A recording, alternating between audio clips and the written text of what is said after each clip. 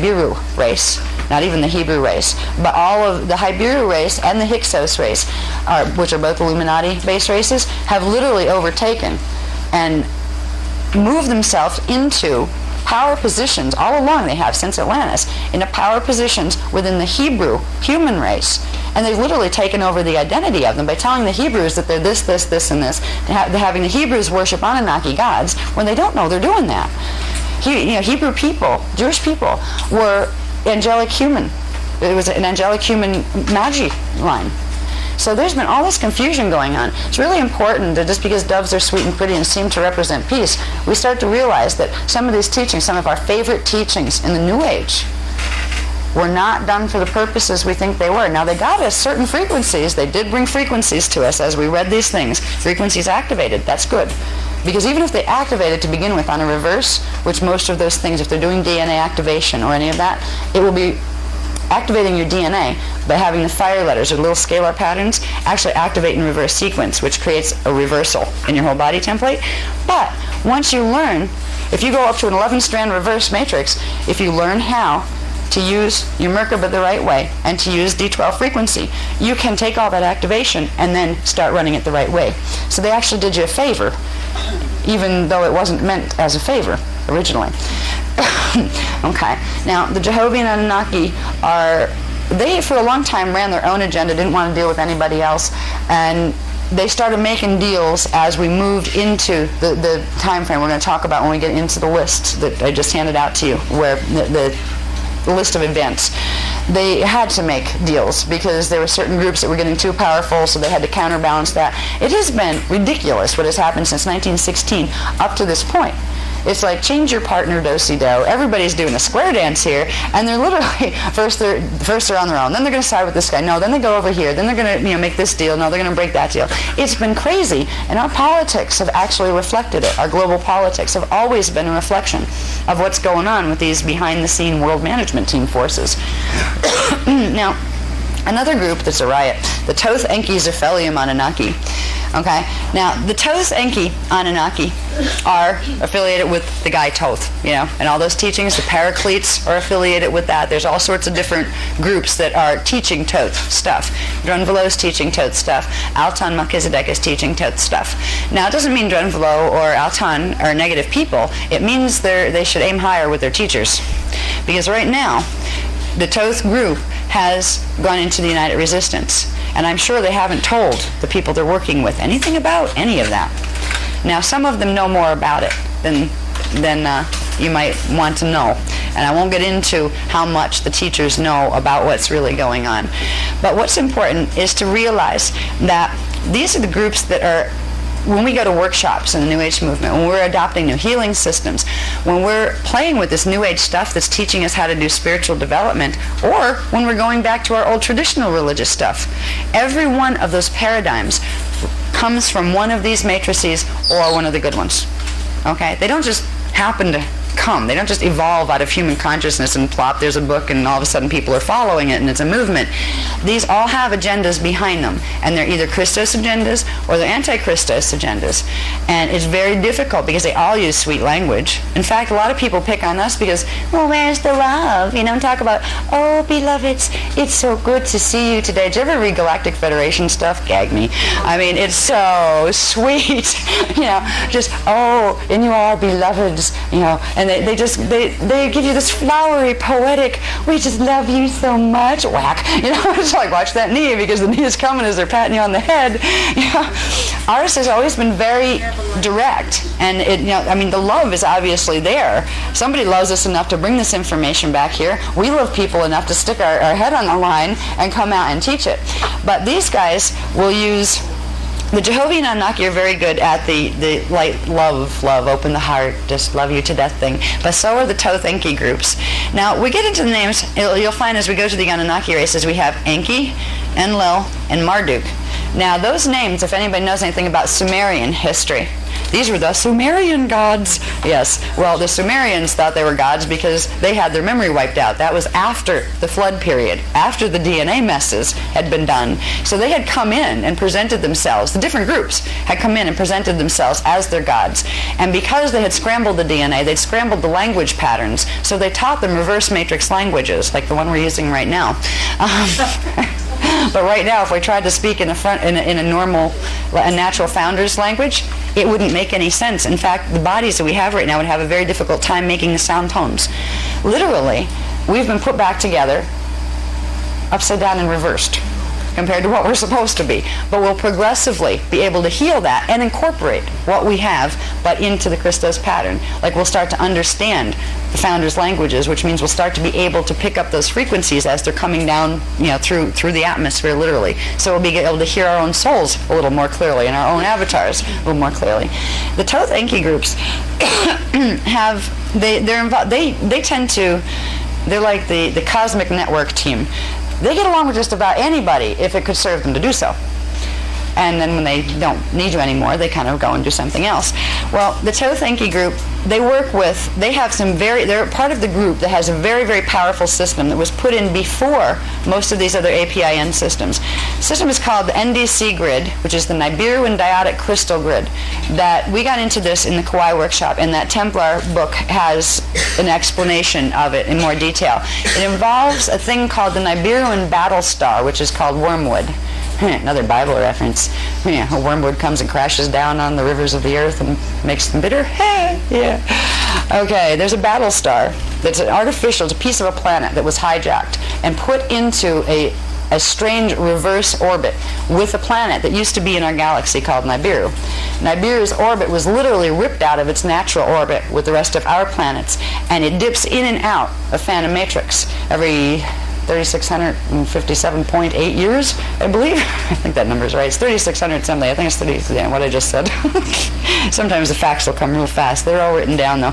This stuff is in that book, and there's more of it going to be in some of the other books that are coming. But the Nibiru Diotic crystal grid has given this particular group of Anunnaki, the Thoth Enki group, the Enlil Odedicron group, and the Marduk Luciferian group. Not this one, but the one that's on the next page. These are the Luciferian Anunnaki that did the Luciferian covenant. There's also the Palladian Samjaze Luciferian group that's also on the other page. These guys got this technology in here. It used to be a set of these huge pylon crystals that were kind of like on the picture in the front of this book. You can see this is a picture Leela brought to us. She actually went here to see these things. If anybody doesn't have this, see that big white streak going up there? And that little kind of person-shaped thing below it? That gives you an idea of what these massive crystal rods look like. This was one that was a cave of them that was found in the Chihuahua, New Mexico area. And these were always part of the ancient technologies, the crystalline technologies. So the Nibiru Diotic crystal grid was put in, it was linked into Earth's grids, into parallel Earth's grids, and it was a complex system of sonics. It created a standing scalar sonic wave form that linked into Wormwood, the artificial planet, which linked into Nibiru in the Phantom Matrix. It was the galactic patrol. They would come through every 3,600 and some years, and that's when they would usually come to visit. And what they would do with this was they would control and program the Earth's grids. This is how our DNA got ripped apart. Because what they did was block out certain parts of the frequencies that would naturally run through each level of the planet. We have what we call axiotonal lines in the planet. They're the main energy run lines that come off stargates. When we're not in a stellar activation cycle, they run the subharmonics of, like I say, if you have gate 5 is not open, but axiotonal line will run subharmonic 5 of dimension 1, 2, and 3.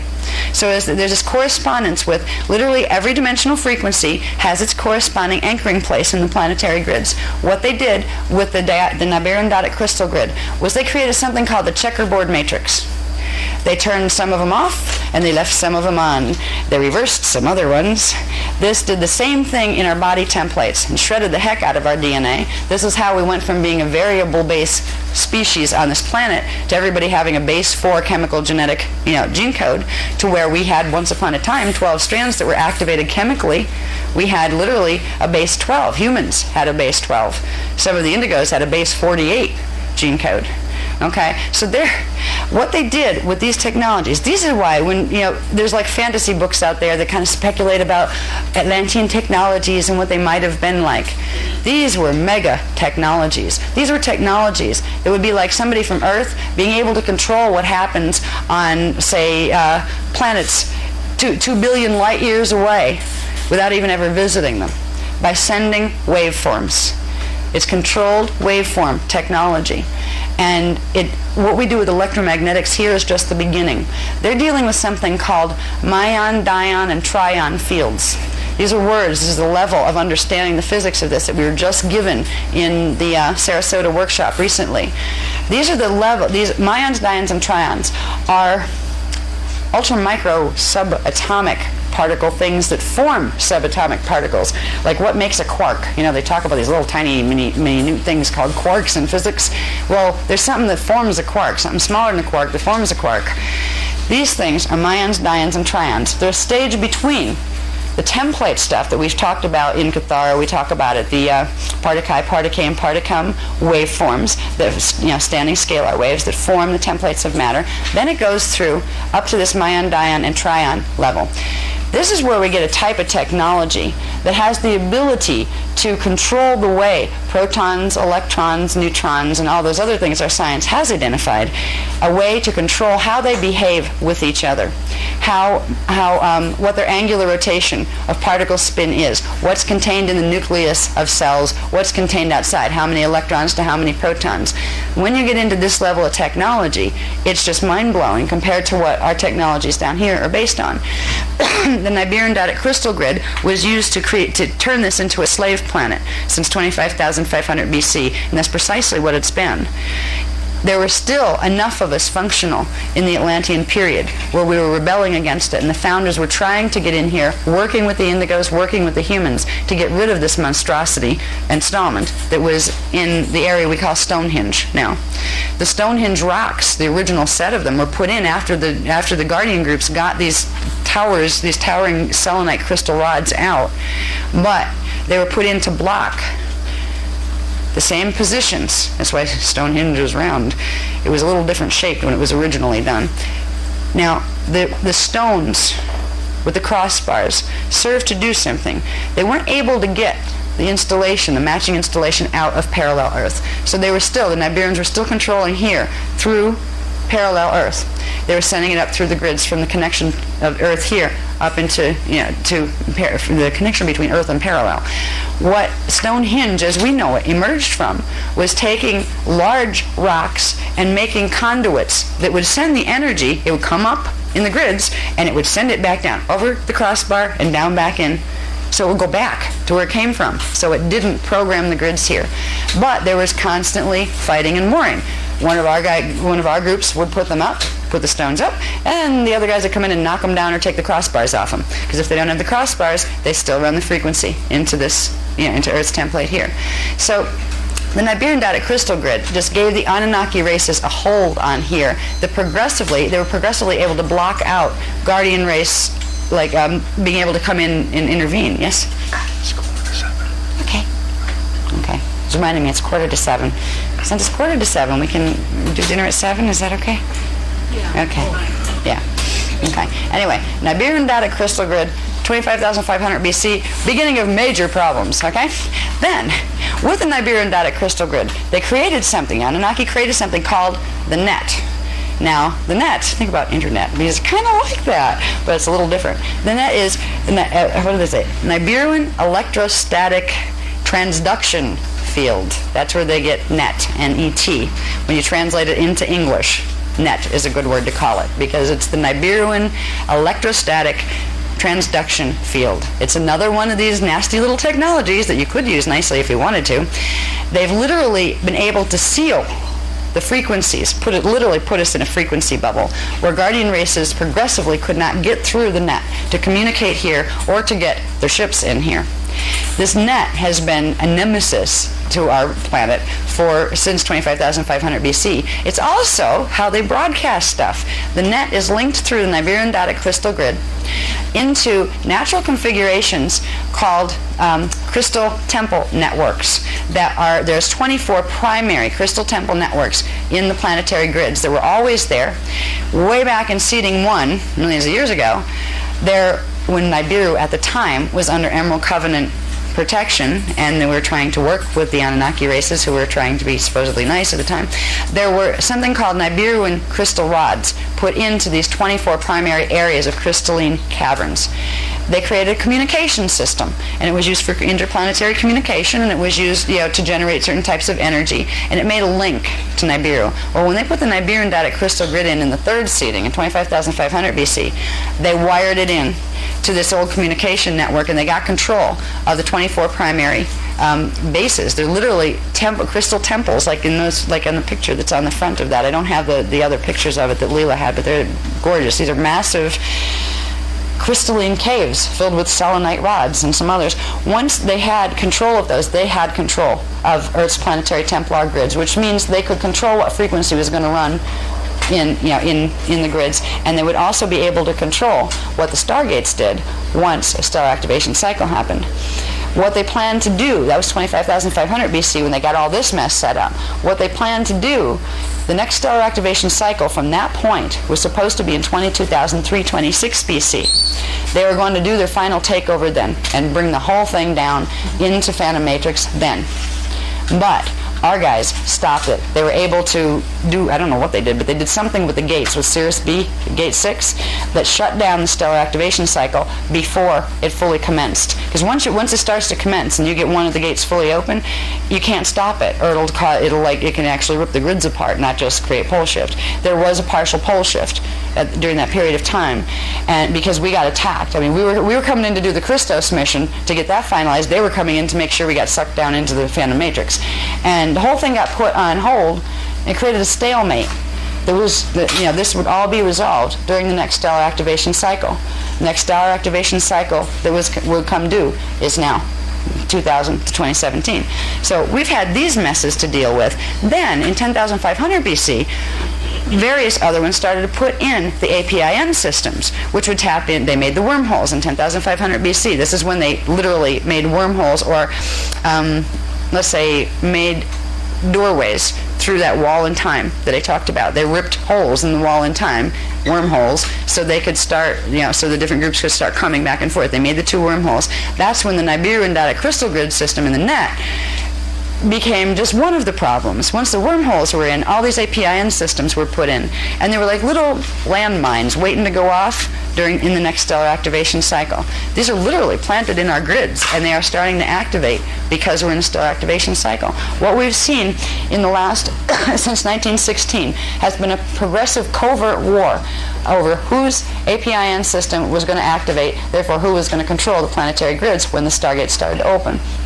Okay, the Toth Enki group these guys are interesting. They're part of the Anu Seraphim. Now we talked about Anu Elohim, which are the Jehovian Anunnakis, are pure strain Anu Elohim. Anu Seraphim means they were Anunnaki that hybridized with some of the Draconian races from the fallen Seraphim group. So they're part Anu Elohim and part Anu Seraphim. So they call them and part fallen Seraphim. So they call them Anu Seraphim. The Anunnaki races that are affiliated with this line were their natural body form was an aquatic ape. That means they could breathe land. They were like a land or water ape. They could breathe water as well. The Toth group, the Toth Enki group, were hybridized with the Zeta, which are the Zeta regalian insectoid reptilian things. It's like when you look at a regalian, they're basically insectoid reptilian serpent template. That's what that race is, if you were going to try to describe what it is. So the Toth Enki groups are the aquatic ape plus that Zeta insectoid reptilian serpent thing. They had their APN system that was called the Serpent, that runs literally down the East Coast and down Central America and down into South America. These guys were they were involved with all sorts of stuff. if we go back in Egyptian history, these were the guys who did the Sirius, Isis, Horus Egyptian lines. Most of our Egyptian history isn't human history. This is about the Leviathan races being controlled by the fallen angelic races who came in and took over the non-dynastic kings, because the whole dynasty system, the way it was structured in Egypt, was a total Anunnaki construct. There had been people, the Magi king lines, that were there before, and Imhotep was actually like one of the last ones that actually had a name that you might recognize from somewhere. He was not just an architect, he was actually he was a king, and he was taken over by Djoser. That's when the invasions really started to pick up. So when you look at our wonderful, everybody goes, oh, we need Egyptian history, and because we all have a feel that we might have a part of ourselves there, and there's just like this romanticism about it. If we only knew, it's not half as romantic as we might think. When we think about Osiris and Isis and Horus, and we study maybe the ancient mystical teachings of Isis and the girls of Isis. Who are these people? They're Anunnaki. Okay, these guys are associated with the Thoth schools, the Paracletes, the Atlanteans, the Alpha Omega order, Melchizedeks. There's a whole bunch of them that are actually working with the other Alpha Omega guys that are from Alpha Omega Centauri, the Necromaton. These guys work with the Necromaton. They also work with just about anybody that it's convenient to work with at the time to get them where they want to. Now, there's another group called the Enlil Odedicron Anunnaki. The Thoth group are from Nibiru, so are the Enlil Odedicron Anunnaki. The Enlil Odedicron Anunnaki are different shaped. They have the aquatic ape Anunnaki base, but they also have the avian reptile form. So their coding is a little bit different. It's not the Zeta form, it's the Odedicron avian reptile form. These guys are from Nibiru and also Tiamat. Okay, if we're going to go, most of these are located on Nibiru now, and Nibiru is the one that dips in and out of the Phantom Matrix because they have it on an artificial orbit. There's also a planet called Tiamat that was a piece of Terra, our density 2 level of Earth, that got blown off 550 million years ago, and they hijacked it and took it into Phantom, and they named it Tiamat. This is why they like to tell us, oh, well, Earth used to be part of our planet Tiamat. It's like, not exactly. Tiamat used to be part of our planet Terra in density 2. So that if you read any of the stuff that comes out from the Pleiadian, Nibiru, and Anunnaki, they'll give you this whole line of nonsense, and they'll use words like this, but they'll tell you that they created you. It's not the truth. All right, so these guys work together most of the time. The Thoth Enki group and the Enlil Odedicron group, they're associated with Nibiru, Tiamat, and a place called Avion, Lyra. They were the ones that had been involved 250 billion years ago, where their original founders groups had gotten twisted, and they were from the Gate 11 planet, Avion in Lyra. And they're the ones that blew up Stargate 12, and it almost took this whole time matrix down 250 billion years ago. Okay, these are these guys. That Avion Lyra association is their highest level of D11 frequency, where they're attached to Gate 11. They have some of the Gate 11 codes. This is what they're trying to do. They're trying to take over this time matrix in the Phantom on reverse from Gate 11 on down, where they control the Templar, but it won't have 12 Stargates. It will only have 11. And that's where they're trying to sever the natural creation currents.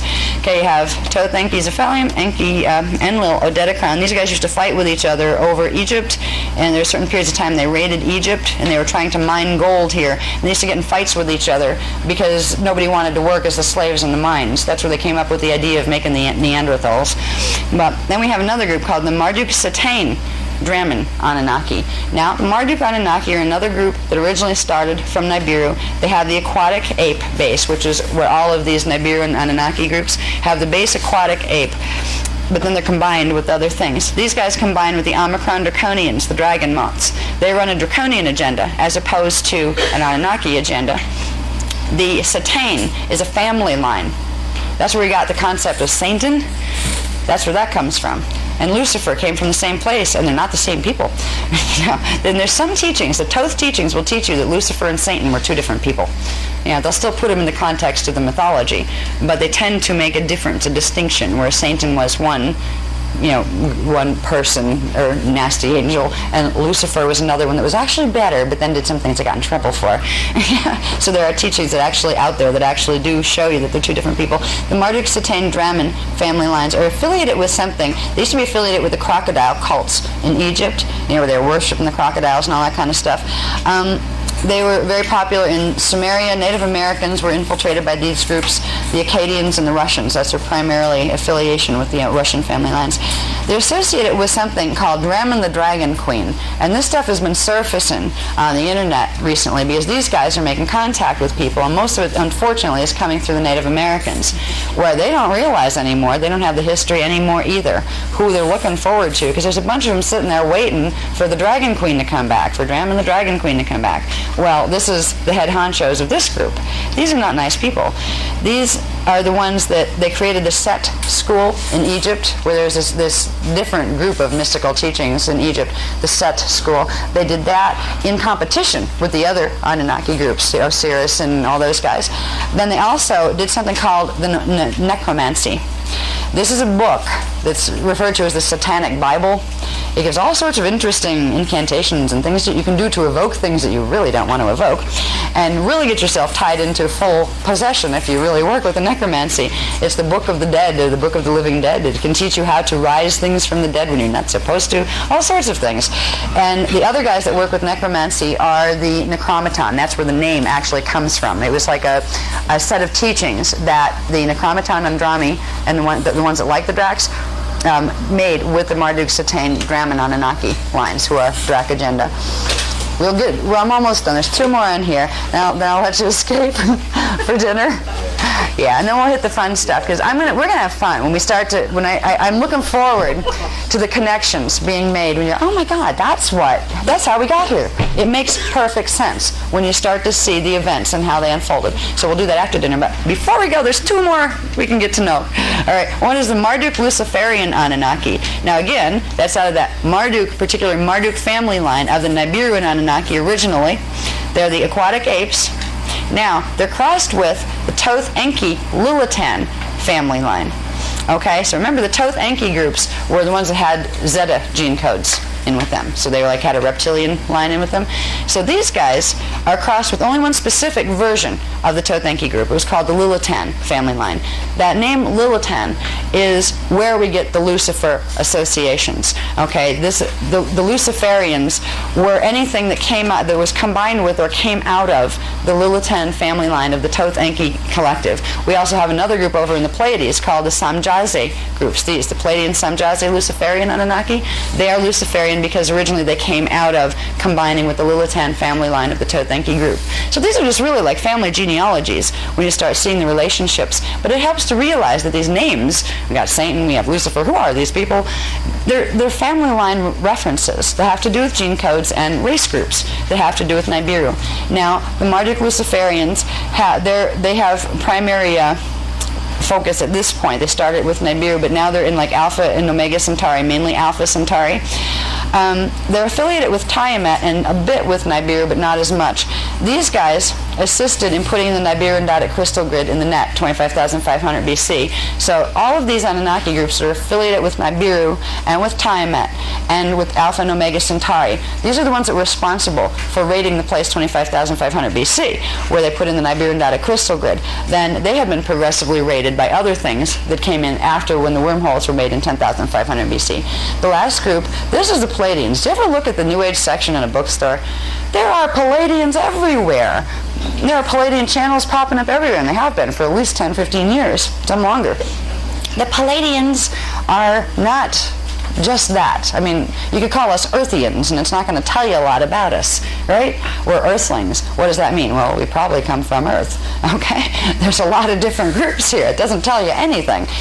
The word Palladian is most often used just so we don't worry about who they might be. They're an Anunnaki strain. They're called the Palladian Samjaze Luciferian Anunnaki because Samjaze is a personification. It's actually part of their family name that they take on, and there's this female that presents herself as Samjaze. And I met her once. I said, don't even talk to me. I remember you from about 25,000 years ago, and I don't like it now either. But she looks like a Barbie doll, okay? I mean, the long blonde hair and the overdeveloped upper half, and the little shiny spacesuits, and you know, this type of thing, because she's presenting herself in the image she thinks we'll respond to. Yeah. I feel bad for the man called Billy Meyer, because he was having things with this person. And what they do is, these guys, these are the tricksters. The Palladians are the tricksters. And in some of their channeling stuff, they'll even tell you that.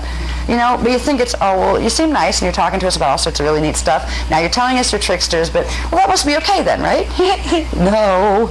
You know, they're really tricking you, because what they're doing is they're trying to take over like everybody else is. The Palladian, Samjazi, Luciferian groups are affiliated with Alcyone, what we identify as the star Alcyone in Pleiades here. I might as well drop this one here. When we get to density 2. When we get to density 2, I talk about that place called Tara, that's Earth's counterpart planet. What we see as Alcyone from density 1 is Tara in density 2. In density 3, we have a counterpart planet called Gaia. And that's etheric matter density. Density 2 is semi-etheric matter. Gaia, when we look up in our skies, is the star we identify as Polaris. All right. So these places are a lot closer than we thought. At least we get to see them. So anyway, the Palladian, Samjazi, Luciferians are at this point from Alcyone, aka Tara, because they took over half of the place.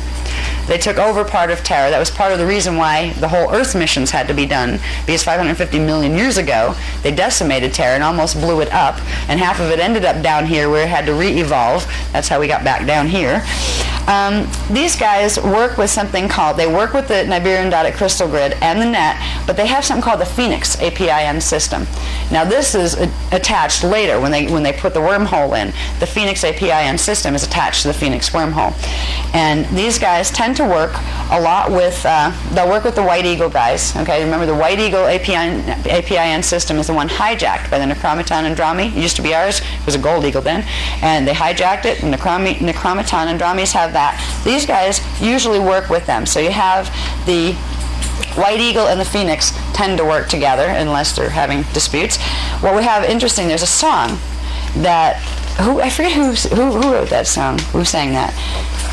There's a road, if you can't be with the one you love, love the one you're with. There's a line in there. And the eagle flies with the dove. This was a coded song, and the guy who wrote it didn't know that. Steve Stills. Yeah, okay, Steve Stills, yeah. What this meant was the fact that the eagle, all right, usually the eagle and the Phoenix were hooking up together. This is when there were deals being made by the Jehovian Anunnaki dolphin people, right, with the Necromaton Andromes. The Necromaton Andromes had the eagle, the eagle grid, and the dove grid belonged to the other one. So this stuff comes out in people. It comes out in our societies, and we don't realize the coding. But when we go into the history from 1916 up, and it's not going to be a long, laborious thing, it's just some major key points that get the message across, we're going to see how all these creatures were siding with each other and who was siding on which side. It helps if we can begin to remember each one of these collectives. I mean, the names are long. If I'm Palladian, Niberian, I don't know. Who was that again? The easiest way to remember them is by the APIN system that they use. We have doves, we have falcons, we have eagles, we actually have lions in there. That one's ours. Okay, we have the great lion that the Sphinx was actually modeled after its original. So when we get into the APIN systems, tomorrow I'm going to have the maps ready for those. That's going to be a long night. But I will have those ready. This is where it starts to be easier to remember who's who. If you can remember some of the basics, there'll be a chart that I'll have ready by tomorrow to show you, okay, now you know who the groups are, and we'll show you just what the system is and name the name. So it'll be easy, quick reference. You have a visual reference to it. So what we're doing is we're having like a zoological fight at the moment. You're having all sorts of animals going after each other. And, and our guys are waking up too. We have the great white lion, the Fenix, and the grid, which was the Elohai Elohim grid that's connected to Lyra Aramatena, D12. That one's been down for over 200,000 years. That was one of the very ancient ones, put in about 3 million years ago or more. Actually, probably about 5 million years ago. Our grids were put in to hold the planet together during stellar activation cycles after the electric wars 5.5 million years ago. Our grids weren't put in to manipulate them. They were put in to hold the planetary grid stable when they went through stellar activations. So we have these grids. We have that, the 4 faces of man that I talked about yesterday. These are systems. The 4 faces of man is called an LPIN system. It's not Atlantean, it's Lumerian. And the A in the APIN stands for Atlantean. Okay, they were Atlantean pylon implant networks. Okay, so what it's going to come down to is understanding where these animals live and understanding who belongs to which ones. And when it comes down to how we're going to fix the mess that we're moving into, that we're going to find out at the end of tonight when we come back from dinner, we're going to find out by the end of this history line, and it's not too long of a history line, we're going to find out what it is that has to be done to stop what by what, because we're going to get into when there's going to be earth changes if we don't get this work done before the beginning of next year, really. So we're going to just find out how to do it by activating our grids. All right. Now I'm going to let you go for dinner. Yeah. And what time? Can we go? Can we survive? It's like 7:15 now. 8:20. Oh my God. It's 10 after 7 now. 10 after 7. Okay, that's good. 7, 8. Okay. Well, how about, because we usually do an hour and a half for dinner. Yeah, we do 8:30 back for dinner. Is that all right? Is that enough time? Yeah. So. I understand. So it's a matter of what you're going to do with that money. Yeah. Hello. Everything's okay, guys. Everybody back? Okay. All right. Wait.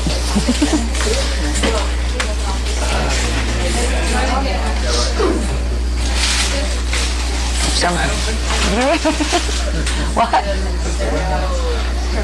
Matt. Oh, you, okay.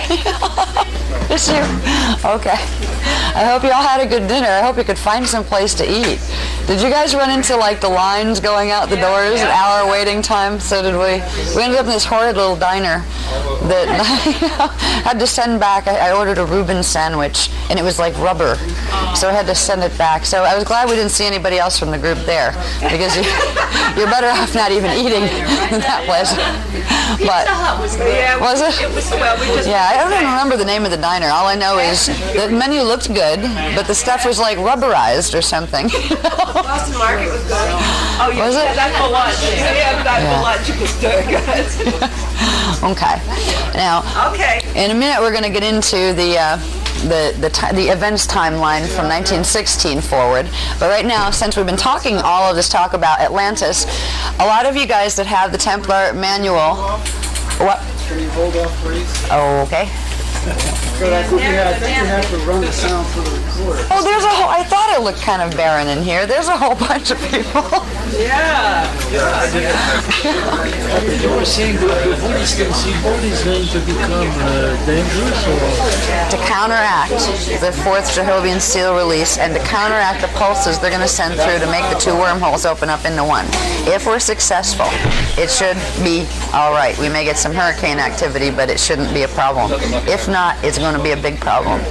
And they just, this is literally, they told me this yesterday. They gave this level of it yesterday. So I'll talk about that when we get through the timeline to bring us up to the present and what we're going to be doing. So Peru is very important. Yeah. It's always good. Peru is very important. Yeah.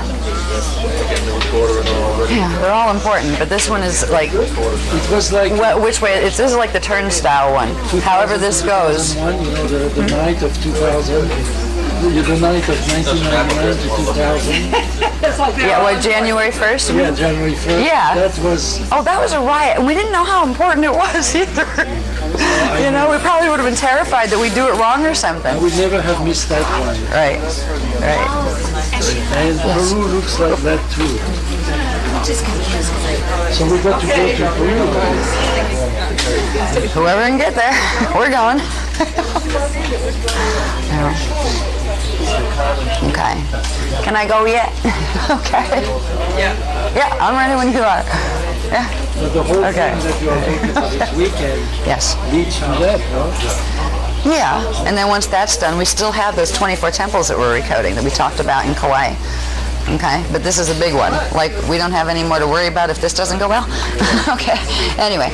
All right, now that we're back, and I'm going to try not to keep us here till like midnight, we're all snoring in our seats, especially me, because when I go home, I have to get the other diagrams and things ready for tomorrow, and because tomorrow we can't run real late, we could, but a lot of people have to get back on buses and things, so I'm going to try to wrap it up tomorrow for around 6 or 6:30, whatever the time is. Yeah, I think Marianne said it was about 6:30 people had to catch buses, so I'm going to have to start at, between 10:30 and 11 tomorrow, and maybe just have a short lunch break and not, we could do a picnic.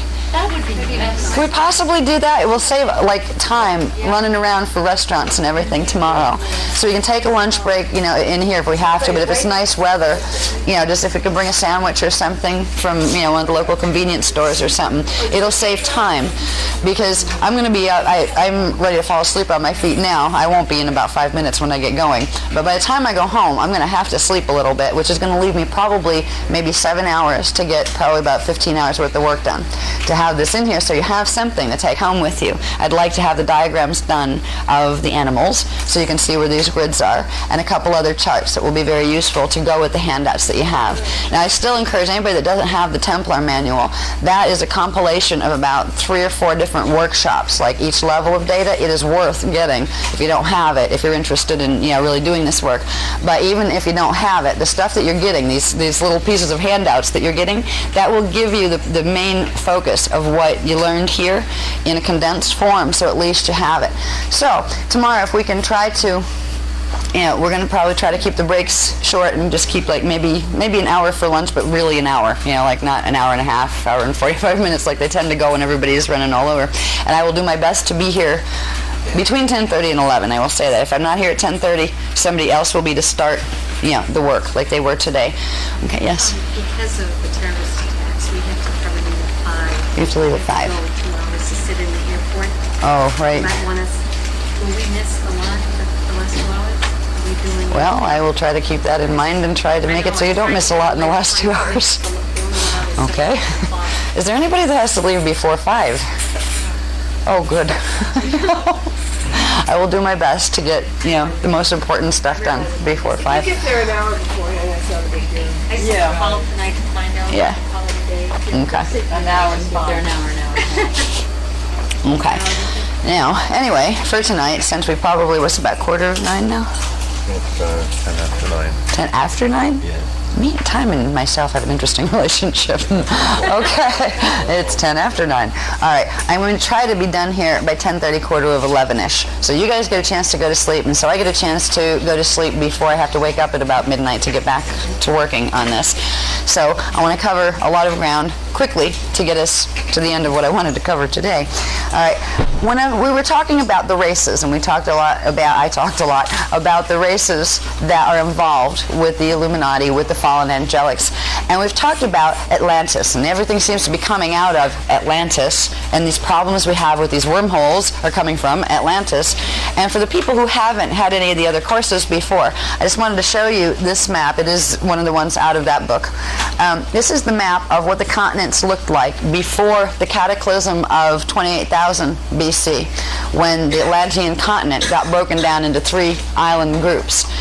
In through here, up here, this little thing, it actually looks like kind of like the profile of a sea turtle, and this would be the flipper coming down, this would be the shell, that would be its tail, and this would be its head, and it actually used to be called Turtle Island. They referred to it as the turtle. This is why there's a lot of Native American legends that talk about life started on the back of a turtle, right, and this kind of thing, that there is a lot of the turtle affiliation with that.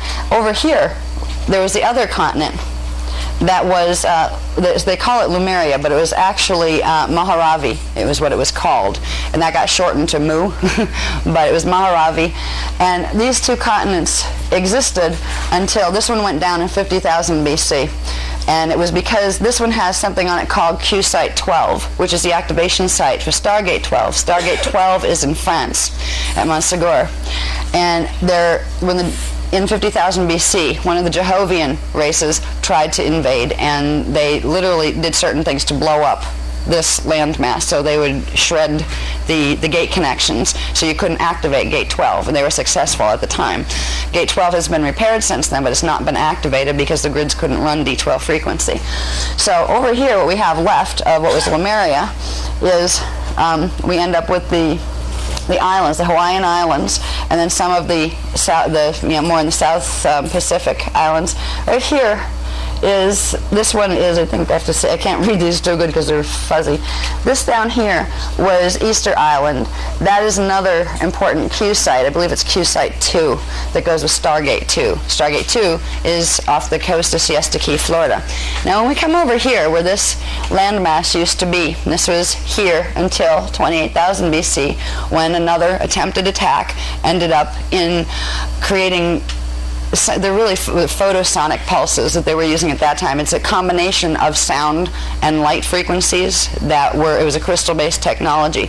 And there were certain attempts to take over gates that were made by running ley lines from here over into what's now Giza, Egypt area, because Giza, Egypt holds Stargate 4, and that's always been a prime area, because that's Stargate 4 connects to the solar gate, okay, in the sun, which is the one that goes from D3 into Dimension 4. It's the crossover point from this harmonic universe into the next density level, so it's always been a prime target.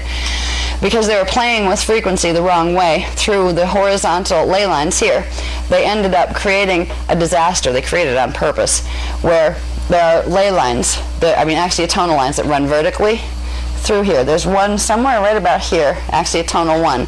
Then axiotonal 7 comes down here. That's the one at 70 degrees west longitude. They ended up literally sinking parts of the continent, and it didn't just sink below the ocean.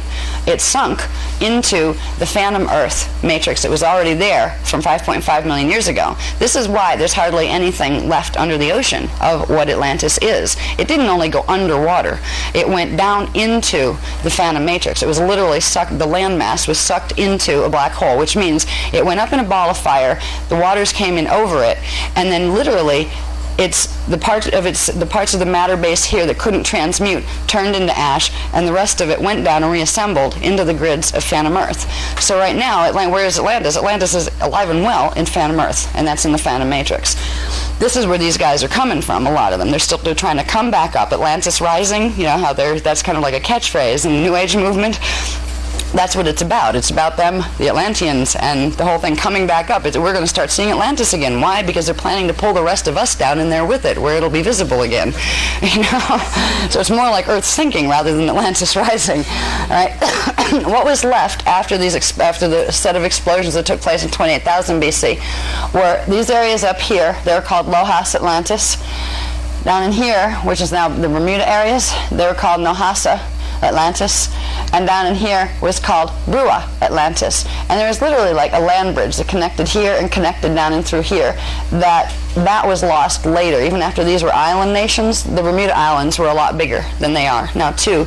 Because in 9558 BC, when they purposely orchestrated again another cataclysm in order to bring more of it down in through the Phantom Matrix, these areas got much smaller than they had been after the 28,000 BC thing.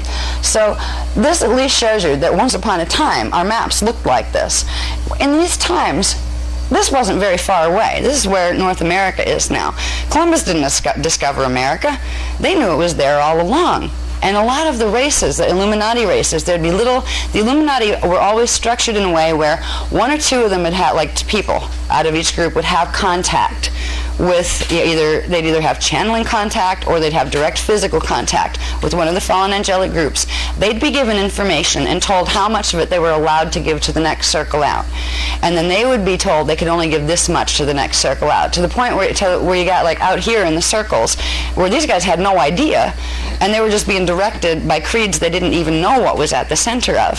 So the Illuminati races, they have come up out of here. They knew about, the ones at the top echelon knew that Atlantis existed. They in fact, once in a while they'd even get a chance to see one of the real maps that showed where it was and those kind of things. But for the rest of people, it became legend, it became mythology. These were real places. At the same time, it wasn't just Atlantis that was inhabited. This place has been inhabited literally for millions of years, and there's been a number of cataclysms, several house cleanings. There was a period of time, I believe it went from like 70,000 BC, 75,000 BC, up to, it's in the timelines. I don't have these charts out. I won't even go back into that history now because I want to do current.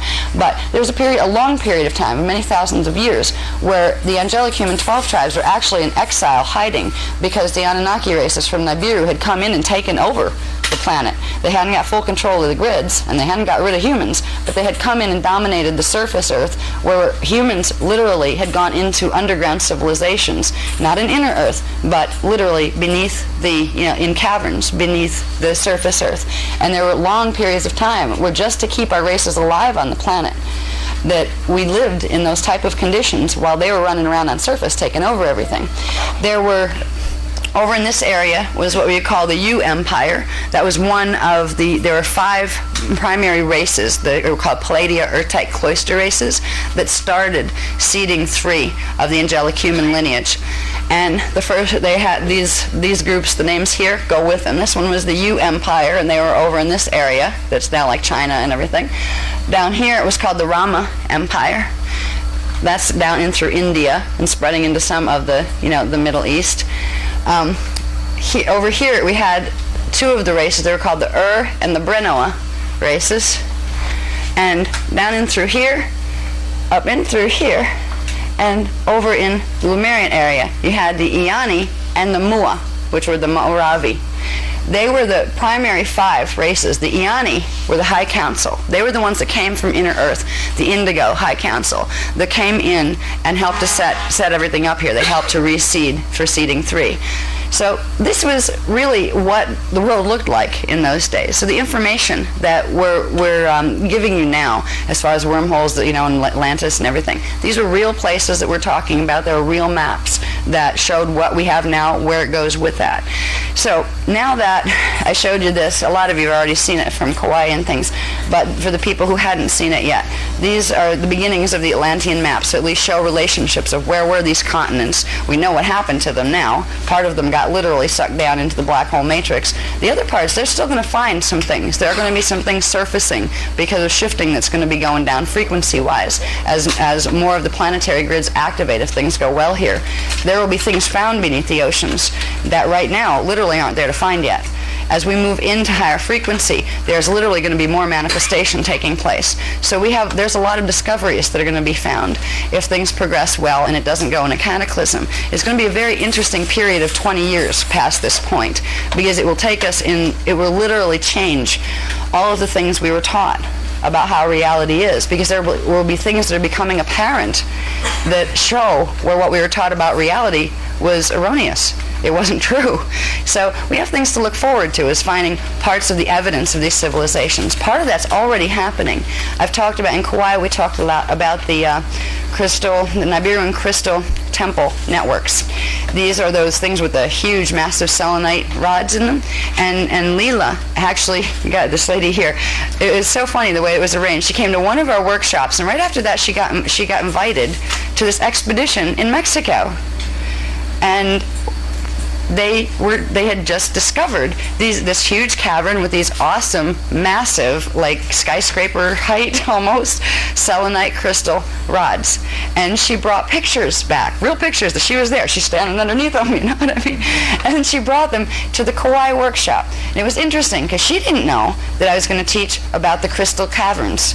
All right, The crystal networks that are the Nibiru crystal temple networks connect to an organic feature of Earth's body, which are called the crystal caverns. These are actually deep within the ground, particularly beneath a lot of the oceans and deep within the continents. There are crystalline tunnels and caverns that at certain parts of them they have frequency modulation zones, which are portal passageways. If you have the right frequency in your DNA, you will be able to see where they are and be able to pass through them if you have the pass keys in your DNA. The crystal caverns, we started to, we had been given the information on them. We're doing a workshop on it. Wasn't even known that that was going to be part of it. She shows up at the workshop to attend the workshop with this whole book full of pictures of the crystals. It was like perfect synchronization. So the things are starting to be found. They said there's going to be 2 more. I think they said it was by 2002 or 3, there was going to be 2 more large networks like the ones that were just found in Chihuahua, Mexico. In other regions, they didn't say where they were going to be found, but they said there would be 2 more, and there's one of them that's amethyst, that actually, they're not all selenite rods. So there's going to be some interesting discoveries as we move along, as long as things stay stable enough where we have a chance to enjoy the discoveries. Okay? So this is Atlantis, or this was Atlantis, that was Lemuria, that was us, South America, Asia. And at least we still have, and it's kind of funny because in the Atlantean period, in my lifetimes there, in our simultaneous time, I have spent a lot of time in Lojas. That was kind of where I spent a lot of time as far as many of my simultaneous incarnations were in that area. And also over here in what had been Lemuria before it became islands. At least we have England, Ireland, Scotland, and Wales left, because they are a part of Atlantis. They are the part that remained visible. And there has been a whole big important thing of hiding things on maps. That as soon as they did the 9558 BC house cleaning here, literally things like maps that showed where parts of things were confiscated, and then false maps were evolved, and we were gently guided into creating this illusion of what we think was our history. We were helped all along to create the false history by having people having contact. Most of our history and our religious books were channeled. All right, that's the easiest way for them to communicate with people here from the Phantom Matrix. If they can get into your field, they can move part of their energy field, like pretend you have your astral body, it's like your ghost body, and you can move it over to the side. Well, you could put it in somebody else's body if you wanted to. This is how the distortions came most of the time in our history records, in our in the religious records, how they twisted books. The whole thing, there was at one point we released some of the story, and it's going to be released in not this book that's coming out, but the next one. The story of Moses in all of that. This was a riot. Galactic Federation was at the center of that one. I mean, part in the Red Sea and all this. Well, you could say God did it, if you want to call God Galactic Federation. All right? The things that have been attributed to God in our Bibles and in our holy books were not acts of God. That was, except, well, I guess they were. There was a truth to that. The Anunnaki groups are calling themselves our gods. And in that sense, yes, they were acts of those gods, but they're not our gods. When the walls of Jericho came tumbling down and Babylon was flattened and all those things, these were photosonic technologies that were used. These were things that actually had almost like ray guns, okay? They were physical technologies. They weren't some god saying, you were bad, so we're going to get rid of you. This was part of the war games. So at this point, we're faced with this huge revelation of history that kind of, when it started to come through and they were giving me layer after layer of this, I was just numbed, like watching the trade tower things. Just numb. Yeah, and I had enough incarnational memory open to know they were right. Because I remembered being in those times, and I could never figure out how come I had these memories. How did they fit with this history that we're telling us? Because it didn't seem to fit. It made sense with what I knew inside. All of us have these memory banks. They're not active yet, but the more we work with DNA activation, the more we will get our memory of these times back. There's a part of each of us now, in the Atlantean period, in the Lemurian period. If we're here, it implies that we're also there, because it's simultaneous. When we incarnate, we come in simultaneoly into 1,728 different time vectors. So we have 1,728 different selves, and that's if you're just human. That's if you have 12-strand pattern. If you're an indigo, you have lots more than that. Indigos you can look at, some have a 12-strand and another 12-strand. Some have 12, 12, and 12, and some have 12, 12, 12, and 12. With 1,728 that go with each one. Right? So those other selves of you, exist right now with you. They're alive in their time frames like you are, and they're a part of your avatar consciousness. When you get to be fully an embodied avatar, you will know yourselves as all of those selves. Your concept of self expands. You'll realize that, yeah, I had that body form there, I'm manifesting in that body form there, and I have these purposes in this part of my life. You all of a sudden you realize yourself is beyond body form that has the ability to put yourself into multiple body forms at the same time. So it's a whole new level of revelation of self when you start to get into this space. What's good about this, the fact that we're connected to our other time selves, is we can help each other in times like this. They know, some of them are in more advanced cycles where they're not as repressed as they are here. In the inner earth, we have incarnations in those time cycles. It's a different time matrix, literally, that interfaces with our own, that creates the inner earth time cycles. There are selves of us there. They're the ones that are sending the information to us here to help us to get out of this predicament, because if we get stuck, they get stuck. So there's this huge support system. We can get scared sometimes if we look around and think, God, we're all alone with this, and we're just learning this knowledge, and it's a tiny little group, and there's a whole bunch of groups that are not going to want to deal with this stuff, particularly if they're dealing with anybody on that list that I had up first. If you start to realize that you're not alone here and you never were, it's really helpful because you have a support team with you. They're in other time frames, but times aren't far away. They're actually taking place in the same space. The only thing making you separate from your other time selves is the axis on which your particles are rotating. That is it. All right, angular rotation of particle spin allows multiple different reality fields and matter fields to take place in exactly the same space, but be imperceivable and invisible to each other, where they literally pass through each other. So yourselves are very close, and it can help to know that. It can help to draw on that. If you realize that you're here as part of a team, what would look like a team? If you got all of yourselves into this time continuum, you'd have quite the party. You'd have at least 1,728, and possibly 4 times that, and that would just be you. Interesting, isn't it? Yeah, I remember, but my first thought was, oh God, I wouldn't want to have to figure out what to wear in the morning. It's hard enough with one body. All right. So, now, okay, I'm going to go into, this is the stuff that, this is the stuff, when I saw how this unfolded, I just kind of shook my head and said, oh, Lordy. Well, I'm going to try the shot. yeah, we can get that a shot. Yeah. Okay. The recent timeline of events from 1916 to 2001. I'm going to go through some of it fast, because if I go through this as slowly as I did the first part, we'll be here until probably next Friday. All right. 1916, the Zetas. That's the Zeta Regalian races. They are the ones that have the Zeta Draconian agenda. All right. The Zeta races of Phantom Earth opened the Atlantean Falcon wormhole. All right, we had the Falcon wormhole and the Fenix wormhole. All right, they opened the Falcon wormhole off the eastern coast of South Carolina, and it's right down there, like close to the border of Florida. And then the Phoenix is right below that, like across from out on the coast of like St. Augustine, Jacksonville, that area of Florida. Okay, so they opened the wormhole. That was both of these wormholes were located in Lower Nohasa, Atlantis. How did they do that? Sonics from their side. Okay. And they've been trying to do it for a long time. It took them a long time to get through the cap, the frequency cap that the Guardians had put on it. Excuse me a minute, it's getting hot.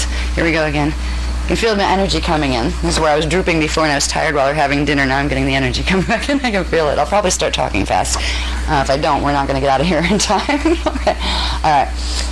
They came in and they began speculating for invasion. Now this is a situation where they came in to our time frame. The Anunnaki had been dominating everything here since Atlantis. The Anunnaki are the ones who orchestrated the fall of Atlantis. They're the ones, they had the Nibiru Dyadic crystal grid already operational here. They had the net operational here. They had control over most of the Illuminati hybrid races here. So it was Anunnaki dominated predominantly for most of the time from Atlantis all the way through. There were always these competing groups of fallen angelic races that were trying to get in to work with their Illuminati, where you had the draconian races coming up and competing with them, and some of the centaur races coming up, through their Illuminati races here competing. That's why we had a huge history of fighting since the Atlantean period, because you had these various different Illuminati groups that were taking over human tribes, and then they were fighting with each other because they represented different fallen angelics. But when we entered this century, the Anunnaki races figured they had it aced. All right, they 100 years before the year 2000, they had it aced. They were in control of most of the Illuminati races. They had the territories mostly under their control, as far as gate territories and all that kind of stuff. So they figured they were just going to run their little agenda and come in here as our space brothers and get it all done nice and neat, and just get rid of the other the competitors. Well, they had quite a surprise. In 1916, the Zetas from Phantom Earth managed to break through the wall in time and started to invade here. And what they did was they made treaties with certain members of the Illuminati races. Now, remember, the Illuminati were pretty much controlled already through mystical schools that had come up literally from Atlantis. They were controlled by Anunnaki. All of a sudden, you have these little gray guys coming in and saying, hey, you're being positioned for an invasion. These Anunnaki races are trying to come in here and invade you. Talk about pot calling the kettle black. I mean, yeah. So the Illuminati were like, oh, they're trying to invade, aren't they? The Zetas convinced the Illuminati that the Anunnaki were trying to invade, which was true. They forgot to tell them that they were too. So, the Zeta treaties came down in the early 1930s. Actually, they started in the 1920s. In the 1930s is when they began to make official treaties, where a group called MJ-12, or Majestic 12, was formed that had to do with certain members of the Illuminati in America and in several other countries. It became the foundation of what later became the CIA in America, but it's connected with a bunch of other groups. Now, most of the people in the CIA don't know anything about MJ-12. Even in the highest ranks of most of our government and our services on the outside, they really don't know, and they honestly think most of this is just made up stuff. They don't even realize there's ETs. Some of them do, but most of them don't. The ones who know that ETs have been here are literally on death oaths, where literally they have signed contracts before they get to see or know anything, that if they reveal this information, they will be killed, but not only them, their families will be hunted. And that's what keeps them quiet. They're quiet because they're afraid. And most of them didn't get in on it because they wanted to see ETs. They were usually in a level of service that had top security clearance to begin with. And certain things were going down, and one of their Illuminati bosses, because see, the Illuminati guys are positioned in very, very specific little places. You don't have Illuminati controlling any one government. They're just certain people put in the right places and power positions where they get to pull strings on the lower ranks below them. So the Illuminati people get kind of suckered into this stuff. They really do. People, when we look at our external governments, these guys have been messed with just like the rest of the humans here.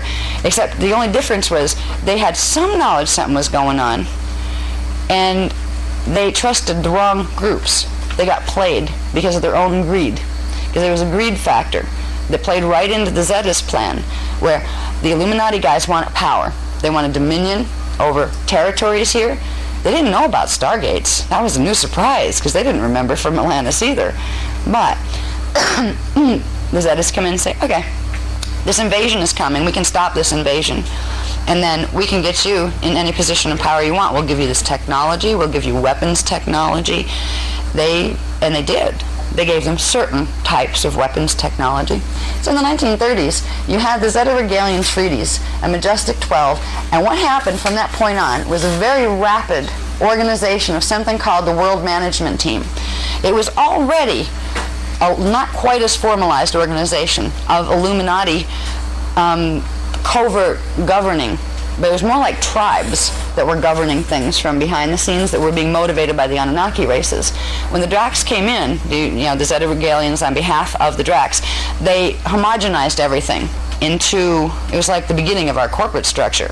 They pulled it all together and did like time efficiency, got everybody really organized so they'd function well. They created the World Management Team, which later moved into like the, what they call it, the like World Banking Commission stuff and the multinational corporations. All of this stuff came out of the activities of the World Management Team, Bilderberg Commission, all of this stuff.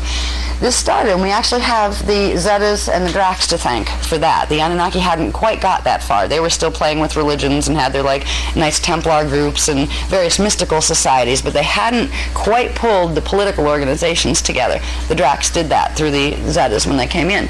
Now, also in the 1930s, once the Zetas got in here, they began to activate the old Falcon APIN system. That was the one that was connected to the Falcon matrix. And the Falcon literally spread its wings across the planet. So these were these little microchip-like implant grids that ran through the planet. What these grids do is they allow for communication, they allow for frequency transmission and broadcasting, but they also they can fire, which means they'll pop and create little black holes along the whole grid that would connect. See, these were put in with the purpose of, when the stellar activation cycle came, to activate and fire them all, which would create a whole series of little black holes, kind of like, you know how when a needle runs across a piece of fabric from like a sewing machine needle, it leaves all those little holes. Well, if you do enough of those holes, that whole piece will fall right into the phantom matrix. That's what they were created for. The ones that the Guardian races created were meant to work differently. They were meant to create pillars of sound that would anchor our grids into the grids of inner Earth, parallel Earth, and another time matrix called the Miage zone system, which is another one that interfaces here only sometimes, to give us pillars of energy that would allow us to not get pulled down into phantom. So they begin to activate. The Zetas begin to activate in the 1930s their Falcon APIN system. Also in the 30s, they begin to assist to more fully organize Hitler's Nazi movement. They had a vested interest. They could do some interesting things with the Hitler guys. Well, one of the first things they wanted to do was to get rid of certain races that were competing. I'm getting tired. The races they were most interested in getting rid of were a certain group that had been very loyal to the Anunnaki Illuminati, and that they wouldn't go into the Zeta contracts. And these guys were Hebrew. They were passed off as Hebrew, but they weren't Hebrew people. They were Hybiru. They were the Hybiru race lines. Now, hiding under the guise of Hebrew, you have real Hebrew people, which were angelic humans. You have Hyksos, false Hebrew people, which were one of the hybrid lines from the Anunnaki side. And you have Hybiru that has both Anunnaki and Drac family lines in it. What the Zetas wanted done was to get rid of a whole bunch of the Hybiru and the Hyksos lines of what appeared to be the Jewish population, but to leave the ones that were the Draconian lines. And for a while, that was going on. As we moved through this period, we're going into World War and everything. I'll go down to here, because we have stuff to do in here that just blew my mind when I found out about what the whole Japanese thing was really about. Down here, but at first we had in the 30s, the Zetas and the Drac agendas were assisting Hitler. Down here, by the time we kind of moved into the 40s, Hitler started to make double deals because the Necromaton and Dramies approached him. And they started to promise him that they would lead him to ancient relics, the Templar prizes. And they did. They showed him some stuff. They gave him some stuff, and that's still buried out there someplace. The Nazis actually had some of the ancient relics from Atlantis because they used Necromaton and Dramies used them for barter to convince Hitler and his group to do some double dealing for them. And what the Dramies wanted was essentially getting rid of all these people. Why don't you get rid of those Drac families too? The ones that the Zetas wanted protected. So Hitler started to do that on behalf of the Andromedes, because the Andromedes were paying them with some knowledge, mystical knowledge, and some of the relics from Atlantis. So this didn't settle really well with the Zetas. They got very upset, in fact. So they worked with the Allies to make sure Hitler was taken down. What was interesting before that, when the Dracs were assisting Hitler, one of the ways they were assisting him was having the Illuminati in the Allied countries finance the Hitler movement. Literally, the United States Illuminati, the European Illuminati. While we're fighting these guys, the Illuminati guys are taking money from us and giving them to them to keep their movement going. So this is some of the sleight of hand that's been going on, with our politics. What was really bizarre was what happened with the whole, the Pearl Harbor leading to Hiroshima and all of that thing. What happened with this was the At the points where in the 1930s the Zetas were expanding and activating their Falcon APIN system. Now this APIN system had some major sites that were more important than others, that had primary links that were stronger and larger than some of the smaller ones. One of the biggest ones and most important ones, if they were going to completely spread their, activate their matrix around the globe, was located in Nagasaki, Japan. Interestingly, not Hiroshima, Nagasaki. And because the Necromaton and Dramies were getting a little nervous at this point, because the Dracs had come in, the Zetas on behalf of the Dracs had come in, they'd literally gotten control of the Illuminati World Management Team, and they were starting to get control of the grids. And the Andramis didn't like that too much. It was becoming a nuisance and a problem. So the Necromaton were going to build bases. One of them was going to be beneath, like in the waters around and beneath Nagasaki, so they could set up their own sonic system and block the Zetas from further activating the full Falcon grid.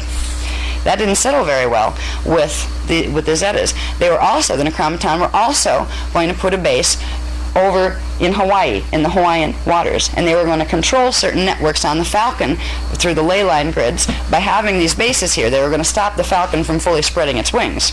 Well, that was the agenda the Necromaton had at the moment anyway. So what was done was a interesting little deal where the Zeta groups approached their Illuminati races, because they had collectives here, they had collectives in Japan, they have them all over the place. It's not one nationality, has Zeta races and another has an Anunnaki. There are dominant ones, but really they're scattered throughout. So the Zetas approached both the Japanese Illuminati and the United States Illuminati. They told them what was going to go down. They told Japan to invade, to give us an excuse to go into the war.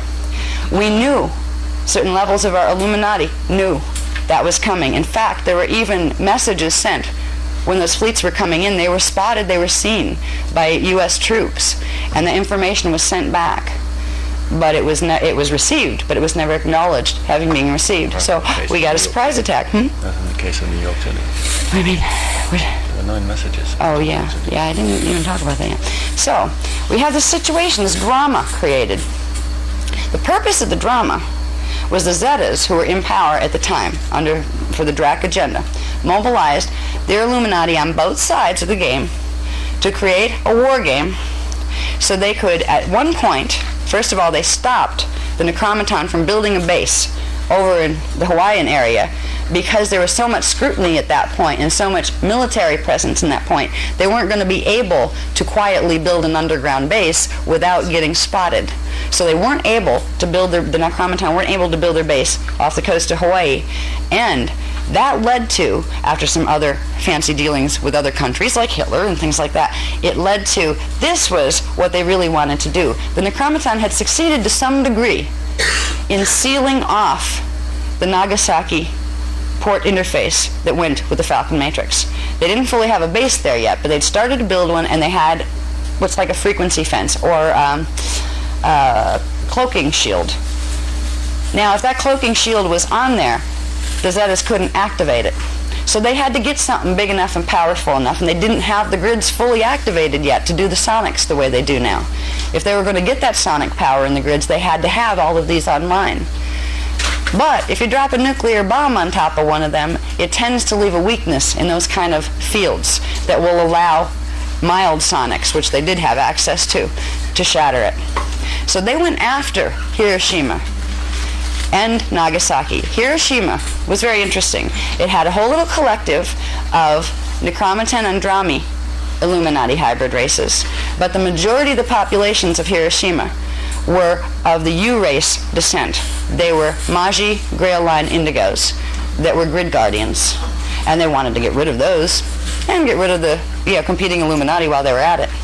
So they took out Hiroshima, but what they were really after was Nagasaki, because they needed to get that bomb dropped on those sites to weaken the force field that was over their port interface system, so they could then use the mild sonics they had available to completely flatten the force field so they could activate that site and get their supersonic waves available. What they've done by activating the full matrix of the Falcon, they were harnessing the power of being able to create targeted unnatural disasters, earthquakes. I mean, Alaska has been since the 30s, and like moving especially up into the 40s, 50s, and 60s. This was like testing ground. They were using all sorts of sonics up there to see if they could target earthquakes, how far they could get. If you ever look at the information, like just, that's on record as far as the earthquakes up in the Alaska area, there was Alaska, they went for certain desert areas, then they started go for population areas when it became time to start reducing populations, because they knew that for the year 2000 to 2008, when their invasion was scheduled to go, if the stargates were going to open, which they didn't know until 1998, nobody was absolutely certain if the frequencies in the grids would be enough to actually trigger what's called grounding of the stellar bridge. That is when certain frequencies start to come down from the higher dimensional gates, and if there's a compatible frequency in Earth's core, they will latch together, and that's what starts the cycle, the stellar activation cycle. It wasn't until 1998 that anybody knew for sure if it was actually going to go into full stellar activation, but everybody had their troops in position by that time.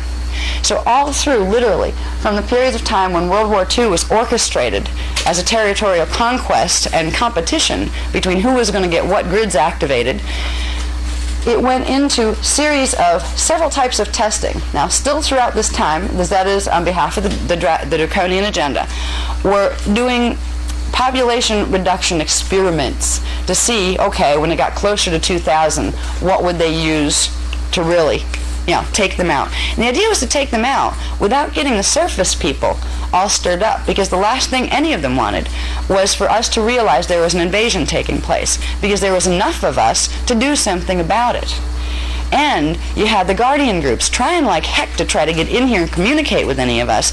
If we started to realize from this level there was an invasion taking place, the Guardians might just get an in and somebody might listen if they could get through to them telepathically or something. So it was always had to be kept hush-hush, make sure the general populations don't know. Most of the military and governments don't know. Only head echelons in the Illuminati have had the privilege of knowing that we've had ETs here for 70 years. Okay? So it progressed from World War II drama. Let's see.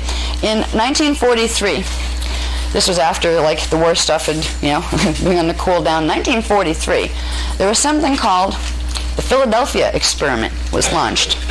All right, this was done on August 12th, 1943, and if you'll notice in a lot of things, August 12th comes up all the time. August 12th is an important time in relation to how frequency works in the planetary grids. It's called a magnetic peak point.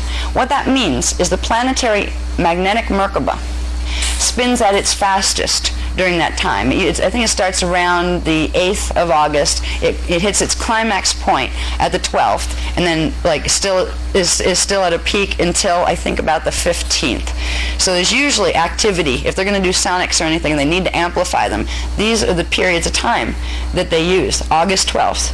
Montauk was done August 12th. All right, there has been, August 12th all along has been a point in time when if there were going to be sonics used in the grids that had to have an extra kick behind them, that's when we do them. That's why the dimensional blend experiment of 2003 was scheduled for August 12th, 2003. That was supposed to be the last phase. First you had Philadelphia experiment.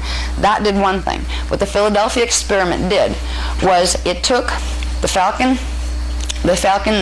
wormhole, which already had some of its APIN systems activated, and it blew open smaller wormholes in the Philadelphia area.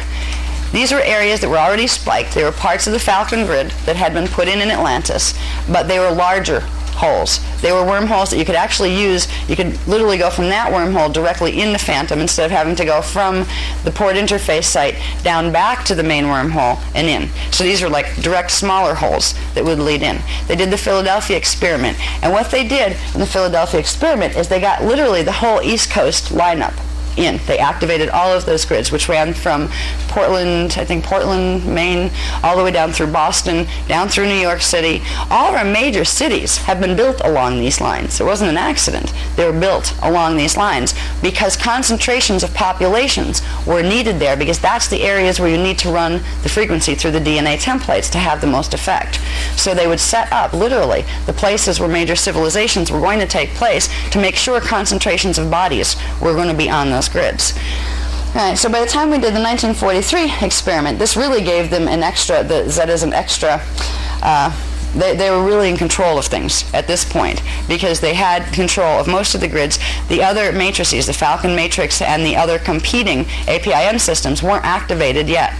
And the Anunnaki still had part of their advantage. They had the Nibiru dot crystal grid and they had the net, but they were progressively losing control of the sites that they used to have everything under control through the net. They couldn't use that anymore because progressively the Zetas the Falcon matrix was getting control over the 24 crystal temple sites that I've talked about, the Nibiru crystal temple sites. They're getting control over the grids. So this was starting to create an issue. Now that the Dracs had come in on behalf, the Zeta Regalians on behalf of the Drac agenda, they had come in, and all of a sudden the Anunnaki realized they weren't getting as far as they wanted to as fast. They thought it would be an easy kill. They thought they'd come in here and just get rid of some, troublesome Illuminati groups that belonged to the Dracs and belonged to the Necromaton, and then they'd just, saunter in and take the place. It wasn't going to go that way because of what happened in the 30s and 40s.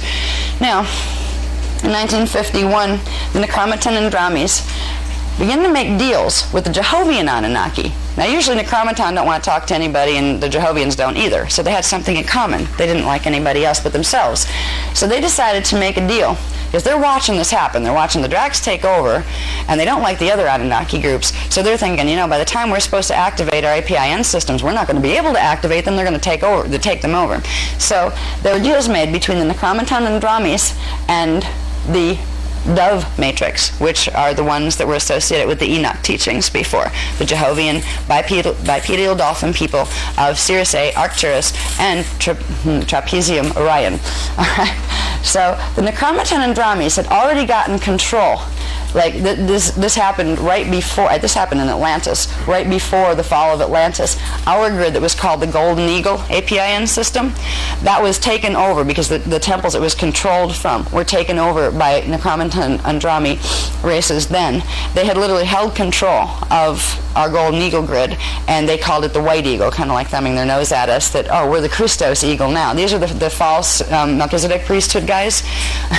And most of them, a lot of them anyway, are Nephilim, which were, if anybody's read Voyagers Volume 2, the original copy, we talked about Nephilim as being a race that during seeding 2 of the angelic human lineage here, there had been Anunnaki invasions, and they came in and they forced themselves on women here, and they created a race of, in the Bible they're called a race of giants because they were much larger than regular humans. And the Nephilim were kicked off this planet by the guardian races, and they were sent to Nibiru and wherever the heck else they wanted to go, but they weren't allowed to be here anymore after we got the territories back at the beginning for seeding 3. So there were all sorts of treaties even then that were going down. This is a very long history of war that we're part of. So these guys make deals. You have Necromaton and Dramis that have their White Eagle grid, and you have the Jehovian Anunnaki with their Dove grid. So this is where you have the eagle flying with the dove. All right, these are these deals. They started in the 1950s. What they wanted to do was they wanted to be able to open the Fenix wormhole. That was the one that was positioned below the Falcon wormhole, right, literally on the same vertical, but right below it, the one that's right off the coast of Florida, where the other one's right off the coast of South Carolina, up a little bit from it. These guys over here. So these guys wanted to open this wormhole because this one was already open, and that's the Falcon one that the Zeta guys were using. So they wanted to open this one and get their matrices running. If they could get the Fenix wormhole open, they would be able to start activating the Dove grid and the White Eagle grid. So they could start fighting for dominance of the planetary grids to stop the invasion of the draconian agenda Zetas.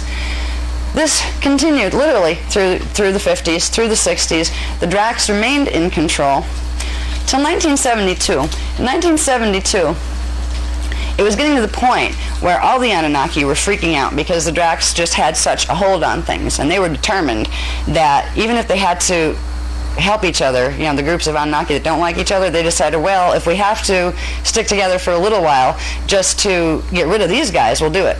What they wanted to do was they wanted to open that wormhole and close the other one. That was what they were hoping to be able to do. Open the Fenix, close the Falcon, now we've got it, that kind of thing. Meanwhile, we're all like, by this time, most of us were on planet and, getting raised and watching things like Leave It to Beaver on television and, being fed this illusion of what life is really about.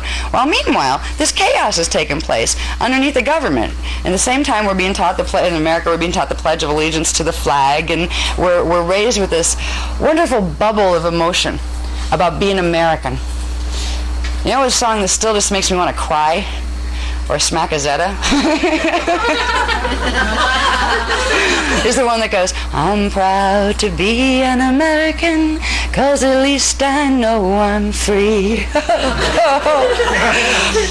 Well, at least we thought we were free. There's something horribly sad about that. And I look at the people, a lot of people that get upset with the work that I bring out are people that have been in the military. How can you say that about our government? Wait a minute. Listen to what I'm saying. Most of you guys are good guys that give your life for that American Constitution. I know that. I didn't say you were doing this. You know what I mean? Because there's that reaction. America meant something. Conceptually, at least, we were led to believe in America, that this was the land of the free and the home of the brave, and we stood for freedom and justice and rightness. And what is so sad is that's what the people stand for, but it hasn't been the reality of what's been taking place in the governments. So meanwhile, we go and worry about who we're going to vote for next November, and we worry about, watch those returns and see who's going to be the politician up there. When it hasn't mattered since the 1930s. Because you're going to have one of two choices. You're going to have Drac, or you're going to have Anunnaki candidate. Pick one. What does it matter? They both want to take over the place. And the people who are the candidates don't know that. Okay, the people who end up playing the puppets to this, they don't know what they're playing the puppet to. They're doing their roles, we're all doing our roles, and meanwhile, there's these little guys directing things behind the scenes. This is what we've been living. This was like devastating to me when I started to see all the pieces. And what really hit home was how they explained that since the 30s and progressively through the 40s, 50s, and in the 60s it even increased, where the Draconian races, the Zeta races on behalf of the Draconians, were progressively playing with technologies to take out large numbers of humans without being detected as the ones who did that. They created ethnic viruses that were to go after just specific types of people, races that had certain gene codes where they wouldn't affect others, but they would affect those. Indigos were on the list. Humans were on the list. Illuminati, only competing types, were on the list. All right. They were using targeted sonics to create earthquakes, to create natural disasters, to see how far they could go with it.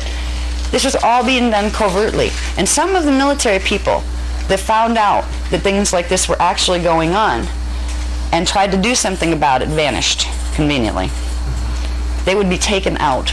They would literally disappear. All of a sudden they got assigned someplace in active duty and got killed. Can't find the body. Or got blown up in a helicopter. No body left. Just a little bit of ashes or some bones. There have been things going on beneath the surface of this that have been horrendous. They've been really horrible. And we've been living a little American dream bubble as if everything's okay. That's why I think for, at least like in Europe and things like that, people from Europe, they've seen a lot. Their governments have been around for a very, very long time. And the people, I've just, like, with Michael and the people I've met by being over in England with Michael, they're just a lot more aware in certain ways. They're not as easy to put one over on. They don't have any more left of that little bit of innocence that somebody says, oh, well, it's this way. They don't mean this. Okay, is it? All right, I'll listen. What do you have to say? Here, we're going to, okay. And if it's something that sounds good and really plays our heartstrings, and our government says it, there's still it's like a knee-jerk reaction from a lot of America, where because we want to feel that what we're believing in is really true, we will believe it, even when it isn't. And it's like taking a child that still trusts you and misleading that child and letting the child think you're doing something good for it when you're really like leading it off a cliff. That's what's been going on here. So I think this type of material is more, it's harder, I think, probably for American audiences more than anybody else, because we've been spared from any visible sign of fighting for a very long time. We've had nothing to worry about except for like becoming 30-something and having a nice house and maybe becoming a yuppie and being able to have a decent job and, basic stuff, feeding your kids. What we feed our kids here in a day would support families over in impoverished countries for a month. We've had this ability to become very trivial because there was nothing of huge importance that threatened us in any way, that we had to do anything but kind of like indulge ourselves, which was good. It gave us a time to kind of explore and stretch and learn things. But when you find the kid that was allowed to play, and they think they're in a safe playground, and all of a sudden they find out that there's a bunch of terrorists with guns pointing at that playground, who's going to be more prepared to deal with it? The people who have been watching buildings blow up because of the IRA, because of other terrorist groups. England has been a target for IRA activity for a long time. So the people get seasoned and they learn to not crash when it comes to the emotional chaos of trauma. Right now, we're facing a situation, we just got our first dose, and I think we went from like grade 5 to probably a sophomore in college, all in one leap emotionally, as far as dealing with how we're going to deal with trauma. We're doing really good, actually. But this kind of stuff, when we start to realize that it can make you very angry, because at least in other places, like in China, people know they're not free. At least they know this. They know if they say too much, the government will come make them disappear. They will get put in concentration camps. At least they know the game. It's not better than this. We got to run around thinking we were free. So it's kind of neat. It's kind of like, do you ever see those hamster balls? My daughter has hamsters, and they have these little round balls that you can put the hamster in, and it can go exercise. It never leaves the ball, but it can like run around the whole house and not get lost, right? I keep wondering, is this exercise or torture? The thing seems to like it. We've been like that, in a way. We're running around in our little, hamster ball here. Right. Well, yeah, and we think it's all cool and all right. We don't even realize we're in a hamster ball, that we're really not free. So there's been a greater level of deception here. At least the countries who, their people know they're being dominated. They don't like it. But they learn that this is a part of life they're going to deal with. At least it's honest. Here there's a betrayal sense, because we thought we were dealing with honesty. That it was something that was above the board the whole time. So there's a real sense of there's a lot of emotions when you start to see what's gone on here that can come up in you, and don't be surprised if they do. The first time you hear it, it may be like, yeah, I could probably feel that way. That's very different than when the feeling starts to come up. And it'll come up when you hit trigger events, when something happens again out there that brings up a whole ball of emotion, and you start to get in touch with it. There's a part of all of us that are hurting very, very deeply. It's on the subconscious level right now. It's the part that has felt so betrayed, like our great mommy and daddy government all of a sudden turned out to be child abusers. And we were so abused we didn't even know we were abused.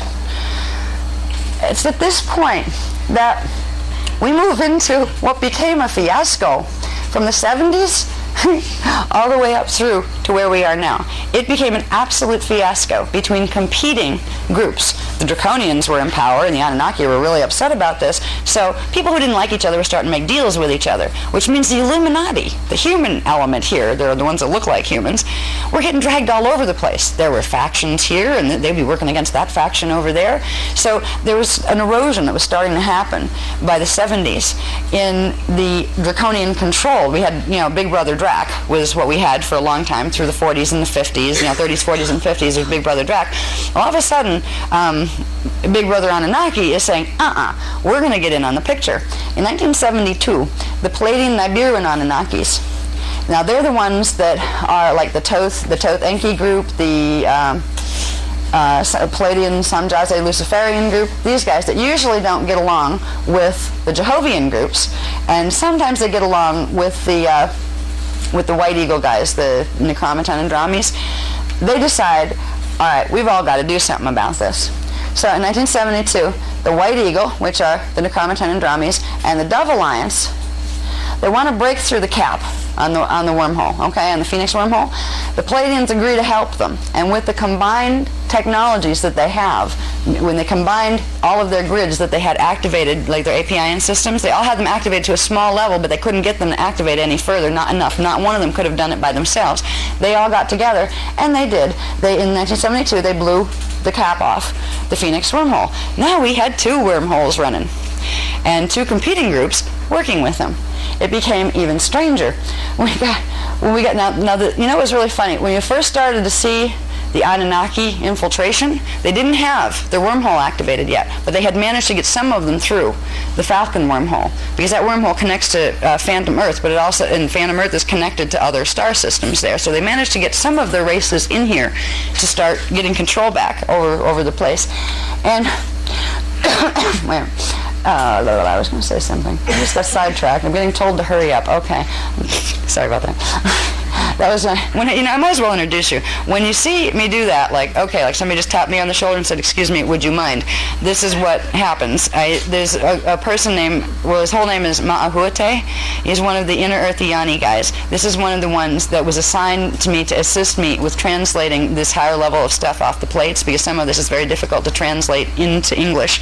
And once in a while, he's always with me. He kind of like monitors what's happening here, and we all have groups associated with us, because like I said before, you have an inner earth self, and I have an inner earth self. We have our own incarnations in there. We have them right now in there, and this one isn't mine, but he knows the me that's in there. So we have a whole collective of helpers. And they're not helpers that, you know how in the channeling movement they say, go find your guide? No, they don't want to be guides. Helpers are a good thing. But guides tend to be those that come into your field and start messing with your DNA while they're telling you, that they're helping you. You don't need a guide, but it doesn't hurt to have some friends that know what they're talking about and that you can trust. The Iani groups of Inner Earth are very trustworthy, and there's a part of us that knows them, and they will contact. If you have a friend there, the you that's there has a friend, it's usually the friend that'll contact you and let you know about the you, because it could be very confusing if you contacted you and you looked like you do here. You wouldn't know who you were talking to. I'm talking to myself. Because what's really funny is ourselves in Inner Earth do look like we do here. We also have one on parallel Earth that looks like we do here. And our other incarnations in the different time vectors have their sets of selves. So anyway, when I have that little, excuse me, it's a frequency that comes in over here. Ma'a lets me know that he wants to say something, and he telepaths to me. And what he's saying tonight is wants to get down, because we want to get to he wants me to move faster. Because he wants me to get down to what we need to do, which is at the end of this list. Okay, so I will do that. All right, I won't go on that tangent. All right, in the 70s. I was just going to say, real quick, in a nutshell, it came out. In the 1960s, that's when you started to see Anunnaki influence come in. You had the real rigid 50s paradigm. Remember how, everything was pretty rigid in the 50s? That was Drakville. All right, that was like Pleasantville created by Drak. Then we had the Anunnaki influence starting to come in, and this is where we got wild and crazy, and everybody decided to go do drugs and have sex everywhere. All right, this was the Anunnaki, particularly Pleiadian Nibiruan influence, where they started a counter movement, and they literally moved it through people, where groups of us were saying, I'm not going to be all rigid and stuffy like my parents were. I'm going to go and love nature and this. Now these poor people that were loving nature by doing drugs, unfortunately, when you do stuff like LSD and the stuff that was real popular then, opening your fields right up. This was time to start possessing people, getting yourselves into people's bodies, right, into their fields. So the whole 60s movement, at heart it meant something good, but it wasn't used well. It wasn't used for good purposes. There was a lot of lip service to love and to freedom, but it was used in a way that was not about love or freedom. We were taught to use drugs in order to expand our minds. You don't need to use drugs to expand your mind if somebody's not grabbing your DNA and strangling it, because you would be able to expand your mind anywhere you want it to without them.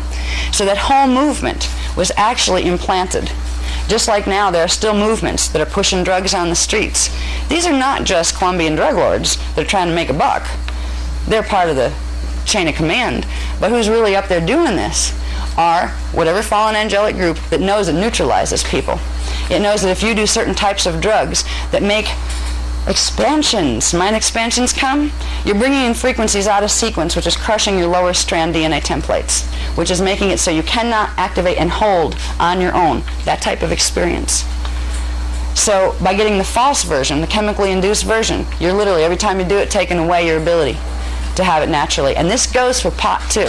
A lot of people think, oh, well, the natural stuff's okay. Did you ever think about where those plants might have come from? Who'd they incarnate from? Some of the plants have medicinal purposes. Others, when they are used to create hallucinogenic experiences, or even that state of bliss that people can get when they smoke pot or something. When you get that state, it means it's doing something to your DNA to allow more consciousness to come in, which would come in normally if you already had the sequences between where you usually are and where you're going. If they were already filled in, you wouldn't need to take something to get yourself in that state.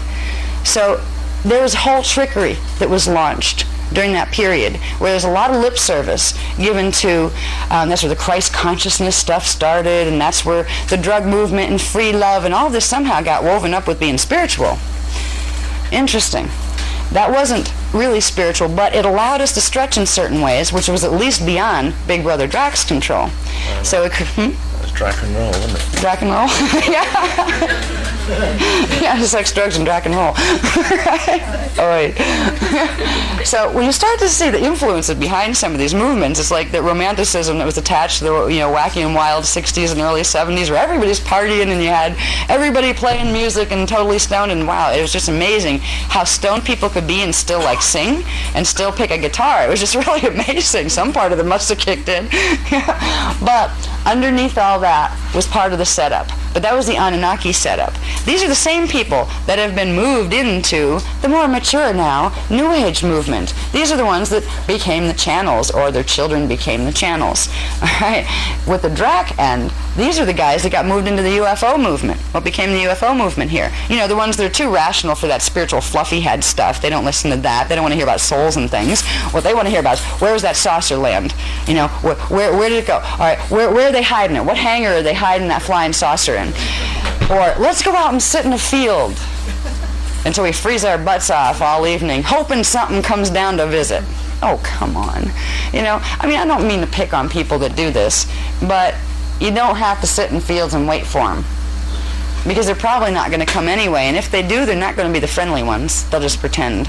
So there's this whole thing that has evolved out of this that took us up, just in our culture, to where we are now. And then you have basic mainstream people who are caught somewhere between the freedom and the constraint of the 50s and 60s, and have tried to like find a little narrow path that became like the 80s, where let's focus on business. Let's like start, toning down our clothes. We don't wear psychedelics anymore. We're too mature for that now. And everybody became like Wall Street.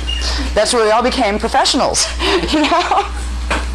The Anunnaki had a lot to do with that, actually. The Necromaton more than anybody. This is where they started to get their influence on the scene, where you had your wild and crazy, psychedelic-clad, druggy Anunnaki people. Then you had your very rigid, very afraid of everything, or people from the 50s type mentality. Then there was this interesting blend of the two. It had kind of the freedom and the creativity of the Anunnaki, but it also had the rigidness and the control of the Drac. Perfect blend. And that's where our 80s came in. The cultural mores that have been set here are literally coming out of the agendas that were being run by these fallen angelic groups. Now, once the wormhole was opened, the Fenix wormhole was opened in 72, it was like, game on, guys. Now, at least you had two balanced forces. Before, the Dracs had too much control. Now it was going to go into power struggle. Okay, in the 1980s, the Zeta Regalians make a deal with a group of the Necromaton Andramis. Now you have Dracs making deals with the Necromaton, where before the Anunnaki, Jehovians, the dove, made deals with parts of the Andrami Necromatons. So now you have the Regalians making deals with other parts of the Necromatons that favor the Dracs rather than the Anunnaki. So it's getting even more interesting. All right. Let's see. Okay, so they make there's something called the Regalian Andrami Alliance was formed around 1982, 1983. That's where you had Falcon and White Eagle and Dragon Alliance, where before you had White Eagle and Dove Alliance. So you're seeing these guys hooking up as far as who's going to have control by the time we get up here. 1983, the Montauk Project was launched. In this project, basically what was done was what was called the Phi X wormhole. That's the one that was created through the Philadelphia experiment in 43, and that was linked into inner Earth. I mean, not inner Earth. It was linked into Phantom Earth. What they did in 1983, this was after the Drac guys of Falcon got involved with the Andramis. Through the Montauk Project, they plugged the Phi X into the Andrami holdings, not just into Phantom Earth, but into Phantom Alpha and Omega Centauri, which left all sorts of other doorways open for all sorts of other things to come through. So the Montauk Project took place in 83, and at this point you have two big wormholes open and two smaller ones, the Phi X, which became really the Phi X Montauk. It was like, it really operates as one. Then you have all these APIN systems all over the place with different groups trying to get control of them, using as their main access point one of those two wormholes. Okay. 1983, the Guardians finally got in to the deal, and they finally were able. See, what was happening through this period is Guardians could not get communication lines in here. They couldn't get to people. They'd already tried to come in. The Guardians had tried to come in when the Zetas came in, and they tried to warn the governments here. And they said, look, they're both trying to invade you. All right, you want to get out of this. It's a lot bigger than this. They were trying to tell them about the Stargate opening cycle. They were trying to explain to them that you can't fight this with wars. You can't fight this with weapons. No, we're not going to give you weapons technology. What you need to learn to do is this. They were trying to teach them the mechanics of round tables. And what the governments wanted were weapons to blow up their enemies. So they told the Guardian races repeatedly, there were about 6 attempts made of physical contact, covert physical contact, with the head guys in the Illuminati that were making the contracts with the others. And repeatedly the Guardian races were told to take a hike. And if they didn't take a hike, that they'd literally blow them out of the sky if they tried to bring their spaceships in to warn the public. So the Guardians could have come in anyway. It would have created war in our skies, and we would not be here talking about it at this point. And what was happening through the process, there's a lot of indigos here. This was the Guardians' trump card. They knew that the indigo races were born on the planet, and that there was a lot of us here now. High Council had come. The indigos 1 and 2 were here in force because we had to open the grids for the stellar activation cycle. The big thing was going to become, can they wake up fast enough without them getting hijacked by one of the other groups? So there's been a huge hijack the indigos program going on. Get them into the false Merkaba mechanics. Get them into the UFO movement or the New Age movement. You see, those two movements have one thing in common. They both involve people who have a little bit higher strand activation where they're starting to have interdimensional perception. All right, be it seeing UFOs and having abductions, or be it on the other hand having spiritual experiences and talking to pretty Palladian Anunnaki. Now, these two things are coming from the same place. They were snares that were set up to catch the people whose DNA was going to be activating, and the first people on that list would be the indigos, because their DNA with the higher strand content would begin to activate first. So literally the traps were laid to either get the indigos hijacked over into one of the Anunnaki false ascension programs or over into the UFO movement. And if you couldn't get them either way, then put them in mainstream. And where'd they go? They're having strand activations, they're having visions, they're hearing voices. Oh boy, you find a lot of them in padded rooms. All right? So these were literally snares that have been set culturally. And it's really nasty when you look at how this was contrived. This wasn't an accident that things evolved this way. It was highly orchestrated from behind the scenes. And just the magnitude of it, I get really aggravated when I look at it. That's where I get like in that smack a Zeta mood, you know? I mean, it's not just Zeta. I think it's smacking Anunnaki even harder at this point. But I don't smack people, so I wouldn't do that. But the urge there is like, how could you? That's terrible. How could you do that to anybody? You know, they don't look at it that way. They look at us as something to move around like they do anything else. If they're bigger and they think they're better, they have a right to do whatever they want to us. So that brings us past the Montauk experiment of 1983, and that again was August 12th of 1983 when that was done, using again the magnetic peak in the grids. Now the magnetic peaks work interestingly. You have a yearly magnetic peak at that time. You have let's see, it's a 20-year magnetic peak, which are the ones they were using for these experiments. They had the 1943 one, then they did one in 83. There's a 10-year, a 20-year stronger than the 10-year. Then there's a 100-year peak, where, you know, once on that date, once every 100 years, it hits a really peak cycle. That's going to happen on August 12th, 2003. So that's the point where they were going to go for their final, you know, like dominion. They were going to come in here, and whichever race was in control at the time was going to fully begin the process of expanding their wormhole through their APIN system to literally pull Earth's grids down into whatever matrix they were connected to. Now we have a real bizarre situation where all the ones that were going to rip Earth apart, literally trying to pull pieces of it, well, at least they'll keep it in one piece if they take it, because they're all working together at this point, because the Guardian races have made so much headway.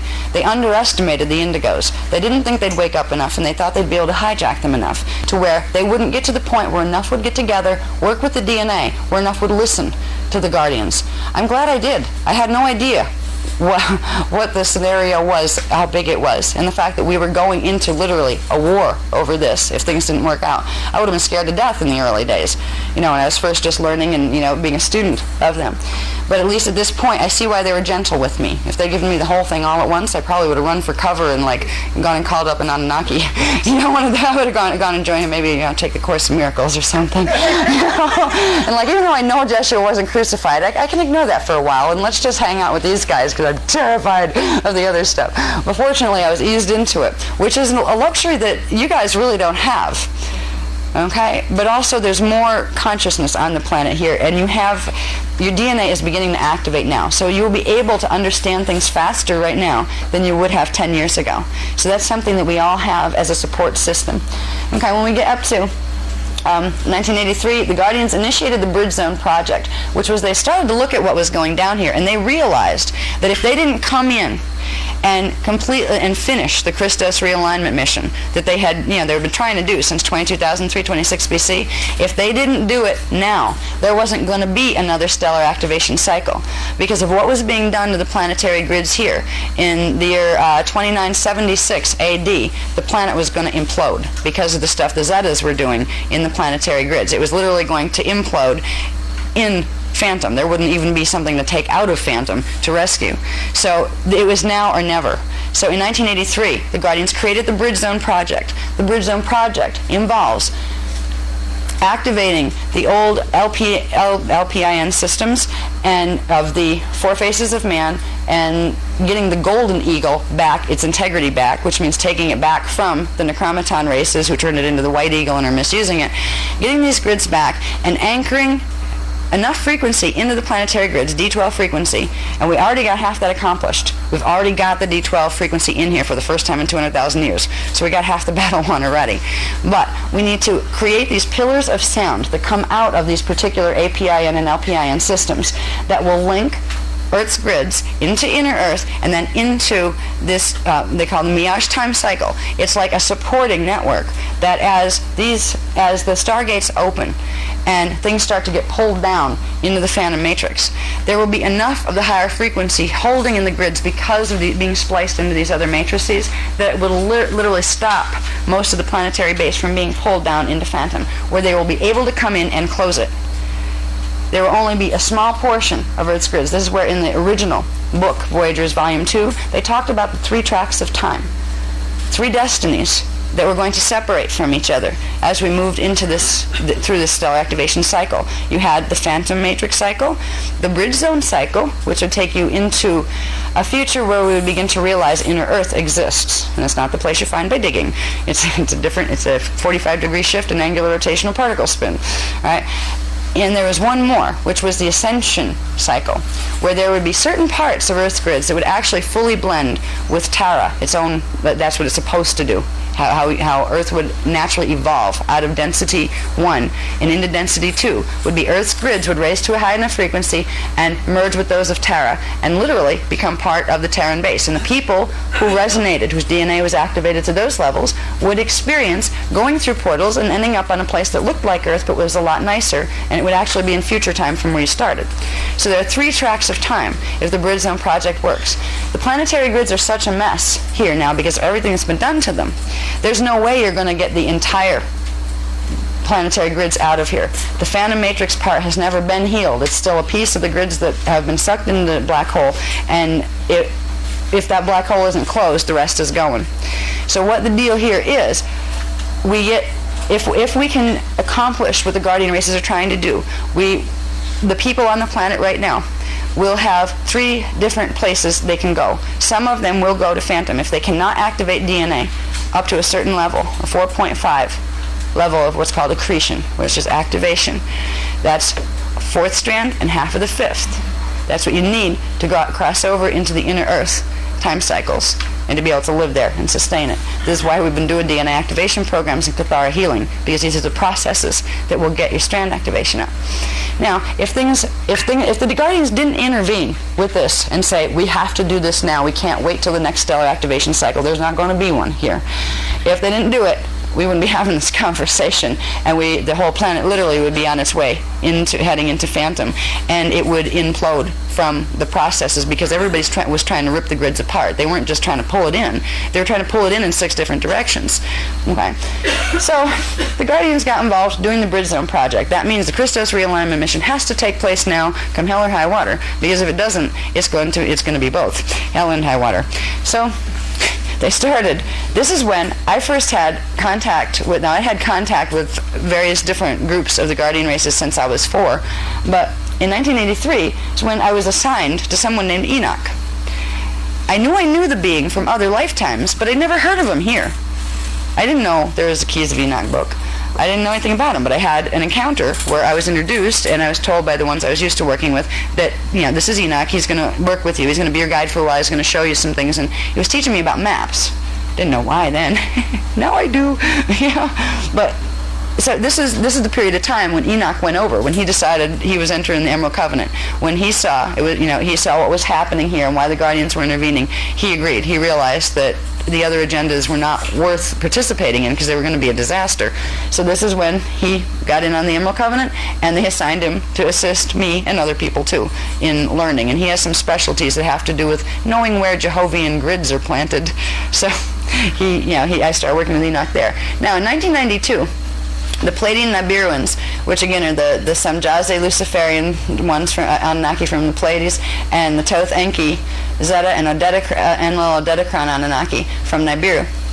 They wanted to cap, and they tried to cap the Falcon wormhole because they were still competing with the Dracs. They started to get more power since 1972 when they opened their Fenix wormhole. They were starting to get more power in the Illuminati. They were the government flavor was starting to go on Anunnaki instead of Drac.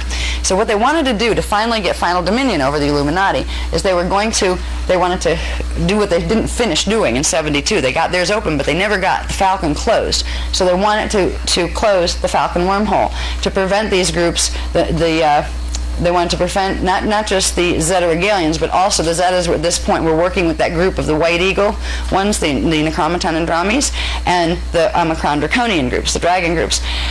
They wanted to go after them now because, remember, the Anunnakis had the NDC grid, that Nibiru Dadic crystal grid system, and the net. Now these were their trump cards that they had been using. Well, once the Necromatons had gotten involved with the Zetas and the Dracs, they decided they were going to use their Falcon wormhole to take over the Nibiru Dadic crystal grid system. And there were certain wars that were being run where they were trying to get a hold of Nibiru, to get control over Nibiru, and what they call Wormwood, which is the false Nibiruan battle star that's connecting the Nibiru Dadic crystal grid to here. So there was these invasions that were taking place that had to do with Nibiru because they were trying to get control over the Nibiru Dadic crystal grid here. This is when the Pleiadians decided they had to close this Falcon matrix because it was going to be a real problem. If they lost their Nibiru Dadic crystal grid, that was it. They lost the game. And they were also going to lose Nibiru in the process. So then, let's see, what they did here, I can get tired with this. Okay. Now, what the Falcon group decided to do, they wanted to expand their wormhole to make it bigger, while these guys are trying to cap it. So these guys, in 1992, these guys use pulses. They're using sonics. Everybody's playing sonic games now, and they have enough of their own APIN systems activated where they can start playing some heavy sonics games. Now, Pleiadian Nibiruans try to use sonics to cap the hole, and at the same time, because the Drac agenda Falcon guys knew that the Anunnaki were going to do this, they at the same time blasted more frequency into the hole, expanding the hole, so the cap went through the hole. So it didn't cap the hole. And they expanded the Falcon wormhole. So this was a big problem for, the Anunnakis missed big time on that one. Oh, shucks. Now, this pulse was launched on August 12th, of course, of 1992. Now remember, these wormholes are right off the coast of, Florida, northeastern Florida. August 24th, remember Hurricane Andrew? That was the most devastating hurricane that's ever, hit this place, and it literally flattened the Dade County, Florida area. And there was some interesting stories in Nexus magazine about some horrible things that happened to people that were in there, and about body counts being played with, that it was much, much higher. And in fact, I read an article in Nexus. I don't know if this is true or not. It's just what I read in Nexus. But the woman described, she said she had lived there and she was part of this. It took her 3.5 weeks to get out where she could get medical treatment because they were not letting people out. They were keeping them quarantined. But she was watching mass grave scenarios being done, like literally bodies being heaped in trucks, just unidentified, that kind of thing. So that was her story. I can't confirm whether or not that's true, and I probably wouldn't want to get into that even if I could. But these are some of the things that sometimes happen. So I'm very careful to just skirt sometimes on issues that you don't have to go into detail in, because sometimes it creates battles where you don't win by winning them, you know. But Hurricane Andrew was a direct result of the 1992 battle over, are they going to cap, are the Nibirians going to get this the wormhole capped, or are the other guys going to get it expanded? The Nibirians lost that point, and the Falcon Matrix was expanded even larger. The wormhole was expanded even larger. 1992, this was interesting. The Palladian-Syrian agreements. All of a sudden, the Anunnaki groups decide, we're in trouble, we're going to lose our Nibirian dotted crystal grid, because the Dracs were now getting, they had enough power in their grids, and they just expanded their wormhole even more. They were going after the Nibirian dotted crystal grid. All of a sudden, the Anunnaki wanted to deal. Who'd they come to? The Emerald Covenant groups. We'll help you if you help us. Well, the Palladian-Syrian agreements emerged out of that. They were agreements with the Palladian Nibirians, some groups, not too many, but a few groups of the Jehovian ones that were part of the Dove Matrix, but most of them did not enter those agreements. They didn't want anything to do with the Emerald Covenant. So we started to at least have something to work with, where the Palladian Nibirian groups had a lot of access. They still had the Nibirian dotted crystal grid, they still had the net, and they still had several of the main control temples in the Nibirian Crystal Temple network. So if they were going to play fair, first they had to agree that they were going to hand all this stuff over to Guardian Protection once the stellar activation, once we knew if it was going to commence. So they promised they'd do that. And what we were going to do to help them, and it would help us too, was we're going to try to cap the Falcon wormhole, which would shut down the Montauk Phi X smaller wormholes and the Falcon Matrix system. Okay, I think I need my next one. Check it out. Cap that 10? You got 4 pages left. Okay, I'll go fast. That's what my husband said. He said you're not listening very well tonight. Probably not. You know me in time when I get on a roll. Anyway. Greenwich.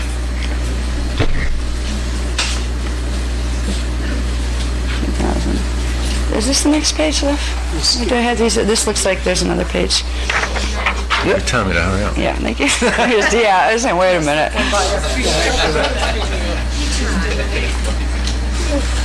And this is what, when we get into these periods, now from 1992 up, this is where the New Age movement went bonkers.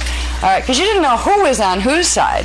I mean, you'd go to a group, and it used to be a nice group, and all of a sudden you go and have some really weird energy. So what is this? People were flipping between Anunnaki. Some were going into the UFO movement. Others would come back out of there. The UFO movement people were taught that not to be bothered with those wackies, that are over in the New Age movement. The New Age movement people were taught, oh, you're above that. They're so spiritually immature. They're creating this horrible reality of abduction and stuff for themselves. So they were totally polarized and turned against each other. Meanwhile, you have the New Age crew saying, I'm in Christ consciousness. And they're walking around judging the hell out of everybody else, patting themselves on the head for being in Christ consciousness when they didn't even know that they had 12 strands or that there was anything called D12 Christos frequency, but they were absolutely certain they already had it, so therefore they didn't need to learn anything about it. So this was going on in the New Age movement. This is the new flavor of things as they really begin to use these movements. The UFO movement got to be a riot. All of a sudden we have Zetas talking, we have all sorts of things where the things that didn't used to channel and talk, they just used to like abduct you and do medical experiments on you, all of a sudden they became friendly. It worked for the Anunnaki, why shouldn't they try it? So we started getting Zeta channels, where literally there's one that like talks on one of the TV shows, or one of the radio shows on a regular basis. I think they call it Zeta Talk. Everybody started talking and chatting, and everybody was saying something different. So if you go and look at these things, you go to workshops like on the UFO Expo and circuit, or even the New Age circuit, and you look at this stuff, and what the hell do you believe? Everybody's got a different story. That's the thing I walked into in 1999, because I wasn't a part of any of that. I was having contact all of my life, but I was never a part of those movements. In fact, I think it was after the book was written, it wasn't published yet. I was just in the process of getting a publisher, and somebody asked me to go to a conference with John Mack and who's the other guy? I forget. Another one of those in the UFO crew. You know, where they're not the New Age guys, they're the other side, right? No, he's Bud Hopkins. It was a thing in Boston that those two guys were hosting. And that was the first time I'd ever gone to any of these things. And I thought, oh, this is good. I'll meet people like me, you know, that know these things exist. Oh boy, it was a war zone as soon as I got into it. So as we're moving through from 92 was interesting. In 1992, the Emerald Covenant races did manage to get a cap on the Falcon wormhole because the Pleiadian-Sirian agreements, because the Anunnaki groups that had entered the Pleiadian-Sirian agreements allowed the Emerald Covenant races to use the Nibiru and Datic crystal grid and the grids that they still had control of, and we had Stargate 6 and the higher gates. So when you combine them, it made a very powerful frequency that they were able to put a cap on the Falcon wormhole. Now, the Zetas and the Dracs were not happy about this at all, and this is when politics got interesting again, because this is where we had a change in office again, where who was the Drac president? Now we have an Anunnaki president. These things were switching back and forth. Once in a while you'd have like a Drac president and an Anunnaki vice president, where they weren't sure which way it was going to go, so they'd play both sides just to make sure they were both represented. But, and I don't like to name names, so I won't say which president was which, but I was joking with Michael in the car. I think it would be funny to start from President 1, Washington, and just go up the line and see if there was any humans in there. You know, anybody that was working a human agenda, just to see. Yeah. I heard we had a couple, and I think I know. There's two that I could place that I could think possibly had a human vibe because they had a humanitarian. I won't even touch that one. Yeah, to anybody around World War II, I won't even go near that one. Okay, yeah, that was one of the ones. I mean, I haven't checked, but I felt this person had a heart that felt different than the others. And way back, not somebody I ever knew, but just getting a feel off a person, I kind of liked Lincoln, but he felt like a Palladian. But he still seemed to have his heart in the right place. So, I don't know. But anyway, let's get back to this so we can get to the end where it's most important. All right. So we did manage to get the Falcon wormhole closed then. Between 1994 and 1998, the Anunnaki gained dominance again. Okay, they started taking over the Illuminati, and our guys let them, because what they were supposed to do was come in and say, okay, this is how it works, guys. Your little Drac buddies are gone now. Now you're dealing with us. We're doing the Emerald Covenant. This is a freedom agenda. This is what needs to be done. They were supposed to get the Illuminati ready for official disclosure of presence, to let the publics know globally that contact had been made, and to come clean about all of it. And they were supposed to begin preparing us for, as a planetary nation, being welcomed into the Emerald Covenant. And once that occurred, there would have been representatives sent. The Maharaji from Sirius B would have been the first guardian contacts to come in. And it was supposed to be our guys coming in with certain of the Pleiadian Nibiruan ones that were in the Pleiadian-Sirian agreements. We're going to come in and we were going to take it from there, fix the grids together. They were going to let us, they were going to hand over the Nibiru and Datic crystal grid technology, because that has been messing these grids up for a long time. We were going to be able to recode that technology to a 12-code pulse and use it to heal the grids fast, so the stellar activation cycle would go smooth. It was supposed to be a new age of enlightenment for everybody. Yeah, right. Well, that was all a nice idea until 1998, when the grids raised to a certain degree in frequency and it became apparent that yes, a stellar activation cycle would take place. That meant, oh boy, the last hurrah. They had entered these Pleiadian-Sirian agreements only because they were backed up against the wall, and they weren't going to win, so they figured, well, we'll side with those guys. Once it came down to, we helped them get back in a position of power over the Dracs, because they had entered the agreements, where if it went into stellar activation, this is what we were all supposed to do. They were immediately supposed to turn over the Nibiru and Datic crystal grid to Guardian protection, and it was going to be used to help people rather than to hurt people. They were going to help us get our DNA ready for what we were going, the stellar activation cycle. Well, when, as they say, the arc sparked, which means a certain set of frequencies was released from the planetary grids that meant stellar activation was occurring, 99% of them bailed out immediately of the Pleiadian-Sirian agreements. They broke them and decided they were going back to the Luciferian Covenant agenda from Atlantis, because now they were back in power. We haven't got rid of the Dracs. And now they're just going to get rid of us. So what they did was all of the communication lines and access lines that they had allowed us to have to the Iberian dotted crystal grid that we had been using to begin to communicate with people and to begin to wake the indigos up, they shut them down. They shut down our access on them. So it became very difficult for anybody to hear the Guardians when they were coming in. And again, it was back to the old thing. If we come in with spaceships, what's going to happen? Star Wars, and they're going to flatten everybody. So it's been very interesting since 1998.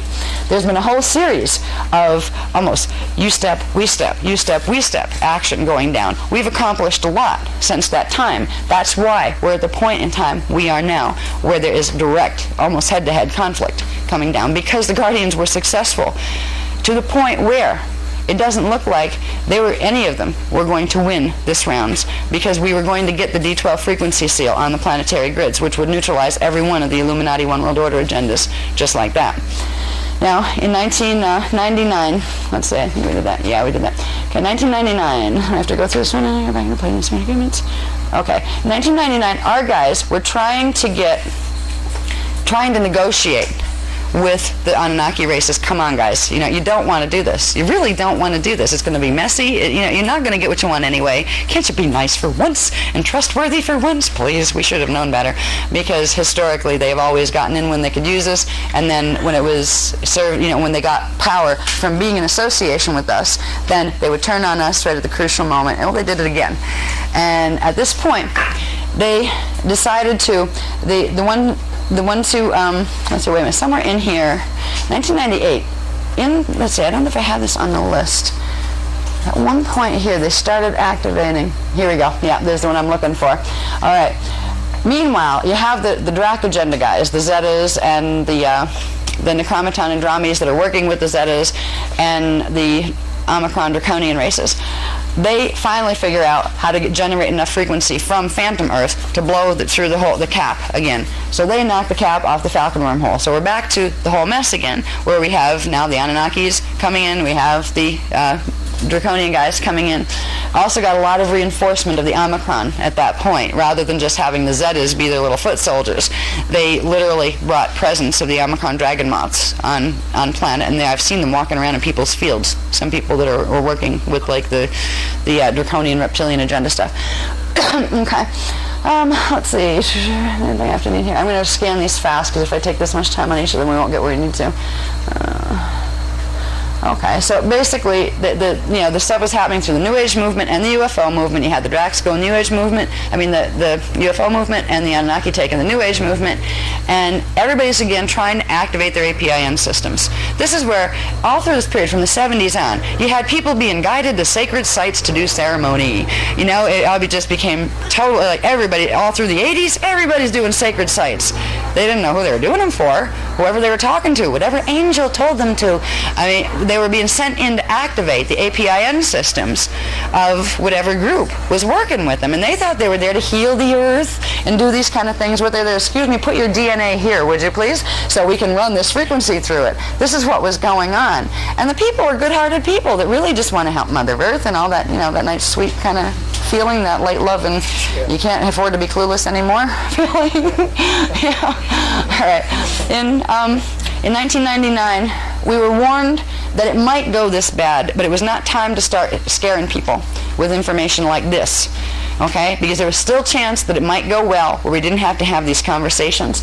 In 1999, we were given a classified document of, I forget how many pages, maybe 50 pages, that got into a bunch of stuff, but one of the things it got into was that in 1999, I believe it was the Draconian agenda groups, the Falcon groups, began to use psychotronic pulsing to begin to stir up. There's a way that you can use psychotronics where you can literally stir up the fight or flight instinct in people. You can create conflict between people. We got whammied with this in Florida when we got hit with psychotronics on the beach down there. The whole group got hit with it, and we tried to absorb it to protect the group, and we ended up screaming at each other. It was bizarre. Afterwards, I go, what the hell? What was that? We're so like, say that again. Huh? Say that again, Well, yeah. Well, imagine this kind of scenario. Imagine that you're with your brother, your sister, or your partner, and all of a sudden this frequency gets run through you. Neither of you know a frequency has been run through you, but it hits your second DNA strand, which is connected to your emotional body, and it throws this chaotic frequency up. And what it does is if there's any patterns, any miasmic patterns from your karmic pattern from other lifetimes in there, it blows them right up in your face and they come out your mouth.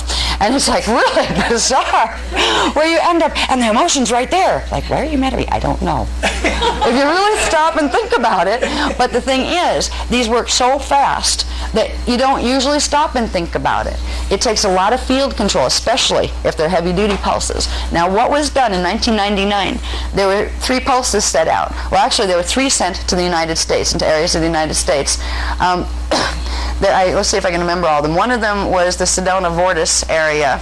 One of them, I think, was the Gruel. I forget. That's in the book as far as specifically where in the States. But there was 3 in the United States, 1 in Jerusalem, and 1 to China. Now, these are pulses that are meant to stir up issues in people and in collectives of people.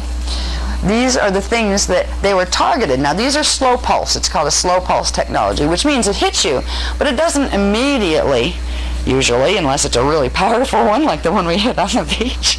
Most of them are made to be sent here, and then 6 months later, a year later, 2 years later, build in your fields until then they erupt. Now, these were scheduled to go off between 2002 and 2003 in the U.S., China, and Jerusalem. It was meant to set in motion an interesting set of events. But because things were going so well on the Guardian side, they found that they had to expedite things because we had made a lot of progress from that time forward. Now, in January 1st, 2000, we had a major victory that we had no idea what a major victory it was until after the fact. A bunch of us got together on the beach in Siesta Key. This is the area of the Gruel point, which is the control point for the planetary shields, for the planetary grids here, Stargate 2. We were asked to do certain things. We used the Song of Orion, which are a set of frequencies, and we didn't even know how to do roundtables. They hadn't taught us roundtables yet. But we were using, we did a kind of funny little ritual dance circle thing, singing the Omeda song around on the beach and running frequency.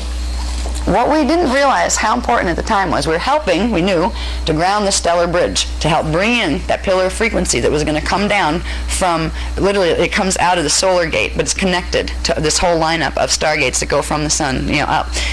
And we helped to anchor that. And for, that's a good thing. We didn't realize that it hadn't been given to us before. This is real important because it hadn't been done in 200,000 years. We had anchored a 12-code pulse in the grids for the first time since 208,216 BC. And I guess they didn't tell us ahead of time how important it was because they probably thought we would have been scared and wouldn't do it right and would mess it up.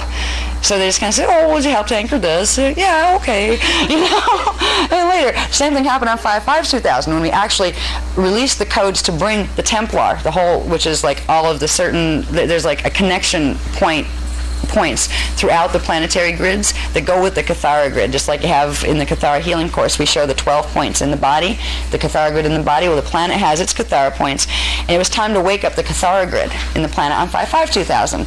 And again, a whole bunch of us assembled there. I wasn't even doing a workshop, but a whole bunch of people came anyway and decided, well, we're here. It's 5/5/2000. We know that's an important date. So I came down the beach, and it was one of those workshops that drives me crazy because I didn't have a workshop, didn't know I was doing a workshop, but then I found out I was doing a workshop.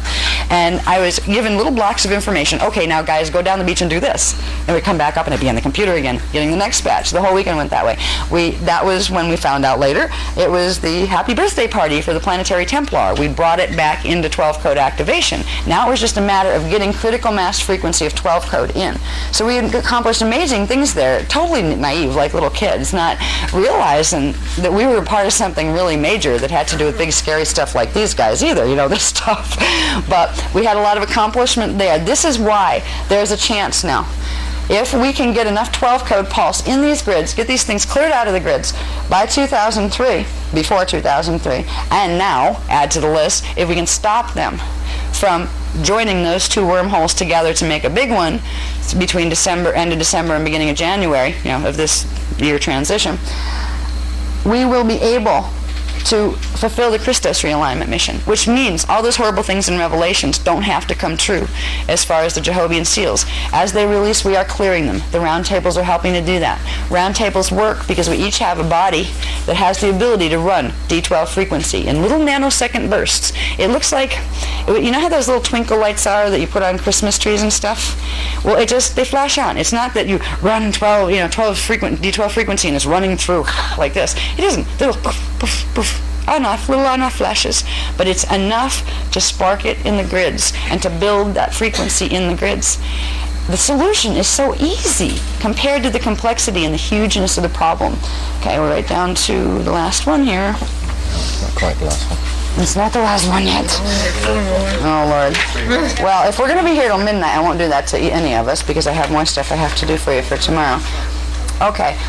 9, 10, 10, I think. Okay, you know what I'll do here? What am I on? I think what I'm going to do, because this is taking us into some stuff that I would like to spend a little bit of time on. So I think I'm going to go back to page 9 tomorrow. What I will do is give a summary of what's on the last pages of this that basically gets into the situation that they're going to try to expand these two wormholes into one. There is our 8th planetary natural seal opening and its corresponding unnatural Jehovah's seal 4 opening between the end of December and the first week in January. Coming up. This is what our Peru trip is about, to do roundtables there, to assist, first of all, in stabilizing these frequencies as they come through the grid, and then to get enough D12 frequency, and more than D12. We're going to be running what they call the Triveca codes, and we don't know how to do that yet. But what they do are, the Triveca codes are specific mathematical currents, or like programs that allow the biofields and the planetary grids to open up the pillars of frequency between here, inner Earth, and the Miyar zone time cycle. All right, this wouldn't have been done until probably 2008 going into 2012. I mean, we wouldn't have had to do it if things were going normal. But at this point, if we don't, there is going to be a mess. If this is not successful, it's not going to be a good place to live on the East Coast of the United States. You know, in fact, if you want to live on the East Coast of the United States, you might want to go in 1 or 2 states toward the Mississippi because you'll probably have nice coastal property. This is how serious this is. These wormholes are right off the coast of the United States. Down in Florida. I mean, I live in Florida. It's like, oh boy, underwater wonderland. You know, we just got a house down there. It won't only affect there. There will also be massive quaking down in through Peru and Chile and various other areas, and this will only be the beginning. I didn't even take it in this paperwork as far as, okay, and after that happens, if it goes wrong, because at that point, it's not even worth looking at. Just look at biblical revelations. We have 7 angels and 7 trumpets, and every time a trumpet blows, something horrible, more horrible happens. Then we have 7 more angels, nice angels, these guys, I tell you, with vials, and then we have plagues and the woes. All right? I mean, you go through this whole series of horrible, torturous things, and believe me, if that was the only God to choose from, I'd choose to walk away, because that's not nice stuff. If your God is so judgmental, they're just going to throw this stuff at you just because you didn't know how to serve the way you were supposed to? Give me a break. This isn't about God. It's about real stuff. It's in Revelations. I suggest getting a Bible and checking out the story of Revelation if you don't have it already. It'll give you an idea. And just remember, when they talk about angels, they're talking about technologies. When they talk about trumpets, this is a specific type of technology I'll talk a little bit more about tomorrow that creates a waveform. You can literally beam it light years, and it creates a waveform at the end that spreads out like a trumpet, like the horn of a trumpet, and it has the ability to do this to the molecular structure, to the core template of things, and make it shatter, so things can literally disappear if you run the right frequencies. Or you can blow holes in things, which these are the things that they used to open the spiking grids beneath the World Trade Center and the Pentagon. And they're probably still going to go after Philadelphia because it's part of the network. But the main thing, there's spiking grids all through like Philadelphia, Atlanta. But right now what their main concern is keeping us distracted, people in general, distracted, and working on getting those 2 wormholes opened into one. So their big events are going to take place at the end of this year and the beginning of next year. There's probably going to be more terrorist activity between now and then.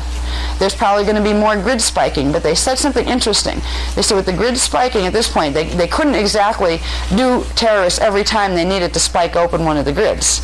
See, the reason terrorists were used this time was they had to get those things open fast, and they knew that with the type of pulse they had to send, it was a very good chance it was going to make the buildings crumble, or at least partially. And if they did that in Washington and in New York City at the same time with no apparent reason, it would make people think. There's enough people that are aware the government has been testing with sonics out in the Atlantic Ocean, because there's been dead things like fish washing up on the beach, like whales getting beached because of it, because it's messing up their own, sonic radar stuff.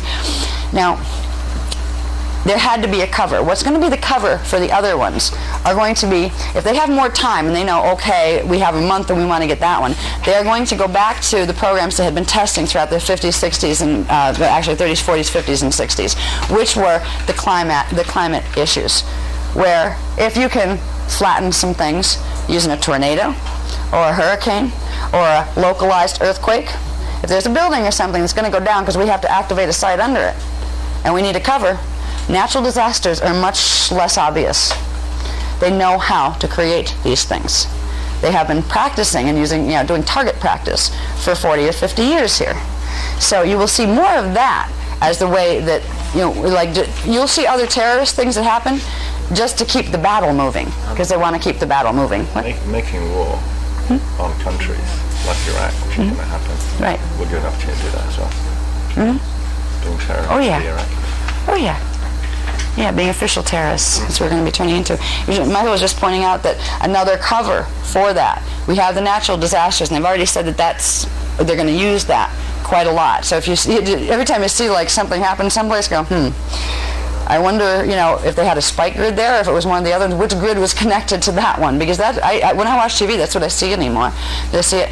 But he's also pointing out another way to go after grid spaces that might, if you just don't want things tumbling down with no explainable reason for it. War is another good way to do it. Like right now, if they were using sonics in Afghanistan, who the heck would know the difference? Nobody would know the difference. All right? There wasn't a whole lot to knock down there to begin with, but there are political motives on the one level, and they are political, to get control of sites. But you will also see, particularly if you see little skirmishes pop up, a couple little things get bombed, and then like Afghanistan's in a different category. But if you happen to see this war on terrorism move into a place where the coalition, the anti-terrorism coalition, goes in and say somebody was being bad about doing something that could be qualified as terrorist, and they go in, they just bomb a little bit, but then they leave them alone, you'll know that was a site that needed to be activated, so they just use that as a cover. And plus, they want to advance us by 2003 into a global war state. That's what they're hoping to do.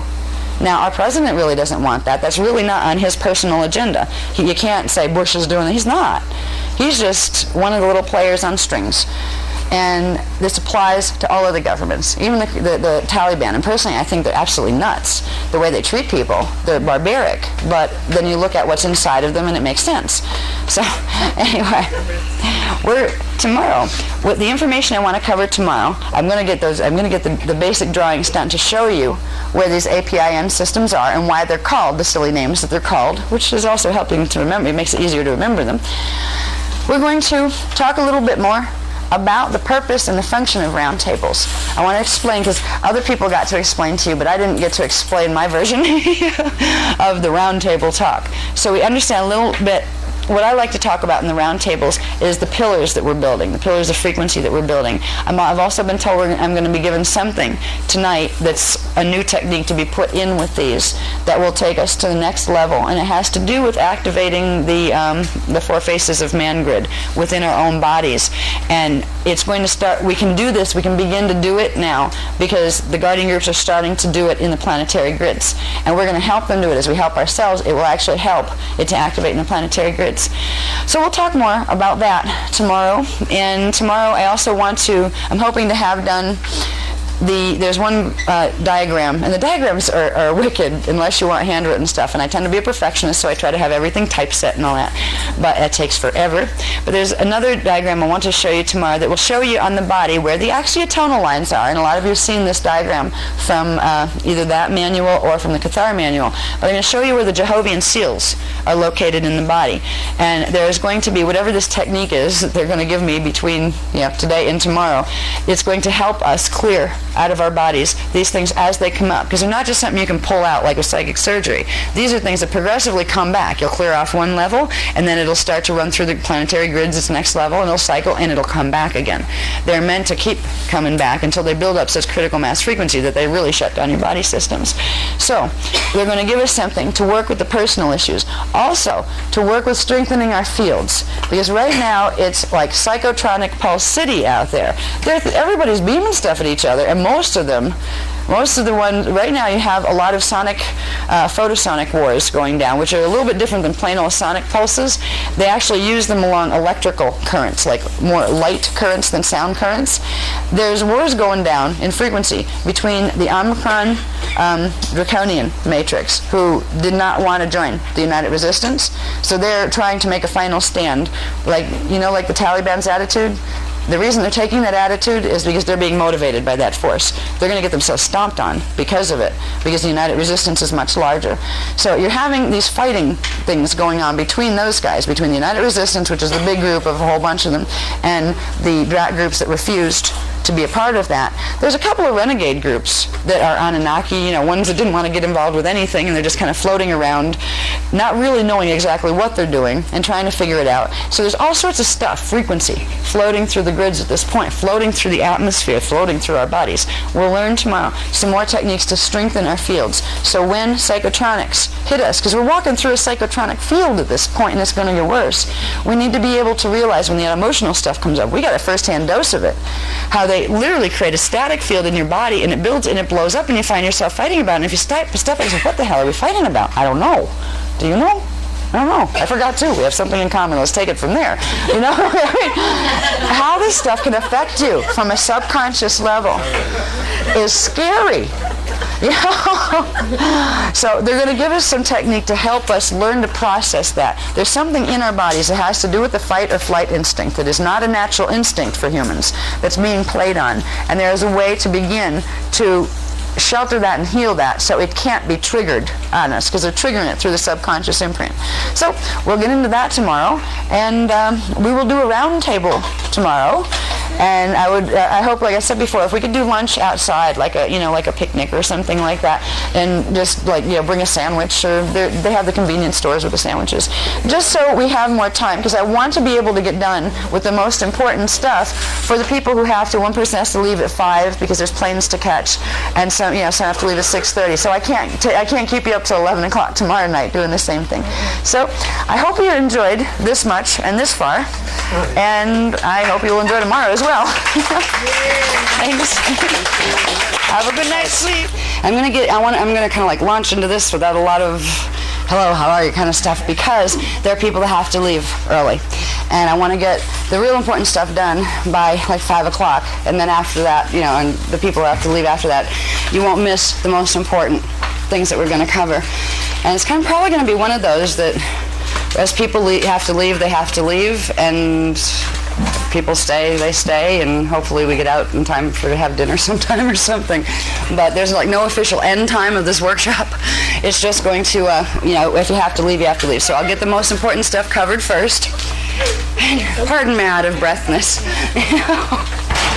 Okay. The energy to do all this, do it. To go put all this together. And stay awake. Right. Stick it again. Okay.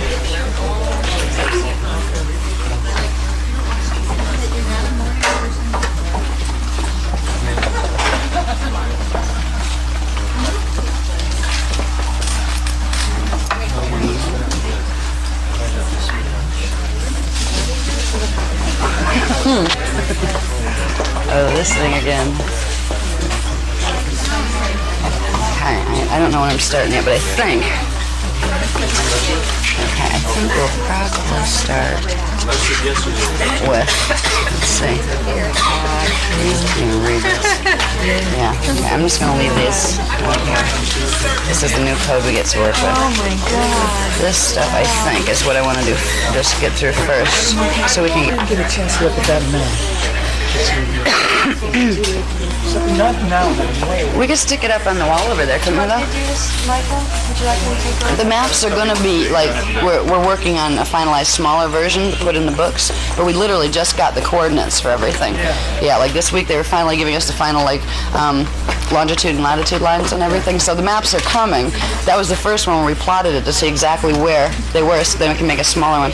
Okay, now, the most important thing of all of this that we can remember is about the APIN systems, all right? Because right now, what is going on the planet, all right, the APIN systems of the fallen angelics are being activated, and our guys are going to activate their APIN system. Now, I've talked about the fact that we had one called the Great White Lion, and we had one called the Gold Eagle, and we had one, the most important one, that's an LPIN system, a Lumerian technology that's more advanced than the Atlantean ones. It's called the Four Faces of Man. Now, I'm going to show you the basic, what this looks like, basically, on the map. And the most important thing to know about the Four Faces of Man is, first of all, it has four faces to it, which you'll see what that means. There are also two other setups just like it, one on parallel Earth and one on inner Earth. What they do when they're all activated is they create standing pillars of inaudible sound that literally link the three planets together, and then those three planets can link into the primal light and sound fields, which gives literally an anchoring rod to the planetary shields, the grids. So there's going to be a point where after I get to this point, I'm almost starting at the end and moving back toward where I would normally begin in order to get the most important stuff covered first. The things that are going to be activating in the planetary grid are also activating in our DNA and in our bodies. And this is why when we get to the Jehovah's seals, there's going to be problems if we don't know what to do with the frequency in our bodies, because they cause pain and they can cause more than that. What the Jehovah's seals were designed to do was if they all activate and nobody knew they were going to do it, they will literally kill you. They'll stop your heart because they're all around here. Now, we don't have to worry about that right now, but that would be like Seal 7, which is like next year sometime. But we're going to have it cleared before that. When we're working with the Four Faces of Man grid, we're working with it in the planetary grids, but we're also working with it in our bodies. Just like the Jehovah's seals that are in the planetary grids, when they activate, they start to manifest in our bodies. So do the frequencies associated with the guardian grids. What it does on a personal level is, remember I talked about we have incarnations simultaneously in other time vectors, and that's literally our whole avatar self is put in a whole bunch of different bodies at the same time in different space-time places. Well, just like the Four Faces of Man grid will link Earth, parallel Earth, and inner Earth into the primal light and sound fields to give the template support. This will do this on a personal level. It will link you to your inner Earth self. The link between your parallel Earth self has already been made by your inner Earth self because there was a crisis in parallel Earth. I think it was last year, 2001, I think they started in November maybe. November 2000, I think, is when they started to roll. They went into pole shift on parallel Earth because they did not get these things cleared in time. Now, on parallel Earth, they run ahead of us in the timeline by a little bit. And they were experiencing, I think it was at the end of last year, I'd have to look, there's so many dates to remember with all this, but I think it was like the end of last year or the beginning of this year, they started to go into their 2008. It was their year 2008. And what would happen here in 2008 was we were going to go into pole shift if these grids weren't cleared. In their 2008 timeline, they are rolling, and you can't do anything about it at this point. There were huge evacuations done from parallel Earth. People who couldn't make it through with their bodies, their consciousness it moved into their inner Earth bodies. So we don't have to worry about linking. There's some of you that know about the parallel Earth crisis. When I'm saying that we're going to be linking our own biofields and DNA template to the rest of ourselves. We're going to get online with the rest of our avatar consciousness, particularly the aspects in inner Earth, because they have the strongest frequency that can hold the rest of us together, which means when the planetary grids start to do weird things and our DNA starts to respond and do similar weird things, it will stabilize our DNA templates, it will stabilize our biofields, so we will be able to continue normal DNA activation and not get caught up in the negative spiral of things that's happening here. If enough of us do do these things, it will actually affect the race morphogenetic field, which means if enough of us do it and do it with enough frequency, like enough frequency coming in, I don't mean often enough, I mean enough frequency coming in, we will literally make a difference in how everybody's bodies responds to what's going on the planet. We could literally make it so everybody could shift through out of the phantom matrix. Now, the 4 faces of man grid is, I'll show you what it looks like on the map, and these were like just done. I just got finished with this one this morning, and they will be more precise as far as like exactly where are we. We basically have things labeled Asia, North America, South America, Africa. Okay. All right. I'll get it in focus in a second. That's the first one I had on. How do you move this thing? Like, there we go. Okay. Okay. All right. Now, they call it the 4 faces of man because if you look at one of these, right, it's just like the heads on Easter Island. There are 4 of them. These are grid lines, and they have all sorts of complicated grid lines, running through them. These are just the basic outline shapes. What they do is the heads don't just end. They actually make pillars that wrap around. If this is the globe, right? You have these continents here. They wrap around, and all 4 of those. If this kept going around the globe and this went around the globe and they did too, those 4 would meet like this on a place directly opposite here. Now, the point where their chins meet is the 0, 0 line. That's the 0 degrees longitude, 0 degrees latitude. And when you go around on the other side, you have 0 degrees longitude still and 180 degrees latitude. And I think it's called Howland Island. It's somewhere like out off here someplace. They would be in through here someplace. So I have to chart all those things. But at least when I talk about the 4 faces of man, LPIN grid, you have an idea of what I'm talking about. These are the places where all those little microchip implanted crystals are literally run through the planetary grids. And I don't know how far apart each one is, but as far as they'll probably actually give me that kind of data, like whether they're 5 miles apart or 10 miles apart or what. But when you link them all up as if if this was a dot-to-dot drawing, and you connected the dots, you would get the lines. So what they really are is they're little dots, which are the crystalline rods that are implanted to hold these frequencies and the programmings that go with them. Now, this is the big secret that the fallen angelics didn't want us to figure out, because this grid is more powerful than anything that they're working with, because it has the ability to link into the primal sound fields, and it does it through linking with something called the meage field. A meage field, and that's spelled, I believe, M-E-A-J-H-E, with a little thing over the E. Meage field is actually another time matrix that interfaces with ours every so often and then shifts back out. Because if you think about time matrices, most of you have seen the picture of the 15-dimensional matrix, the oval with all the dimensions in it. They don't just sit there and hang there. These are moving frequencies of light. You could picture the 15-dimensional matrix diagram as if it were made out of little lights flashing off and on. You know how the Christmas tree lights are, the strings of them, where you can make them go in syncopation? We call those flash line sequences. So the lines that are drawn on those diagrams are representative of the path that those lines of flashing on and off energy would take. And literally these are other lines. The meage zone is a set of other lines, another time matrix flashing through certain coordinate points within ours, certain points of crossover. So right now, the big thing, we've learned a lot of stuff about how horrible things are out there and some of the history that goes along with it, which is really more horrible than the present moment. Right now, we're positioned in a place that is better than we have been in over 200,000 years. We have D12 frequency available, which means the 4 faces of man grid can be activated. If that can be activated, they're not going to win this. This place isn't going to get pulled into phantom. Now, there's another one that, as this activates, it's going to bring this one into activation as well, but this one's going to go first. And this one, I have it backwards, there we go. There, okay. This one is the Great White Lion grid. This is why the Sphinx was shaped like a sphinx, and the original Sphinx did not have a man's head. That was done by the Anunnaki after they got control of Egypt. They put their own face of their own likeness on it. Originally, the Sphinx was designed, it was part of the Stargate 4 complex, because Giza, the Great Pyramid, is literally over Stargate 4, and the Ark of the Covenant, which is a portal passage that goes from Andromeda at D9 all the way down into Earth. This is where the souls that incarnated in Seeding 3 came through the Ark of the Covenant. The Ark of the Covenant wasn't a big gold box. They called that, there was a big gold box, but that wasn't the real Ark of the Covenant. The real Ark of the Covenant was a portal passage that led all the way out up into the higher densities. Now, the Sphinx was actually positioned as part of a complex of buildings, some of which aren't there anymore, that created a protective field around the Ark of the Covenant that was literally stationed beneath where the Pyramid of Giza is right now. The reason it was created as a Sphinx, and the reason that this grid was put in this way, it was because this was the Elohai Elohim grid.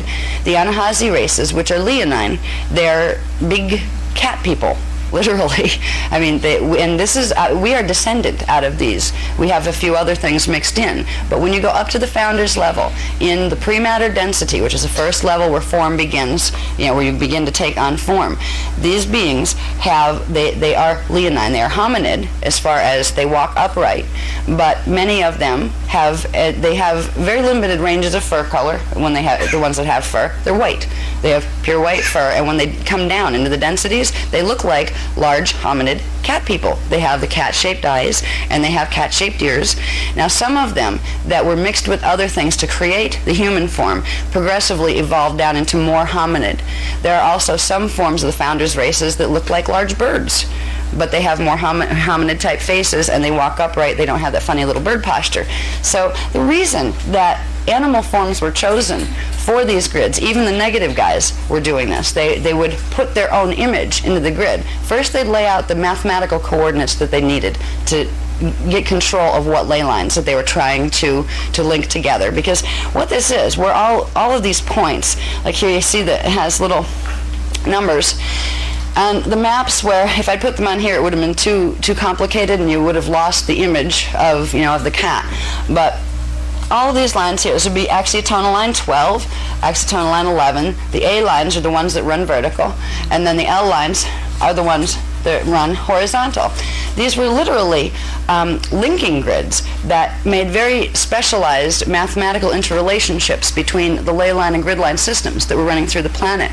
This guy literally spanned all of the major ones, like when you see like ley line 11, ley line 12. These are major gates. The higher the gate number, the more frequency and the higher frequency that comes through that gate, which means it has control, it has the ability to control the ones below it. So this guy was positioned, I'm sorry, I'm losing my voice from talking so much. This guy was positioned as the guardian of the verticals, actually. He's positioned where the lines of the implants that run along these grids are creating a protective network on the vertical lines. That means this will link. When this one activates, this links into the vertical lines of parallel Earth, because there's one there, and there's also one on inner Earth. All of these, the founders, have the three of them on the three planets because they're intimately intertwined. Later on, if there's time, we'll go through, I have a couple diagrams on the relationship between Earth, inner Earth, and parallel. And that's in the Templar book if anybody cares. It's not that important, to stress it in this workshop. It's simple to understand it if you can understand that the relationship between them is about angular rotation of particle spin, not about is this over there or where is it up there. It's in relation to particle spin angle. So you have Earth at one particle spin angle. At a 90-degree forward angle to that, you would have the matter base of parallel Earth, and then come back to a 45-degree angle from the original, which was Earth. 45 degrees, that's where you have inner Earth. These are the angles of interface between the different time matrices. So these were all created on the three places simultaneously, very intricately, mathematically positioned in order to link specifically into the planetary grids of those three areas. So as we activate the four faces of man, we're going to be activating this also. Now, these were stabilizing grids. They were put in after 5.5 million years ago. There was a major mess that took place on the planet. It was after Seeding 1 ended, Seeding 1. It's called the Electric Wars, and it nearly ripped the planetary grids apart, what took place here. It became a founders' war because the fallen angelics had gotten in and they were taking over the place, and they had started to raid the halls of Amenti, and it literally became like things that don't even have spaceships. They're from such a high level. They come down as literal light balls, plasma balls, and zap things. You know, it became an out-and-out combat because this whole time matrix would have been destroyed if the founders hadn't intervened directly because of what the fallen angelics, the Anunnaki particularly, were doing. Now, after that happened, Earth was almost pulled at that point into Phantom Matrix. That's when part of our grids did go down, and that's when they put up the wall in time to separate that portion of Earth's template that did go Phantom and keep it separate from here so it didn't pull the rest in. Now, when the grids of the planet that stayed on this side, the part of the planet that stayed on this side of the Phantom Matrix, they were still shredded. They couldn't go through a stellar activation cycle because as soon as the stargates would try to open, if you look at frequencies coming in as flash lines again, and they're supposed to come in at a very set rhythm and pattern, they would have been all over the place and it would have blown the planet up. So they had to put in the LPIN systems, well actually these are APIN systems, the APIN systems, to create a network, almost like of Band-Aids, frequency Band-Aids, that would allow frequency to run in very specific ways that would hold the grids together. They did this one and they did the Eagle, which I don't have finished yet. I have it scribbled on a piece of paper. I'll show you a little bit of how the Eagle goes. This one, where it runs this way, the Eagle's head is over here, and I'll do it up here. The Eagle's head would be over here, and it comes like this. The Eagle's wings come like that, and the Eagle's feet are down here. That one was the guardian of the horizontals, which means that was the grid that held together the ley line system, and this one was the one that held together the vertical axiotonal line system, and it wove them together literally like a series of Band-Aids or like a series of stitches like doctors use when you have a cut and you have to hold those two pieces together until they heal. That's what these systems were about. They were like stitches to hold together the planetary template so the planet didn't end up destroyed. Now these were deactivated and couldn't function anymore after 208,216 BC. When the events of that time period occurred, it was called the Fall of Brennaway. That's when we were invaded by the Draconian races, and the grids got activated on a 10 code rather than a 12 code pulse.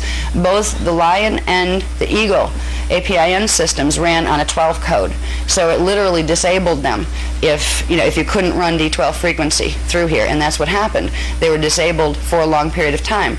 Now, we didn't go through a stellar activation. That was the last time that a stellar activation actually started to commence, was 210,216 years ago. I get my years ago and BCs mixed up. I have to remember which one it is.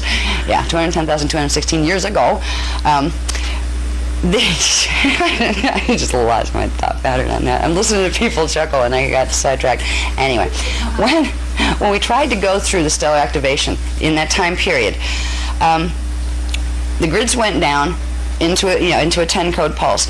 These guys couldn't activate anymore, and we went into pole shift. There was disasters, and there was periods of ice following it, and then the guardian races, most of the ones that interact directly here are the ones from inner Earth that we're all connected to, and the ones from Sirius B, the Maharaji, because they have the closest, fastest access to getting here compared to anybody else. The portal links are almost instantaneous to get them here.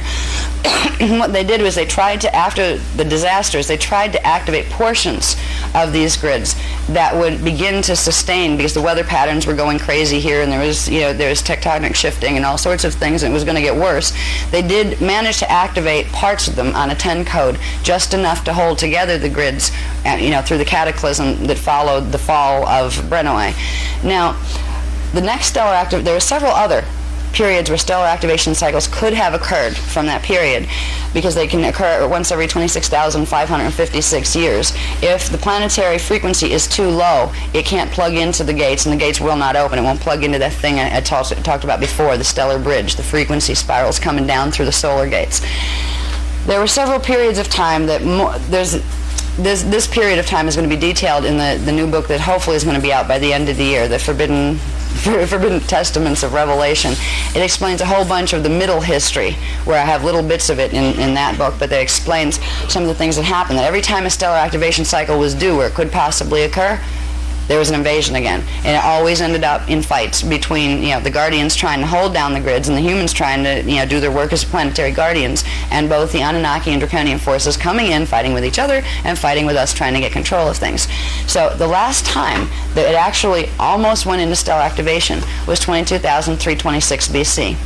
It was known that that was going to happen, and there'd already been a mess that was created in Atlantis in 25,500 BC. That was that Nibiru and Dadic crystal grid that was put in and linked to the Wormwood, Battlestar Wormwood satellite thing that's connected to the planet Nibiru. That's when our grid started to be totally controlled by the Anunnaki, because that was going to cause pole shift and a whole mess, and it was going to, what we're facing now would have happened in 22,326 BC if the Guardians didn't do something. See, this is a very old plan. It's not as if the Anunnaki and Draconians just came up with this idea to pull this planet into phantom. They've been trying to do it for a long, long time. In the 22,326 BC period, in preparation for what was going to be the final conflict battle then, the Iani races, which are the indigo races, the indigo children. Actually, indigo children are ascendant masters that come down in. Some of them are ascendant masters, some of them are Rishi, which come in from density 5. They literally incarnate from there so they can hold the frequencies of that information that's stored there. Their cellular memory can hold the information from the primal sound fields, which means they can also run the frequency from the primal sound fields. So the indigo teams came in to literally create this Christos realignment. In 22,326 BC, the Iani were already on planet. I believe they came in about, I think it was 22,500. They came in small collectives. They didn't get involved with the other people here. You had Atlanteans and Lemurians and all sorts of other people on planet. They didn't get involved with them. They had what were called hidden cities, where they literally put force fields up over them and you couldn't see them unless you had the access codes to get in them. They had come for one reason. They had come to finish the Christos realignment mission. And they were going to do that by putting a very specialized technology into the grids that would restore both the lion and the eagle, but it would also give even more power and strength to the planetary grids to absolutely be able to pull the templates away from the Phantom Matrix so the Phantom Matrix could be closed permanently. And that grid was this one. That was the Four Faces of Man, 22,500, I believe. They began to put this one in so it would be ready for 22,326 BC. When 22,326 BC came around, we were invaded again. This is where the Thoth group decided they weren't going to do Emerald Covenant anymore, and because Thoth had been trusted, he was allowed to come in and into one of the hidden cities, and he literally led an invasion in, and they massacred the Iani. So we never got to activate the grids. Yeah, this is why if there's a lot of people that like Thoth out there, and you have, God bless him, Drenvalo has been trained by him, and so has Alton and a whole bunch of other Melchizedeks. Well, if they knew, perhaps, who they were dealing with, they might think twice about putting in an application for a little more respectable teacher. Because Thoth may be intelligent and may be smart, but it was because of the actions of Thoth and a group and a couple other groups, but primarily that one. It was because Thoth had allowed the Anunnaki rebellion people to come in, literally, into the hidden cities where these grids were held and being protected, where the key activation points of them were being protected. And we were all decimated, and they were trying to get the implants out, to destroy the grids, but they didn't have the maps to them, so they didn't know how to find them or access them. And we managed to, they destroyed a couple of main sites. There are certain sites on the planet that are like triggers, where if we start running frequency, that frequency would be drawn to those triggers, and those triggers would activate the whole grid. They haven't released exactly where they are yet. I know where one was. It was on Kauai, Hawaii, and we were working with that site when we went to Kauai in May. Now, this grid was not able to be activated then because of what happened with the Anunnaki invasion. This is the first time since that period where it can be, and it's going to be the last time that it can be, because if it isn't, things are going to be very different here. And basically, we're going to see cataclysm, is what they're telling me. It is at the point where I never wanted to teach scary stuff. Even when I came in as an indigo, knowing I had a planetary service mission, I remember saying, okay, well, yeah, I'll be on that team, I'll be a speaker, but it's supposed to go this way, right? Like, the chances of it going really bad they're just really, really small, right? Because I don't want to, there's other people that are better at combat than I am. There's people, really, I was never oriented to that. I was very good at negotiating. I was a negotiator, and kind of like, I wouldn't like to, maybe I should insult myself by saying I didn't like to get my hands dirty with, mean stuff. And when people were being mean and nasty and they didn't want to negotiate, what do you do with that? I don't know.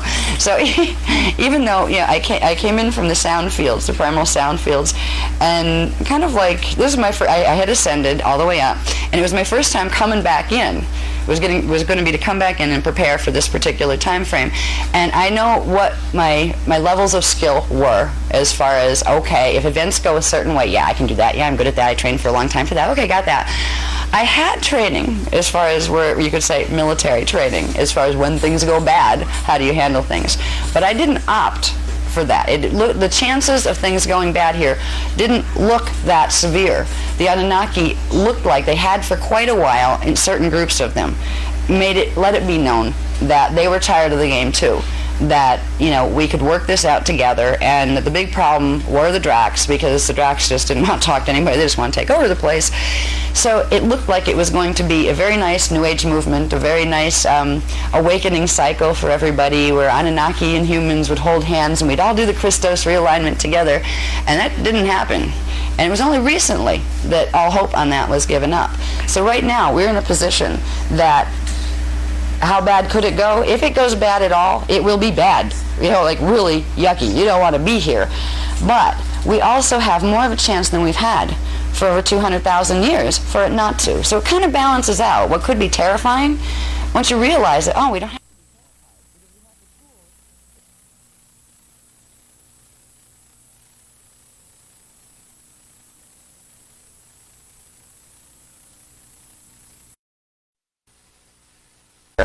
But we also have more of a chance than we've had for over 200,000 years for it not to. So it kind of balances out. What could be terrifying, once you realize that, we don't have to be terrified, because we have the tools.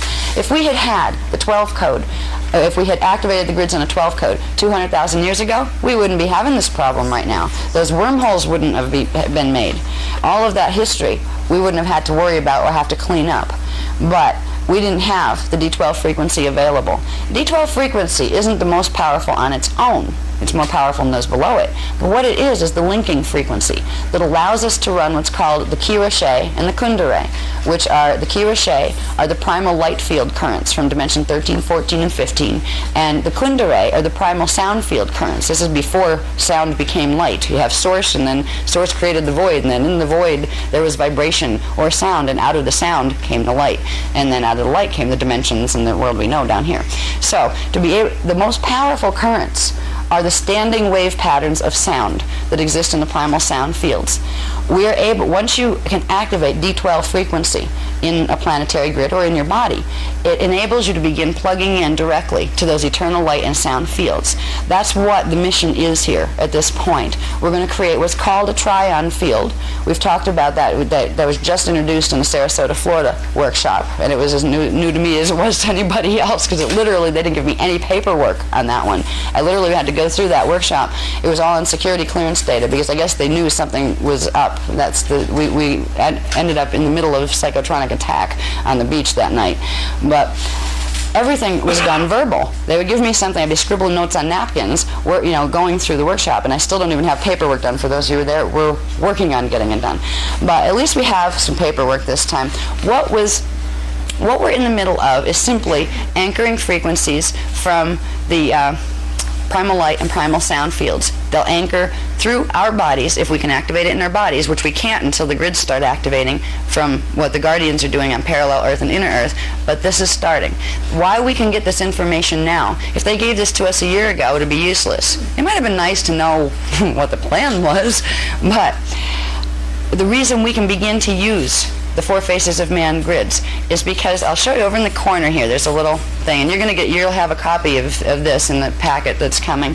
Down here in the corner, it says Earth 4 faces, and it shows a little cross where they're positioned. 1, 2, 3, 4. That's these guys. 1, 2, 3, 4. The ones on parallel Earth run on the same axis, but it's actually a 45-degree shift, so 1 is over here. You have 1, 2, 3, 4, and then you have the inner Earth 4 faces. There's literally, these constructions are in all 3 of those planets, and there's also a lot more of those head monuments in the other places. They took most of ours down because they were the Eoni's, place markers. So it's amazing that the ones over on Easter Island even survived because of all the raiding that's been done here. But this one runs on a 45-degree angle, which makes it at this axis. The one for inner Earth would run this way and this way. The one for parallel Earth would run the same, but the numbers would be reversed. Like the code, like they all each have different type of frequency coding. They would be reversed.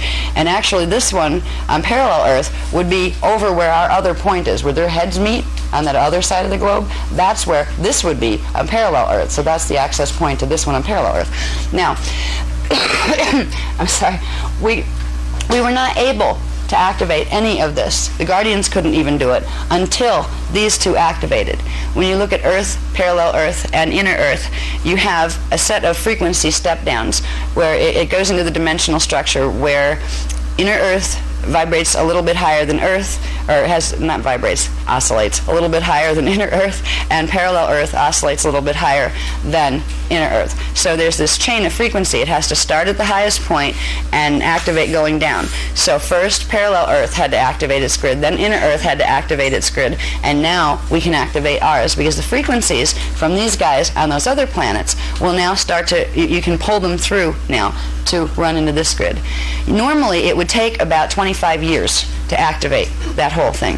Because, if you just blew it into activation really fast, you could blow up the planet by accident. They won't let that happen. We don't have 25 years to activate this grid. So it's going to be activated quickly, but in a balanced way, which means using specific symbols and sequences of mathematical coding to make sure the frequency blend is the right one. So there'll be parts that will activate. It's not going to be as easy as like, oh, do we have head 1 done yet? It's not going to go like that. It'll be like a piece of this one, and then a piece of that one, and a piece of that one will activate. And progressively, we will be able to activate. We need they said about 35 to 40% of it activated by 2003. By August 12th, 2003, if we're going to be able to go through the stellar activation cycle without major messes. So that just came through. 30 to 30, what did I say, 35 to 40%? Did I just say that? Okay, that came through so fast, I didn't know it was there. Yeah, they didn't tell me that before. All right. Okay, somebody write that down. Will you write that down for me, Michael, so I don't forget that? Oh, my goodness. Okay, well, now, we're going to begin the process of working with this. How this grid will get activated quickly, usually the grid would activate and it would help humans to activate, right? And indigos to activate. Well, you can do it the other way around as well. You can expedite the activation of this by activating humans and indigos, where they're running the frequency and they're putting more of it into the planetary grids. That's what we're going to be doing, and while we do it, we're also going to be progressively creating that connection, a living energy connection between ourselves here, our inner Earth selves, and we're not going to have our parallel Earth selves because they're already evac'd out, so they're with our inner Earth selves. But we're going to be bringing that trinity of self together through activation of this. There's the corresponding coordinates in our DNA. And how this looks in the body, I don't know. I've been asking them, can you take the drawing of a body and show where this goes? And I think it's a little more complicated than that. But the coding that corresponds to each mathematical coordinate in the 4 faces of man grid is also coded in the DNA. So there was a code, and this is why I wanted to do this stuff first, because I did not want people to have to leave early to not have access to this. You also have this in the pack that's coming, that's over being printed right now. This was a new code called the QVECA. QVECA, K-H-U VECA. Now, for anybody that's has studied this work, KHU is indicative of a word, the Kundara, which is the name of what they call the primal sound fields. It's called the Kundara because each of those sounds, or actually the vibration, the sound of the vibration of that particular level of the sound fields, and you have 3 levels of the sound fields. You have the k sound, and they kind of throw the N in because it kind of, when you say it, it kind of comes out that way, but it's actually KHU, and then DA, and then RA. That would be the sound equivalents of the vibrations of the primal sound fields. All right. The KHU VECA. Now, VECA codes correspond to vectors, time coding, which we all have it in our DNA, and everything on the planet has, and everything manifest has sets of vector codes that are really how you get into a specific space-time location, because you have that location literally mathematically encoded into your body. The QVECA corresponds to the first level of the primal sound fields. There will be 2 more codes after this that we can't use yet because they're not activated in the planetary grids, and these have to be, the frequency has to be coming down from inner Earth. These are the ones that are coming through, whoops, not up there anymore, coming through the grids from the 4 faces of man down from parallel to inner to here. So we can use this because this is what's beginning to activate in the planetary grids now. This QVECA code will amplify all of the other things that we've been working with as far as protection, as far as expediting DNA activation, as far as balancing DNA activation, and what this one will do that the others won't. It will begin to break up the Jehovian implants in the planetary grids and also in our bodies. So this is the one, this and the other 2, that as soon as we can use them, they'll give them to us. We can use these, and there's certain times where we'll use the other VECA codes that were just introduced literally in Sarasota. We had the BiVECA and the TriVECA. I don't have a Mylar with those on them, but I think, has everybody seen those? Okay. I wonder if the new people have seen them. Okay. Yeah, all right. Let me hold that up. Okay. Don't pull that though. Yeah, okay. Well, you're going to get a copy of it. It's coming in there's like 30 pages stapled together. Yeah. Yeah, they're coming. I'm not going to leave you trying to remember all this stuff and trying to, scribble down notes. There's at least, 30 pages of stuff coming, including these things. All right, but before, in Sarasota, Florida, they just introduced these. This was called the BiVECA code, and that was the TriVECA code. What the BiVECA code does is it plugs you into the D12, D13 space. So it anchors, you're already running, when you're doing Maharata frequency, when you're running Maharic Seal, you're already running D12 frequency. This takes the step up into density 5, where you begin making the D12, 13 connection. This one takes you through D13, 14, and from 15 up into the beginning of the sound fields. And this one takes you from the first level of the sound fields, the Q level of the sound fields, and begins to make the bridge into the next level of the sound field. So literally, by using these codes, and again, they're mathematical codings, they correspond to what scalar wave templates are doing in your body and in the planetary grids. This is how we very, very quickly expedite building those creation currents all the way down. And I think I can use, there's a graph in here someplace that it will help to illustrate what I'm talking about. Somewhere. I don't know if I have it in here or not. It's the one that has the 15-dimensional time matrix with the thingies coming down. The currents coming down. Is that over there? No, I don't think it's over there. Yeah, wait, that's it. No, it's not there. Let me see if I can find this or not. I wasn't planning on using this one. No, the one that goes into the 15-dimensional time matrix. Okay, hold on a second. Let's see, I can't even see these though. See if you can find anything that had, oh, wait a minute, I think I just found it. There we go. Divine intervention. Okay. Okay. Now, we're going to learn before 5 o'clock how to use this. They literally just gave this to me. And with these notes, 1, chakra 8, thyroid, 2, tailbone, D12 access, 3, heart chakra, 4th chakra, and 4, pineal. Now I said, okay. What do we do with them? All right, that's good. They said we'll tell you when we get to the workshop. So when we get into using this code, these are the areas that we're going to affect, and it has something to do with, you can draw it on the body, and they didn't tell me where the best place is yet, and I'm hoping it's not at the pineal, because will definitely get the reputation as being a cult. If everybody's walking around with this funny little thing on their head, you know what I mean? So, and the tailbone one might be a little hard to do.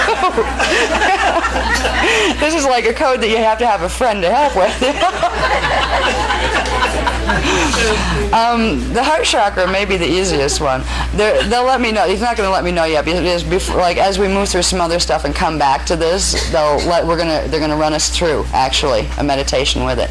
Now you can use this with or without doing the salutations and things. You need to activate the Maharata current, the D12 current, which if you use the Maharic seal technique, if you notice there are several techniques for the people who've been following this. First was the real long one, that by the time, if you can stay awake to the time you get done, you deserve a medal, right? That's the one that programs the thing into the DNA, so your DNA remembers that it knows how to do this. Once you use that for a while, it's like it starts to remember. Your body starts to remember. So then there was like the quick seal, the Maharic quick seal, which was still too many steps to try to remember, but it was a whole lot better than a whole bunch of them it was in the first level.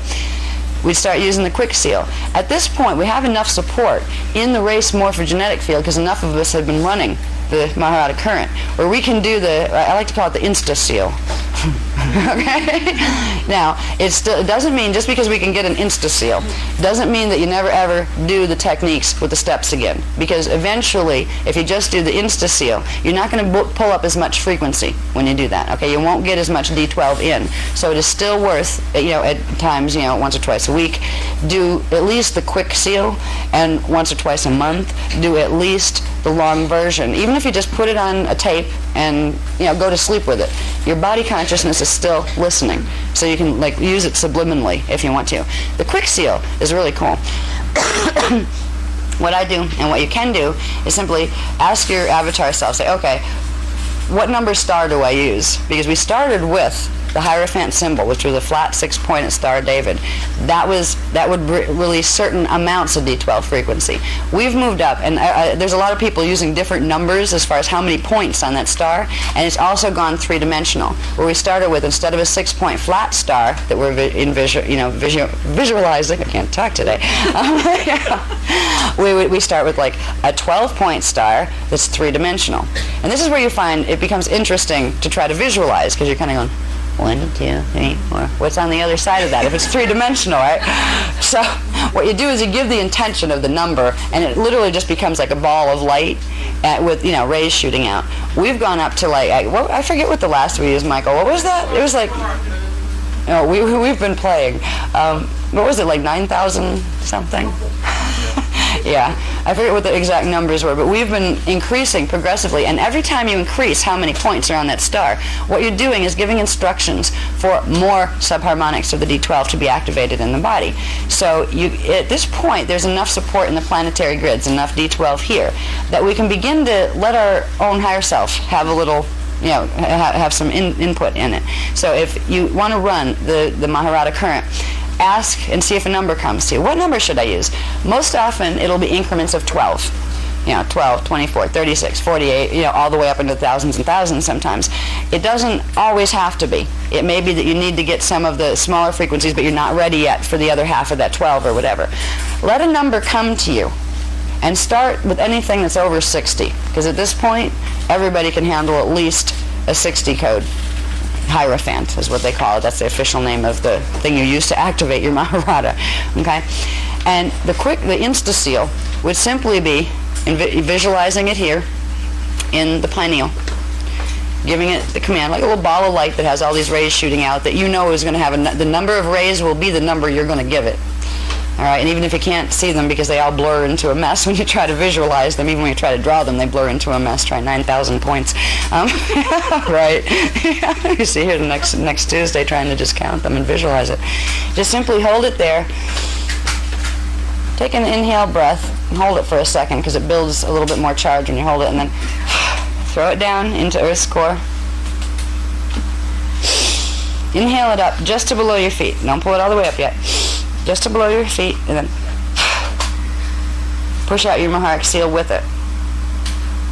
Feel the star thing still rotating at 6 inches below the feet, and feel your disc around you Take a few more breaths, just bring more frequency up. And you're not going to bring the frequency up into the body yet.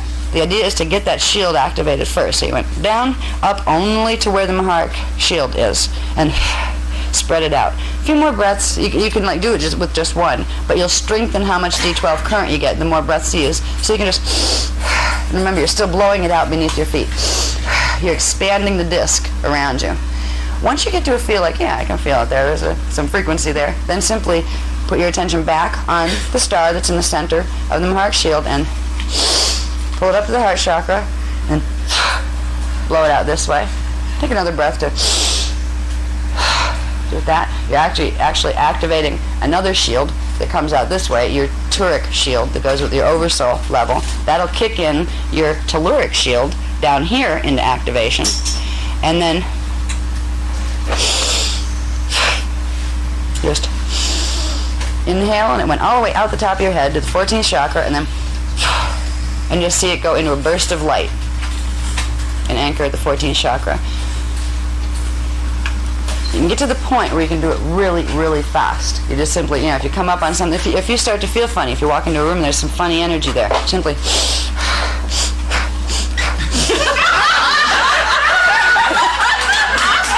it really does.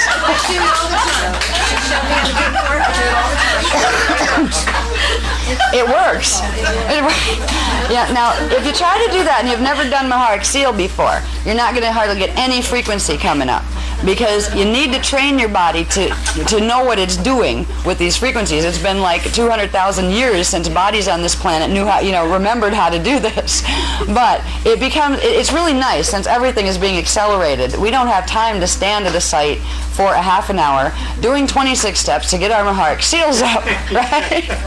So fortunately, there's enough frequency in the planetary grids and in the indigo and human morph field at this point where we can just run the Insta-Seal and we will get enough of a pillar to move through whatever we have to. Now, that pillar is not going to last a real long time because you didn't get a whole lot of frequency. When you take time to even do the quick seal, we have the long seal, the quick seal, now the Insta Seal. If you do the one in the middle, the quick seal, and really just take the time to move through the steps of that. I mean, is there anybody that doesn't have that? Because it's in these books, in the field guides. You don't have that one?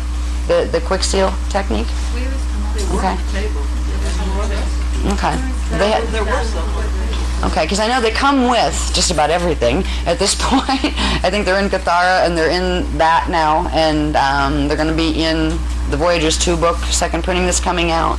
So if there's anybody that doesn't have like the instructions for the quick seal, we can we'll probably send them to you, or maybe figure out something to get to the thing down the street that prints. They're on the website. It is on the website now? Okay. I haven't even got the chance to look at the website. So that's good. As long as you have the quick seal, you can begin working with that.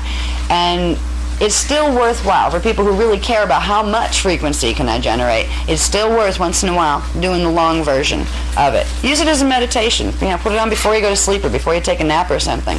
Or, like while you're under a hairdryer at the hairdressers or something like that. Just put it on and listen to it.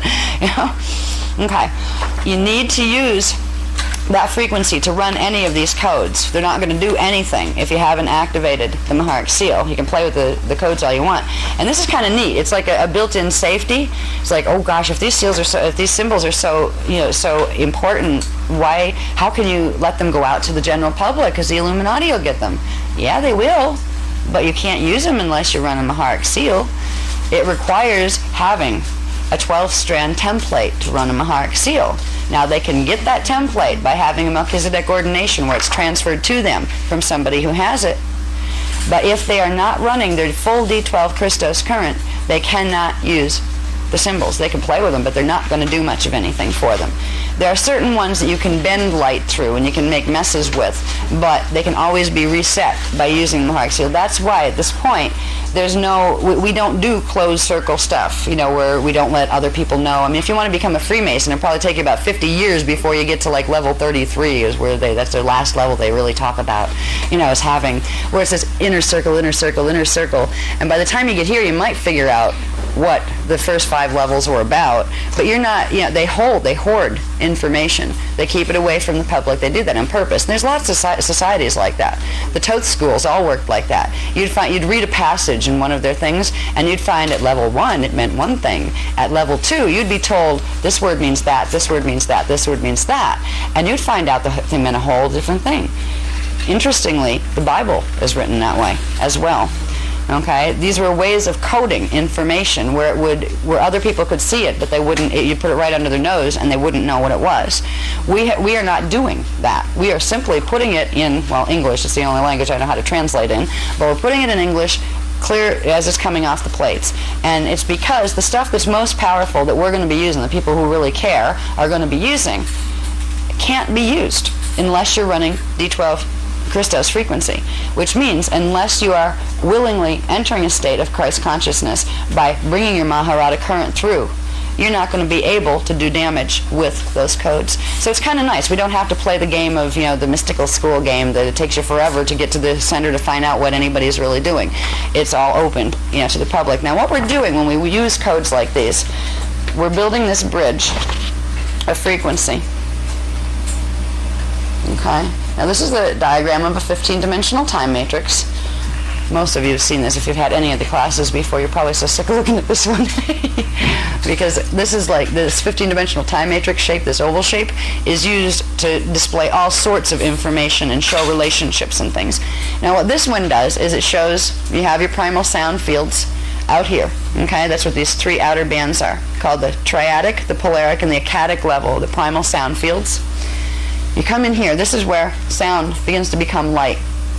Dimensions 13, 14, and 15. That's called density 5. And it's the density 5 is a waveform. It's antimatter, A-N-T-E matter.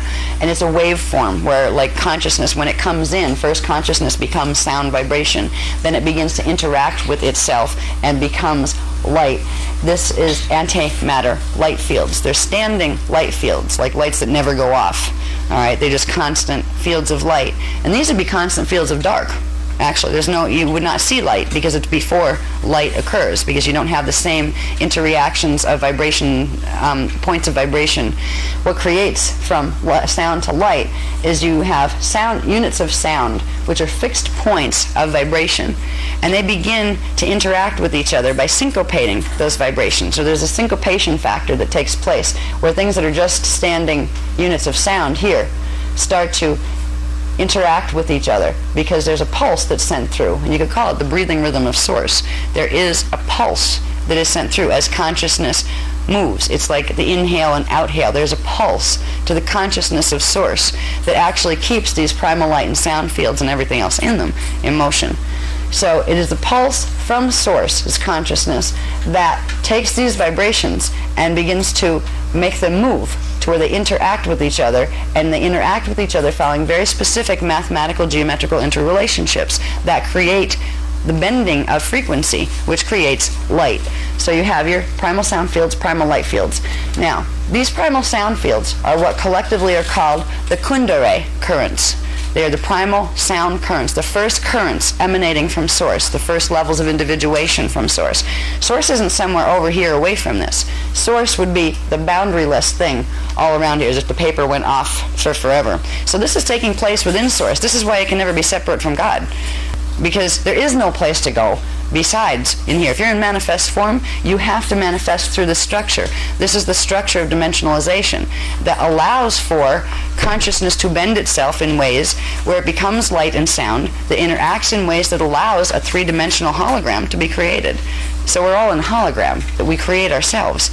Now, we are in our at one with source all the time. There's always a part of ourselves that are here, up in, beyond, before sound. There's always a part of ourselves here in the primal sound fields. That part is called our ascended master levels of self. There are 3 levels of that. And they are existing with us simultaneously. This is why any systems out there that teach you to follow and give your power to somebody else because they're more important than you. Now, there might be somebody that has learned more and grounded more information here than you have right now. But we are all equal when it comes to this, because we all have these simultaneous stations of identity. Even once upon a time, the fallen angelics, they have their levels up there. What they have done in the Phantom Matrix is sever their connection down here at D11. So they cannot access those primal sound fields or the levels of consciousness that go with them. And it's a distortion in consciousness that makes them feel very alone, so they try to take energy from everything, other systems, because they feel they don't have any, because they feel they're not connected. This is with people that have the 12-strand template. What it means is you have the ability to, you're down here in these dimensional fields, to have these currents connect through the primal light fields and into the primal sound fields, which means you have the ability, if you activate it in your templates. Now, humans on a 12-strand can bring in 12 dimensions of consciousness, one for each strand template. Okay? Indigos, if they have 48 strands, can bring in the whole thing from the acadic level down. Indigos that have, I think it's 37 down to something or other. I forget what the numbers are. I haven't taught that yet, but basically 24 to 48 strands will take you from where you can go through here or up through there. It means you can anchor that consciousness in the body if you choose. Also means you can run that consciousness, that frequency, into the planetary grids. All right, this is what we're going to be doing. What indigos are going to be doing in roundtables is running that whole current of energy. What 12-strand humans are going to be doing is running their D12 Maharata current. Because when we look at the dimensional structure, primal sound fields, primal light fields, then we get into here, dimensions 12, 11, and 10. That is density 4. It's called pre-matter. That's the divine blueprint.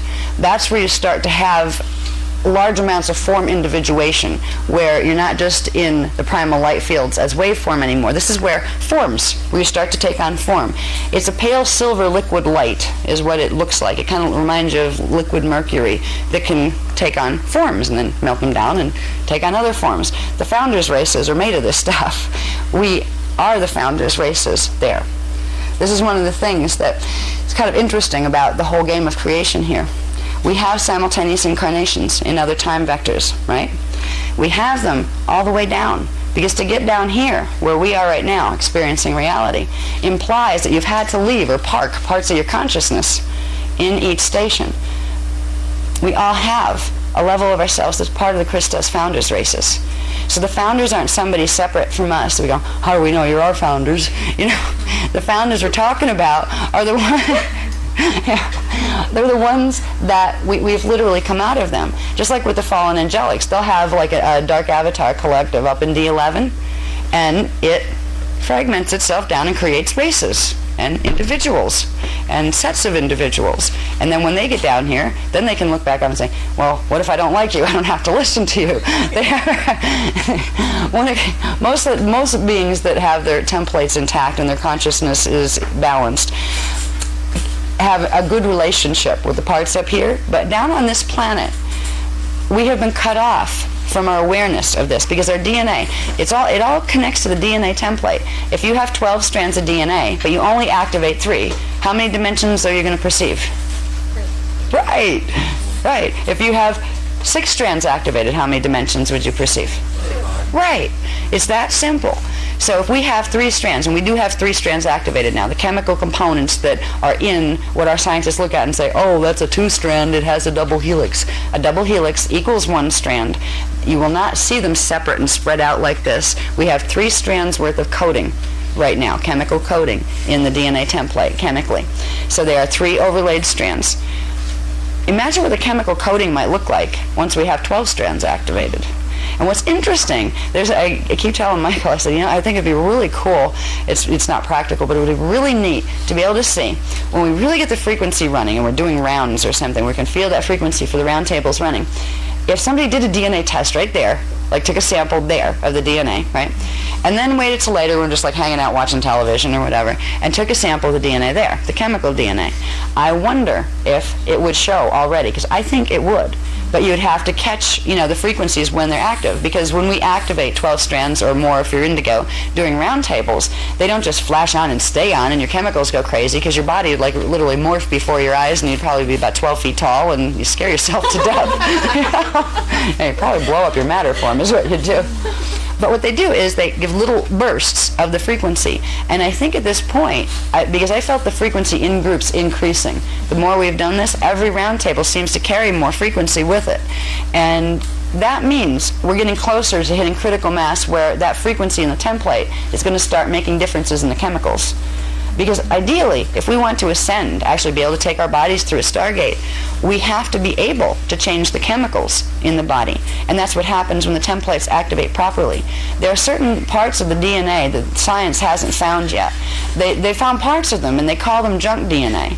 They have what are they called? Intron sequences, I believe, they call them intron sequences of DNA. They're dormant sequences. They don't produce amino acids or protein bases, so they're considered junk, like they're not doing anything in there. These have a purpose. There's also spacer DNA, and it operates, it's the same type of thing, but it's between, I think, different genes where the intron sequences are within a single gene. They're these blank spots, literally like blank spots in a pattern. And these blank spots, if the DNA is working properly, do stuff when frequency hits the DNA template. They would create certain chemicals that would bring into life something called the turnstile DNA sequences. Turnstile DNA sequences emerge as chemical changes within the hydrogen bonds. Now, DNA strands have, one helix, then another helix, then these little ladder rungs that go across. The little ladder rungs are held together by hydrogen bonds, hydrogen atoms that are bonding them together, and it's a very weak bond. When the body begins a transmutation process, those hydrogen bonds start to change. The hydrogen atoms start to become something else, and they literally, another sequence of DNA chemicals comes into activation. They're called turnstile DNA, because it allows the body the chemical realities that allow it to switch time vectors, because that's what your body needs to be able to do right now. It's phase locked into the timeline, which is a rhythm of frequency pulsation that goes with the Earth. So when the hydrogen bonds in the DNA begin to change, they create a substance called celestylene, which is an element that our scientists don't know about because they haven't seen anybody turn on their turnstile DNA.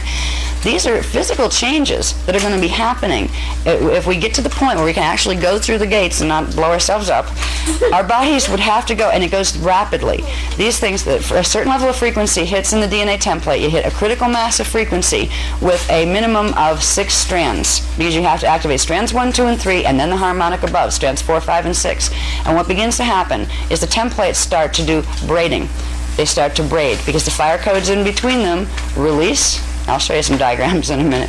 The fire codes release, strands 1 and 2 braid, strands 1, 2, and 3 braid, and they progressively braid up to the next level. This creates the turning on of the turnstile DNA within the hydrogen bonds. And that begins a chemical change in the hydrogen bonds that sets off chemical changes within the whole DNA chain. These chemical changes begin to affect how molecules themselves, how atoms start to behave. There's a fascinating process by which the protons that are inside of a nucleus and the electrons that are outside, the electrons actually reverse polarity, turn into protons and pull into the nucleus, and we begin to fuse with our antiparticle double. Literally, where they are and where we are, which is 45-degree shift and 90-degree shift in angular rotation and particle spin, our particles come together. And it creates, literally, hyperspace of the particles. There's a little bit of stuff left that can't make the transmutation process. And all of these things are set in motion by the DNA creating the chemical celestylene. Celestylene begins to change how all of the chemicals and hormones in the body work. It starts to change the way the thyroid works. It changes the way the brain works. And it allows for the body matter to go through the process of shifting timeline sequences. And it happens like that. Gosh, in the old days, we used to be able to literally, we knew where the portals were, oh, bye, boom, and you pop up someplace else. It was that fast. Your body would literally turn into a flash of light, and actually it turns into sound. This is called going into Merkaba. Okay? Where the Merkaba vehicle fits in is these are the energy fields that your body literally turns itself into to get itself from one space-time place to another. So there's a whole fascinating process that we go through as we progressively work with these currents. How the DNA activates is the templates get hit with progressively higher sequences of frequency in the right order, preferably, because if it's not in the right order, that's when you can get hurt. That's when people run Kundalini energies and they don't do it the right way and they don't clear the DNA template. They can have horrible experiences with it. our programs make sure you understand, first of all, what a Kundalini energy is, what it's connected to, realizing the DNA template has to be handled with the D12 frequency, or it's not going to be clear enough to run Kundalini. Now, these are the currents, the frequency currents from the primal sound, primal light, pre-matter fields. Down here you get into the etheric matter fields, semi-etheric matter fields, and down here are the matter fields that we're in. These are literally frequencies of energy that progressively activate in the DNA template, that once the critical mass of them activates, that level of the strand templates will activate, and then that level of the turnstile DNA will turn on, and that will affect that level of the hydrogen bonds. So there's a whole process. It's not like you have esoteric over here and physical over here and there's nothing in between. They go very much together. This is part of the missing links that are in a lot of metaphysical teachings. They'll make all sorts of promises about God and ascension, and if you're good and you do certain things and follow this book or that book, you're going to get to heaven.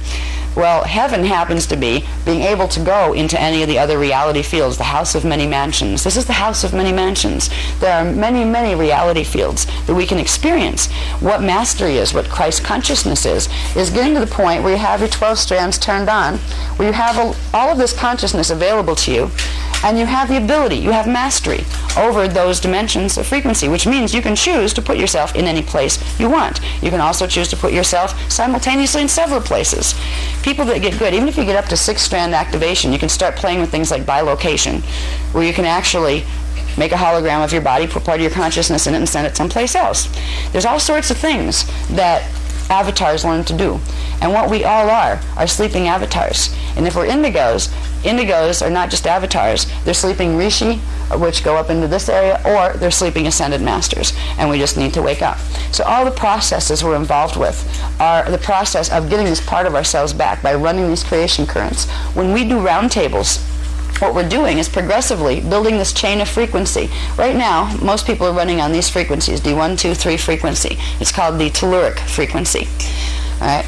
There's another set of currents here that are called the duratic currents, which are the dimension 4, 5, and 6 currents. Most people don't have those turned on at all because their DNA is not activated to the 4th or higher strand. Then up here you have the toric currents, D7, 8, and 9. These are the currents when we teach Cathara healing. We teach you to run frequency. We teach you how to open the seals in the body so you can get these currents in. Every healing system on the planet right now doesn't do that. What they're doing is using the telluric currents down here. So they get moderate effects, but you're not going to get permanent and lasting effects. The reason we can use these higher currents is because we're using the D12 frequency now that it's available on planet. We can use that to release the seals in the body that allow the frequency to come through. When we do roundtables, we are creating a pillar. Each one of us becomes a pillar of light and sound. And that's what we leave behind. After we leave a roundtable, like the roundtable you did this morning, now you may not see anything out there on the D3 level, but if you looked at it from D6, or if you were looking at it from, say, the astral plane, it would look like, literally, the design that you see on the little diagram that shows the little circles, the geometrical shape. You would see pillars of standing light left where everybody stood. Yeah. And what those pillars do is they don't just stand there on the ground, they go into the ground and they connect into the Earth's core. And they send frequencies out and make all sorts of little tiny tributary lines out into the grids that they're connected to. Now, if you were running reverse current, like the people who are being trained in the Anunnaki mode are doing, what your pillars of reversed light and sound would do would go in and trigger activation of their APIN systems. What our pillars do is they go in and trigger activation of the APIN systems and the natural seals. So actually the seals start to release, they help us to activate our seals, we run more current, and it helps the seals to release more, and we get to balance the frequency by doing it. We're doing major work with energy when we do these roundtables. It was kind of funny because they just gave us these technologies not too long ago. It was this year that they gave them to us. On the roundtables, is it better to keep moving them out of people's homes? Or can you keep doing it in one spot? Actually, it's good to move them around too, but I remember times when we used the round tables. They have like kind of postcard memory snaps from when we used to do them. And there'd be thousands of people doing them. It was awesome watching like a field of like 5,000 people doing sets of round tables all together. But we would do them very often all in the same place. You don't have to, but you keep building and building and building. If we wanted to set areas where, say, we wanted to be able to take a whole bunch of people through that might not have the DNA activation level, where they could normally go through, we would create a really strong field. And it creates like a Q-zone field, but a major one. And it would create a support field for people. We could then take people through that didn't have DNA activation. They couldn't stay, but they could like go in to visit inner Earth or something like that. In the old days, before they had to literally shut down the portals to inner Earth because they were being invaded all the time by the fallen angelics, we would do things like this. Round tables had very, very practical purposes. It's kind of funny. It reminds me of the idea. I saw a little film one day about a guy who was living out on the land, and he made his own electricity. And he made his own electricity by sitting on a stationary bicycle and pedaling away and pedaling away. And if he did this for so many hours a day, he'd generate so much power that could be stored, right? Well, in the old days, we didn't sit on bicycles and pedal. We would do round tables every so often. And what it did was there was literally a global network of electricity that it works different than the electrical currents do here. We were able to generate a standing field of electricity that could be drawn on. You could literally use there were times when if you needed light, you would simply either pull it from inside of you and pop it out and have a little light ball or hang one out in front of you, or you could literally run systems. We didn't have light bulbs in those days. We didn't need light bulbs in those days because you could literally fix pillars of sound that would bring in as much frequency as you wanted from the standing light field that was created in the atmosphere. So we would literally do round tables, just like you have generation plants that burn coal and stuff it was just us. We would simply do our dances every once in a while, and you have a big group get together, and they would do it, and it would poof, and it would like leave a whole huge amount of energy that could then be directed through crystalline technologies into usable energy forms, free energy forms. So when we do round tables, this is just the beginning of an awesome, awesome level of technology, a technology that is a Christos technology, that doesn't require artificial things that mess up other things without knowing it. It's a natural technology. It's also the way that eventually we will be able to evolve ourselves back into what we originally were. The angelic human form was an immortal form. It was not a form that death was natural to. Death is not a natural condition for human bodies. Human bodies have 12-strand minimum DNA templates. Anything with 12-strand DNA template is meant to ascend. It's meant to take its body out of here when it's done. We've been stuck here for so long because the grids have been messed up, which messed up our DNA in our bodies. So there's a lot of exciting stuff. We learn scary stuff about, oh my God, the Illuminati's doing this and they're trying to suck us into these two black holes, and it's like really right down to the wire right now. And it's like, yeah, it is a crisis situation. But we have the answer to the crisis, so it's not a crisis where you have to go collapse and get really scared. You need to take it seriously, or then you might have to go into the other reaction because nobody will do anything and it will not go pleasant. But there is a huge amount of data on the other end of this, that once we get through these challenges, there's no turning back once this stuff is released on the planet. Once this knowledge is out, whoever's left standing is going to be able to learn it. And this is the kindergarten level. Right? We can do amazing things with it. So there's a lot of happy things to think about too, as far as what we're moving into. When we're working with the techniques, with the symbols, we're working with these frequencies right here. We're building that bridge. When I talk about the Antankarana, D9 down to D1, that's the Antankarana right there. It's 9 dimensionalized levels of frequency.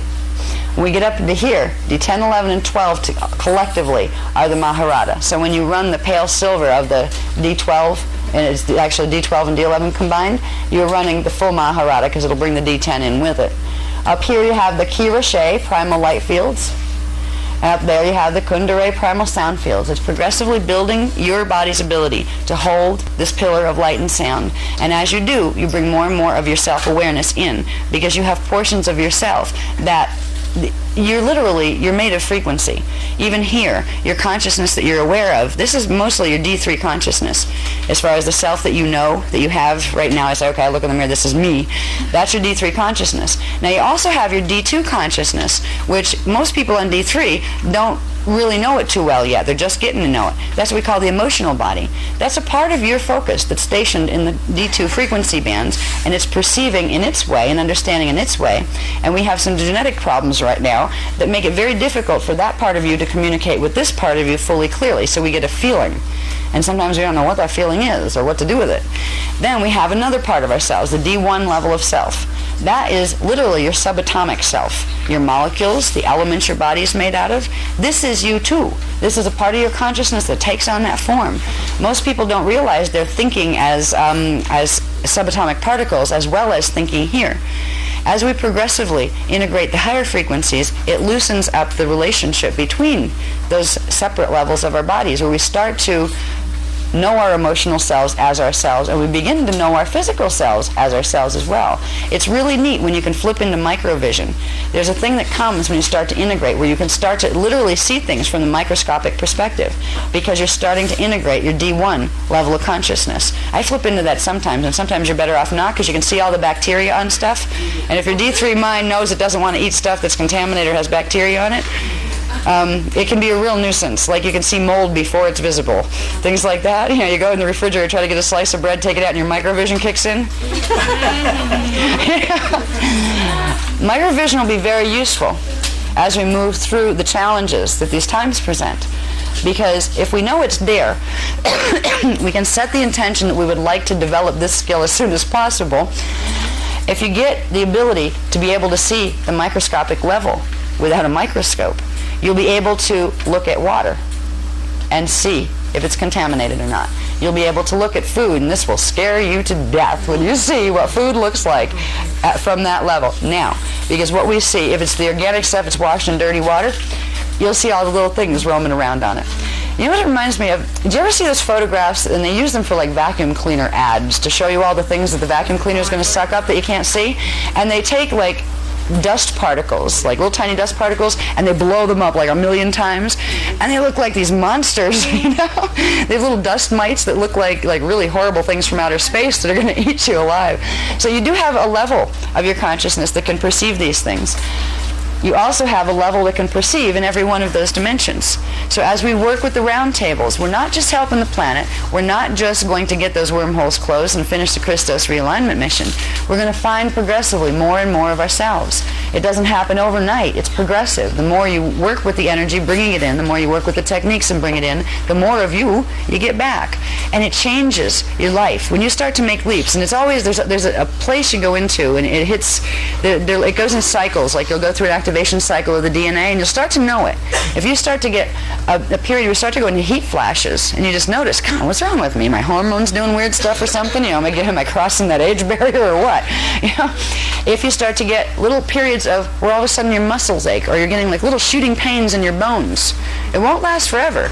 Now, there are other periods where you're clearing Jehovian implants before you have the things to release them, like Michael and I have been doing, especially Michael. And this is really hard. You know, you will feel pain in those areas.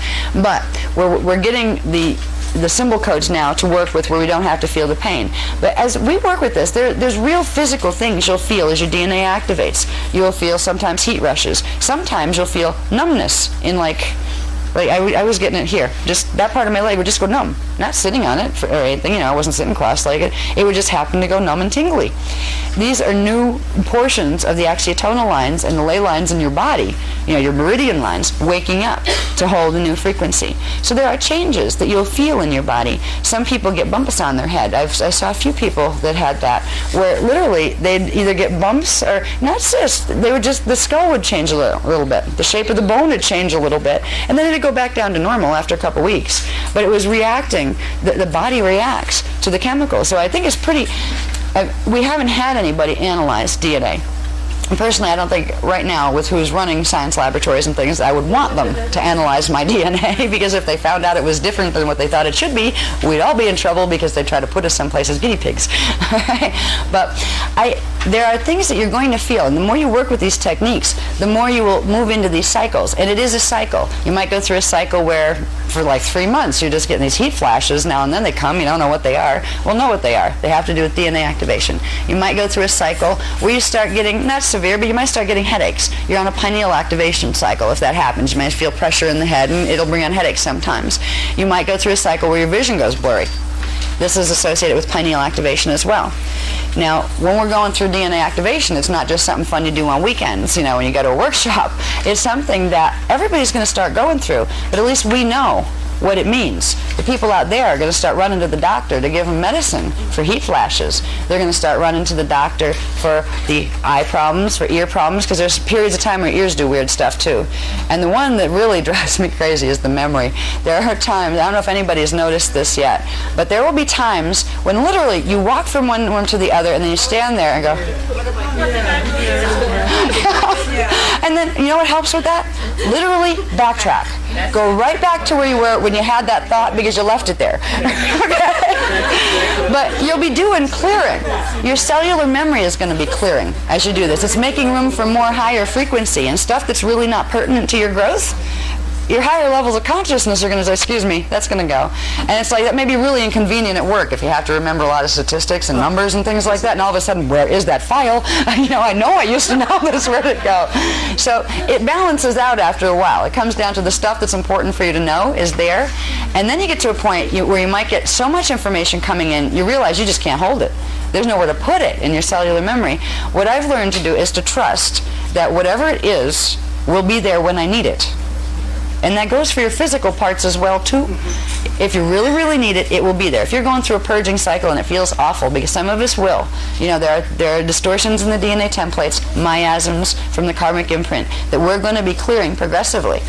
But if you can realize that even though you're going through a yucky cycle, there's another part of you that knows exactly what it is, even though at that point your head is probably, where you get, if your body's doing stuff and it doesn't feel good, it tends to drag your emotional body and your mental body right with it. Because I'm sick of this. Get me away from this. And you just want to go around, and bite somebody, mostly yourself. You're like, geez, get me out of this body. If you can realize at those times, there's a part of you, your soul level, your oversoul level, your avatar level, that understands very much the discomfort you're going through. It's doing its part to help you get through this as comfortably as possible. And even if you lose focus and it made sense to you 2 weeks ago, but all of a sudden you don't know what the heck you're doing with your life and you don't know what to do and nothing just seems to work and you just feel like you're not connected to anything, that's a shifting place here. You're moving into a higher space, and your avatar self already knows that. So it's comforting to know that there's some part of you that already got the plan. All right? Even if you don't know what you're doing, that part of you does, so you can trust it. Right? These are things that are like survival skills when you go into rapid DNA activation. And right now is going to be very interesting, because this is one of the things I wanted to get to is rapid DNA activation. We are going through, I'm going to do the seals first. This is, you have these in your books too. This is what took me forever to compile. This is one of the charts that took a long time. This is a place that talks about the planetary seals. Okay, this is a diagram that puts it all kind of in one place for you. You can probably read it better in your own books, because the print is offset from the one behind it on this. And I don't know what page it is, because these weren't page numbered yet. Page 4? 4. Okay. Can I just ask you something? You're talking about you're losing your memory. I've had so much of this happening where I'll put something down and I'll go back and it just will not be there. I will rip it apart. The next day I wake up and it's sitting in that spot. What has been happening to me? That's more than memory usually. It's happening so much this year that she thinks we're shifting. I don't know. I can't explain it, but I'm not losing my mind. No, you're not. You're not the only one that has that. She was just describing an interesting phenomenon. I was wondering if it had to do with memory or what. She said it's happening so often these days that she'll put something down and then go away, come back, and it's just not there. But then the next day it will be. I think it jumps dimensions. It does. We're going into dimensional blend now. As these stargates open, we're starting to interface with what are called probabilities, probable reality fields. And there's all sorts of strange things happening. Sometimes, depending on what the frequency of the thing is that you put down, it went somewhere else for a while. And then it came back, literally. But if that shift, I'm not shifting. Well, you're kind of both shifting. Okay, you go into a space of frequency, and it's in a space of frequency, and you're both changing frequency, and you literally move out of each other's perception for a while. And then you go back into the same frequency again, and you're seeing each other again. It might be an object you put down on the table, but it also might be a person. It may be Half a planet's worth of people. My children? They usually come back. Part of what we're going to be seeing as we move through this is something. It was very good that you brought up that example. Part of what we're going to be seeing as we move through this stellar activation cycle, particularly if it goes well, because if it doesn't go well, we're going to be so distracted by the mess that's falling apart around us that we're not going to have much time to enjoy the strange scenery that happens when stellar activation cycles go normal. There's some really interesting things that happen. Now, what we're going through is literally the planetary grids. All of the planetary grids aren't going to be able to make the full shift. That was known in 22,326 BC. That's when the original, what was called the Bridge Zone Project, was created. The Bridge Zone Project has 3 time vectors. That means the planetary shields are literally going to separate into 3 different areas of frequency, which is 3 different time cycles. There's a part that we can't stop from going into phantom. It's connected to the part that's already in there. There's a part that's going to do the blend or anchoring through the 4 faces of man grid to the inner Earth time cycle, and there's a part that's going to link to the time cycle of this planet, but on its next harmonic up, Terra, but in the Miage time vector, which is a time vector where everything has gone all right. Their history line is different. So we're going into a position here, if this works, called the Bridge Zone Project, with 3 tracks of time. Right now we're on 1 track of time, and as we move through now, it's supposed to be between now and 2017 was when this was supposed to go down. The 3 vectors were going to separate. One was going to go down in frequency in the phantom. One was going to go in the middle frequency band, where we would begin to interface with inner Earth, and the portals would open and we would realize there's whole civilizations here and we'd start to learn a lot of stuff. And then there's another one that would go into the Miage zone, which is another time vector that pops in and out of this time matrix. What's going to happen, what some of this will look like if we get far enough, which I'll say when we get far enough, because I'm not going to leave if as an option. When we get far enough into the transitions that are taking place on this planet, there's literally going to be things that disappear permanently from each other. There are going to be groups of people, depending on where your DNA is activated. Now, the more of us that work with the really intense techniques to get our DNA activated, we're helping everybody else. There is a chance that most of us could shift into the bridge zone, where we won't go into phantom, and there's only a few of us that once we get everybody into the bridge zone, then we'll go on to the next one, because that's a little higher frequency. That would require activating the DNA, I think, to full 12 strand to make a full leap to stay up in the Miage vector. So there's literally going to be 3 reality fields that have been running together. Now, reality fields are composed of molecules that take on the form of things: people, plants, rocks, all that kind of stuff. All right? These fields are going to separate, and we may begin to see, even in the biblical story, it told you that certain ones would literally disappear as God took them up. Actually, they were talking about the team that's going to get hijacked by Jehovah, but the concept is true. All right, the concept in a stellar activation cycle that if there's a huge difference in the frequency levels of the people on the planet, which means a huge difference in their DNA activation levels, they will literally go in to 3 different time bands, 3 different time continuums. And what we may begin to see, and people are seeing it already, where certain things, like as you said, I put something down, I go away and come back, it's not there, then the next day it'll be there again. You're seeing the oscillation in frequency. You're literally, those timelines aren't fully separated yet, but they're starting to. So things are falling into this one, but then they come back in when you get into alignment with them. The whole planet's going to be going through this. So if you start to have weird things happen, like things disappear, and then come back again, and you didn't do it. I've had stuff appear someplace else. It is. Yeah, what's going to be really freaky is when buildings start to do it. When what? When buildings start to do it. That's when it's going to get really interesting, because when you go through the full, when it really starts to separate, you're literally going to see that. Now, some of what you will see is buildings disappearing like the trade centers just did. It will appear to have an outside cause, and it does. But it's also about timelines separating. All right, so there are cover events that we will see that cover a lot of this up.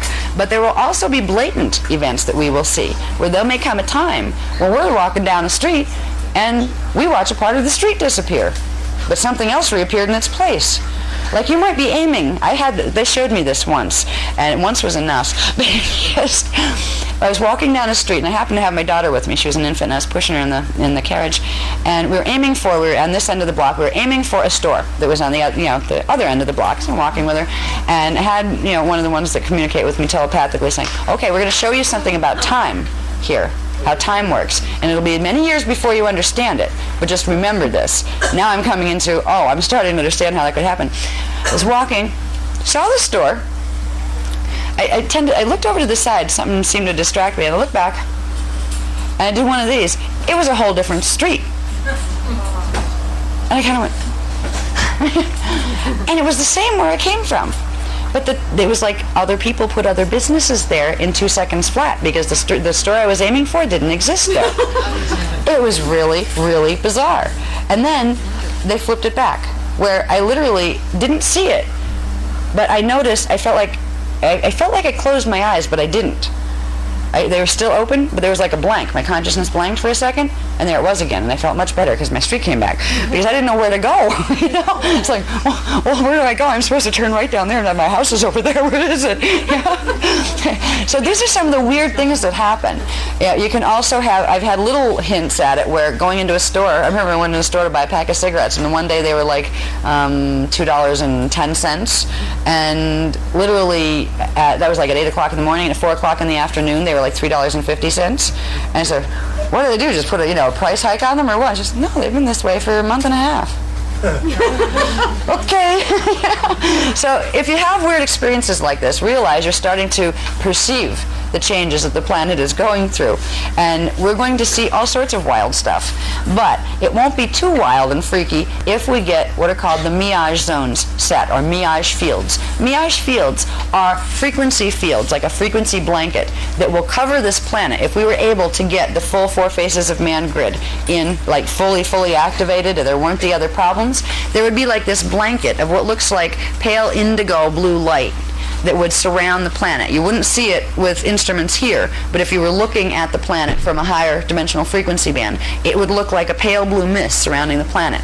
That is a Miage field. That is the frequencies that are going to be generated by plugging this planet's 4 faces in to parallel and into inner Earth, and then running the primal light and sound field currents. That will create that buffer around the planet.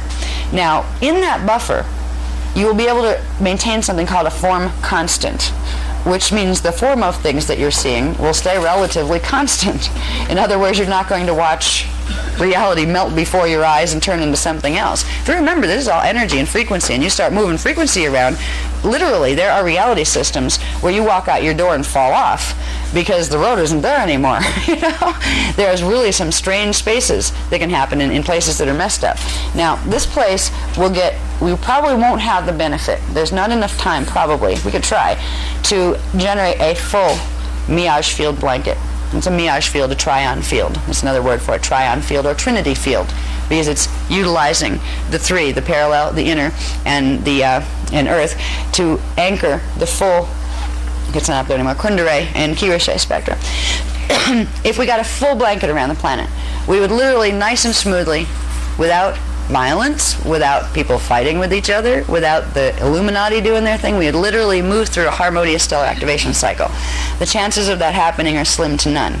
All right, what's going to happen instead is, if we're successful with the work that we're doing, we will build enough areas of this Miage field, the trion field, in certain areas. The areas that are able to hold it, it will be as if you looked at it from above, like a nice pale blue clouds were over that area, but then you'll have holes in those clouds, or over these areas, there's nothing.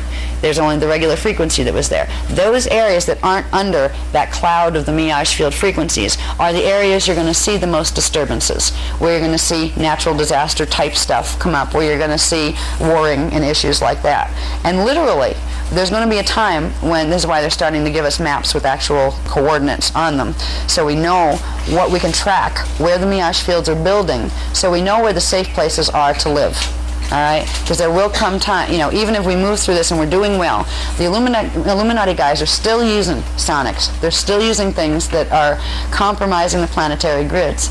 And even if we get those wormholes closed, which we're intending to do, they're still going to be, because there's so much of a frequency difference. We're not moving into stellar activation on a nice even keel. It's like going in on a tidal wave. There are going to be areas that are going to see disturbance. But if we do our job well, we're not going to see, the whole planet's not going to be like that. If nobody works to do these trion fields, the whole planet's going to go into that mess, because you have to be able to set the trion field, which holds the polarities in like a suspension field so they don't crash into each other and create messes. When we work with the techniques that we have, and particularly when we begin working with the Qveka code, this is going to create these in and around our bodies as well. So when the Jehovian implants start to activate, because they're activating in the grids, that field will purge it and heal it. When we get natural activations, even if we didn't have any yucky seals in our DNA, we still have some distortions in the DNA that we've had for thousands of years. They call it the karmic imprint. It's the miasmic imprint, where it's literally a physical construct made of Mayan units, which I won't get into now. It'll take too long to talk about. But when we activate DNA and when we integrate spiritually, in order to get that higher frequency consciousness in, it has to transmute those lower distorted patterns. So it will bring conflict up in the body. Sometimes that's expressed physically as far as illnesses that are there to purge out the distortion pattern. Sometimes it'll come up in the form of, mental issues or issues with somebody that was from your lifetime before, that you had issues to resolve with. When we use the trion field, the Miage field, with the body by using the Veka codes, it's literally creating a field that these things can harmonize in much better. So it will protect your health more, it'll protect your mental balance and your emotional happiness a lot more than if you don't use it while we're going through stellar activation.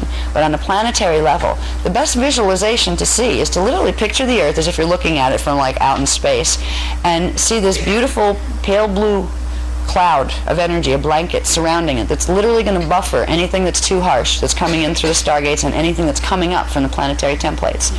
Okay? Now, we can all envision it being a perfect blanket, as if it all worked absolutely perfectly. We can hold that image, but know while we're holding it that it is an unrealistic outcome. It's a good objective, but where we are now and the amount of time we have to get that frequency field set, it's more accurate if instead of using visualization where you see the whole planet surrounded in this blue field, let the planet tell you where it's surrounded.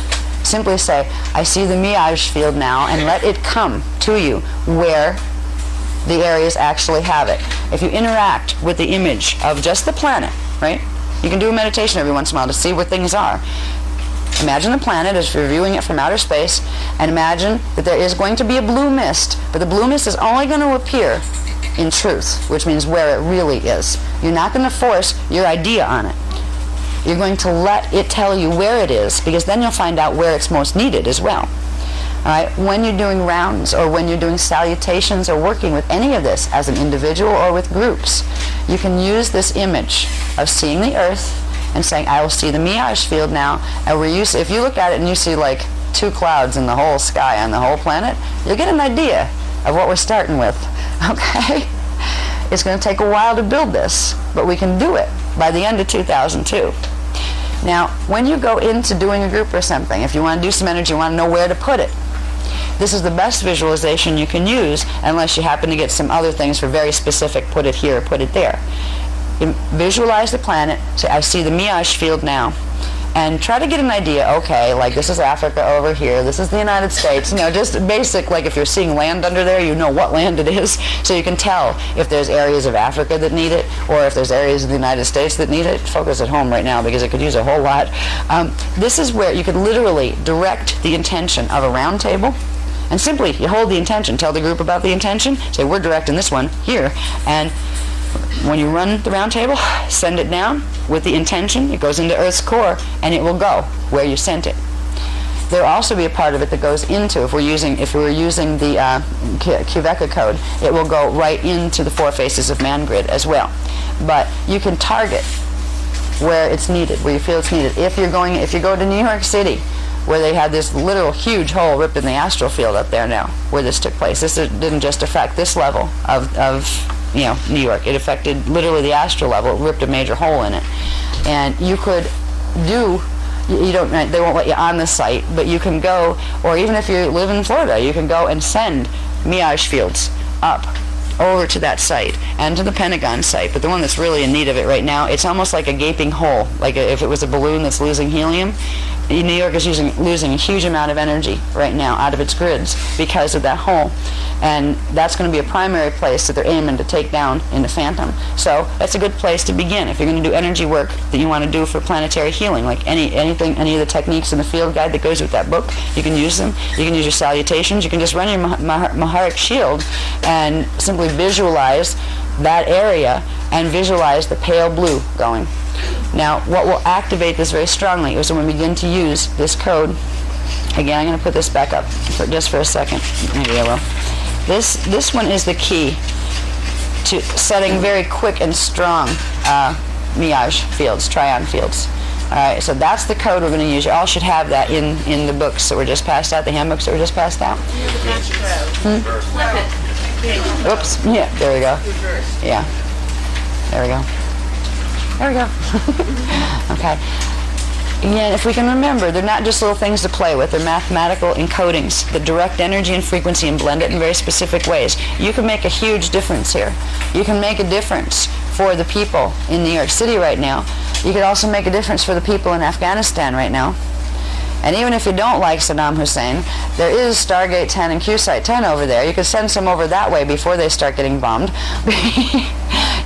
There's a way to target. You could target areas that really need assistance, and it will help you. The more you run this, the more you're building your own field. So it's like in helping others and helping the planet, you're helping yourself.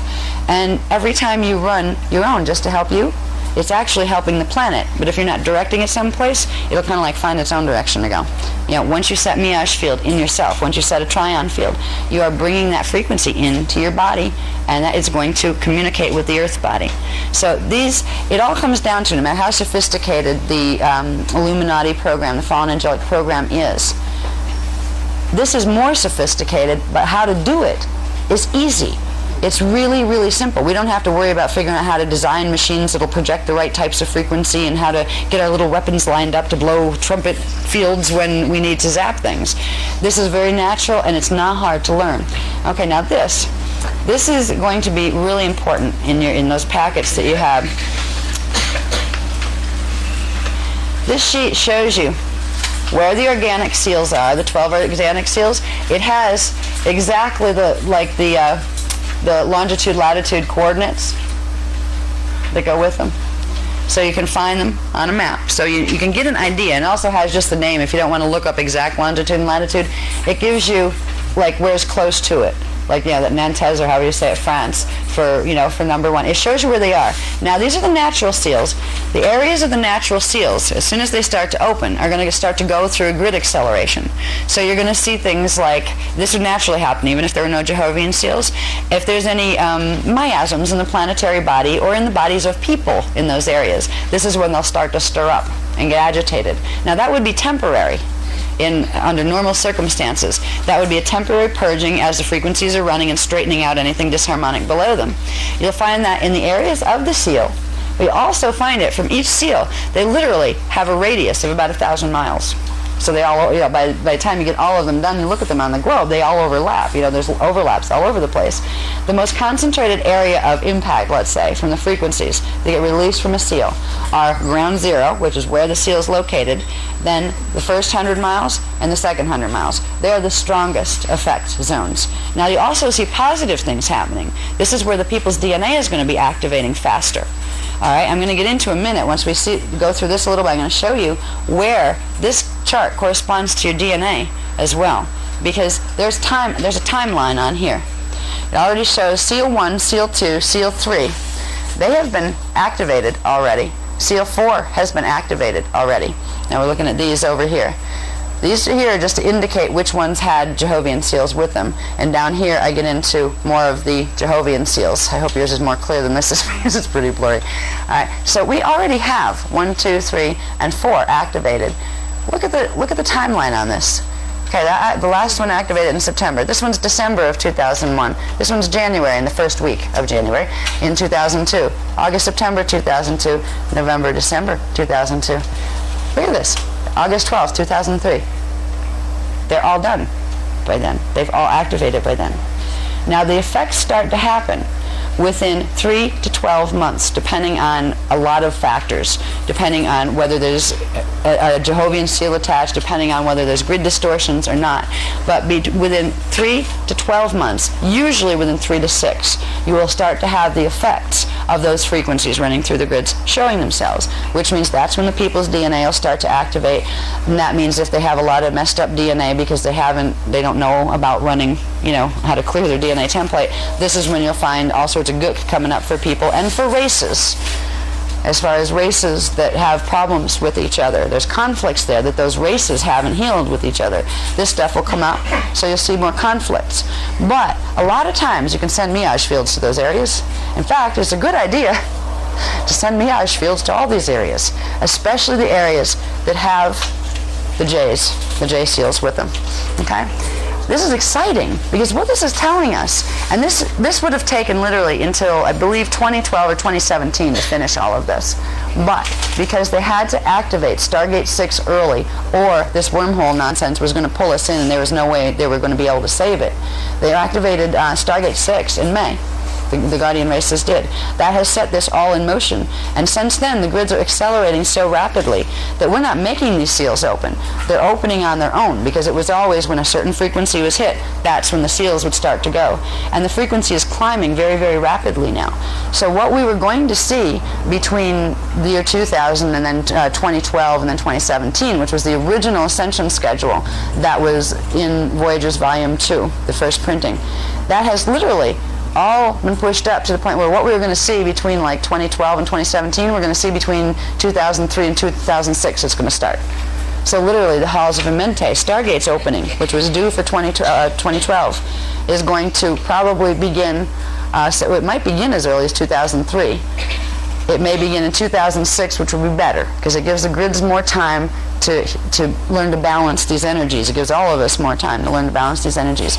The Guardians are going to try their best to modulate the frequencies here so that we don't have to have all of that happen until 2006, but there's no way they can hold it past then. They don't even think they can hold this accelerated activation even up to 2006. This is why. These are the dates. They couldn't give us these before because they were tracking the grids and finding out how fast they were increasing per day or per whatever before they could do a projection to tell us when the seals were going. And they've got the projection now, and it's going really, really fast. Okay? Now, the Jehovian seals are the problem. They're the ones, I'm going to have to move this up because I can't read this thing. Okay? Now, what's interesting is after we get to here, and if you notice, I have on those lists, the Machu Picchu in December, Lake Titicaca, Peru in January. These are our trips where we're going to the areas that we need to go to run the frequency of the round tables to stabilize and clear these things. These things are going to activate whether or not we go, but our presence there, running the frequencies the right way, will create a stabilizing field that will progressively help to not have these cause earth changes. Because basically what's going to happen is these seals open, even the natural ones, I know, as these seals open, even the natural ones would create some type of climate disturbance and sometimes tectonic disturbance depending on how clear the grids are in the areas. The grids are a mess on this planet. So if we weren't being given techniques to help stabilize this energy, we would be seeing all sorts of wild stuff whipping up. Storms, tornadoes, hurricanes, earthquakes, the usual bunch of yucky stuff. There's going to be volcanoes that are going off. I'm very concerned about the people in Mexico because they said 2 years ago that Popo was going to be one of the first to go. I can't pronounce the whole thing, but they call it Popo for short, and so do I. Yeah, anybody know how to pronounce that one? You know the one in Mexico. Popocatépetl, there we go. I'll remember that for about 4 seconds and then it'll be out again. So the work that we're doing is literally going to be able to change what would appear here if we didn't do it. If we didn't do it, we would be seeing a very dramatic and rapid increase of chaos. we would also be seeing things like, the federal relief funds that people, our country has, and like other countries have, their disaster relief funds, insurance companies, all of that. You would see very rapidly all of these things go bankrupt and broke because there were so many things that hit in so many areas and so many people that needed money and help that there just wasn't enough to cover it.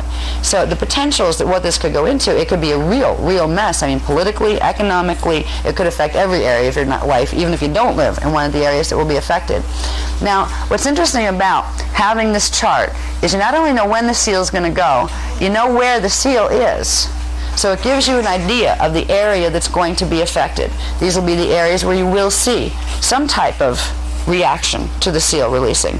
Now it may be a large one or it may be a small one, depending on how the grids are stabilized there. Number 1, 2, and 3 seals that are already released, which we should be seeing the results of, the beginning results of those when? May, June, July, August. As early as August, which we are already through. Okay, because anywhere from 3 to 12 months after the seal releases. So you look at those dates that are there, and 3 to 12 months after those dates is the time frame you're going to see, the effect of the seal. Some of them have already opened. We're already into that 3-month period, so, heads up any time now. Okay, when we get down here, what are called galactic and universal trinity seals. This is after the Earth's natural 12 seals open. These are ones that literally begin to open up, and these are the ones that make it possible to fully activate the 4 faces of man grid, where we can make those standing pillars of sound to connect the 3 planets then into the primal light fields and into the sound fields. These are the ones, the galactic and universal seals. There's 3 of them.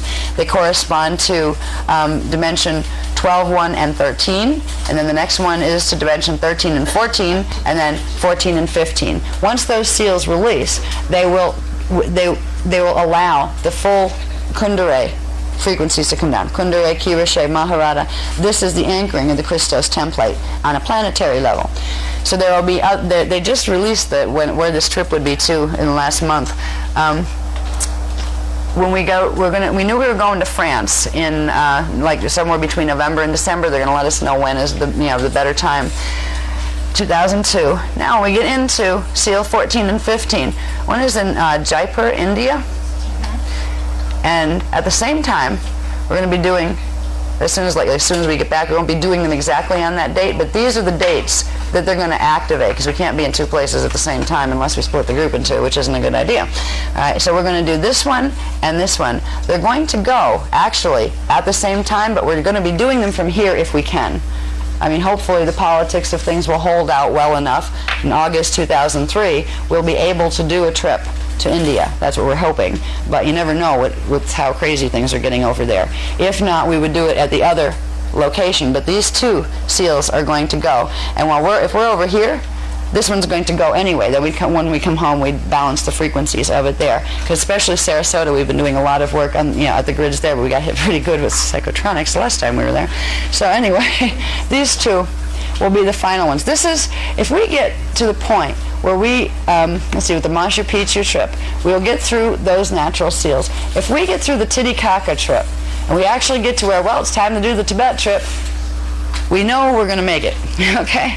It's what happens at Titicaca that's going to make the difference, whether or not they're going to be able to get the 4 faces of man grid activated. And if they can't, then there's literally going to be a different type of program set up that will teach us how to work with our DNA, and I don't know how they're going to arrange it, but I know there would be initial contact with group leaders. They would, you would be contacted, probably not by us. It would be, I have a feeling that IANI would somehow contact, the people who probably have soul contracts to be group leaders in that event, and you would literally be given instruction on where, when, and who you could get through.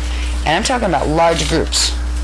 All right, the people that respond to this program, which is the Masters Planetary Stewardship Initiative, Masters Templar Planetary Stewardship Initiative, this long, people that are part of this program, people who decide that they want to become what's called regent consulates, they will be the first ones that, if it goes into Plan B evacs, they would be the ones that would be approached by the IANI in some form or another and explain what had to be done next. Which means we would get to see some interesting stuff.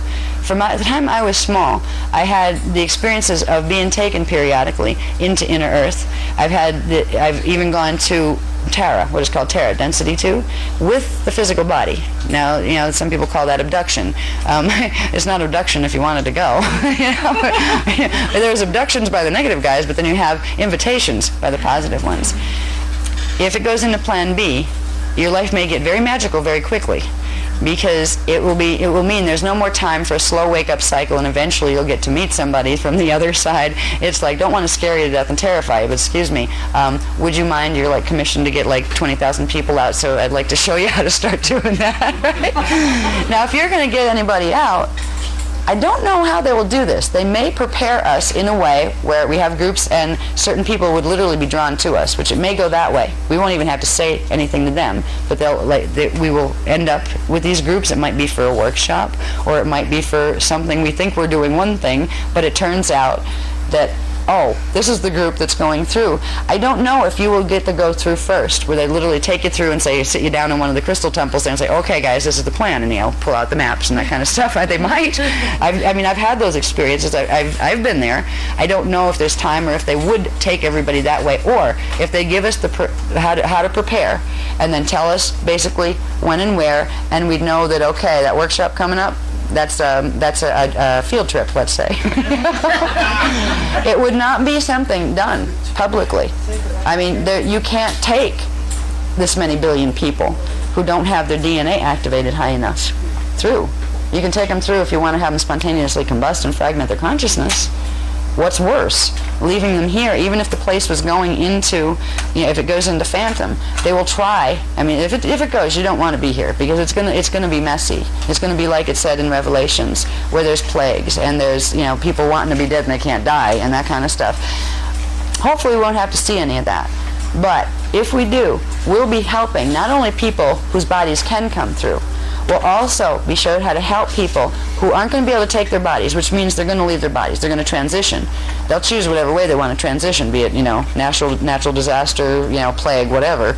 But we'll be able to help their consciousness through. I started get training in that without even realizing I was getting training.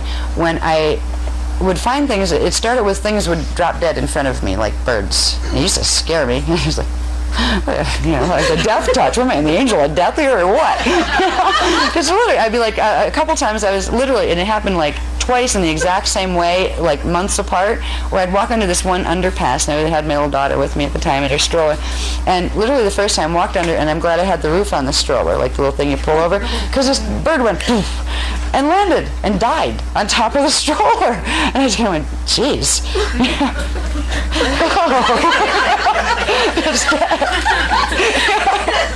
And then I realized I wasn't supposed to react that way.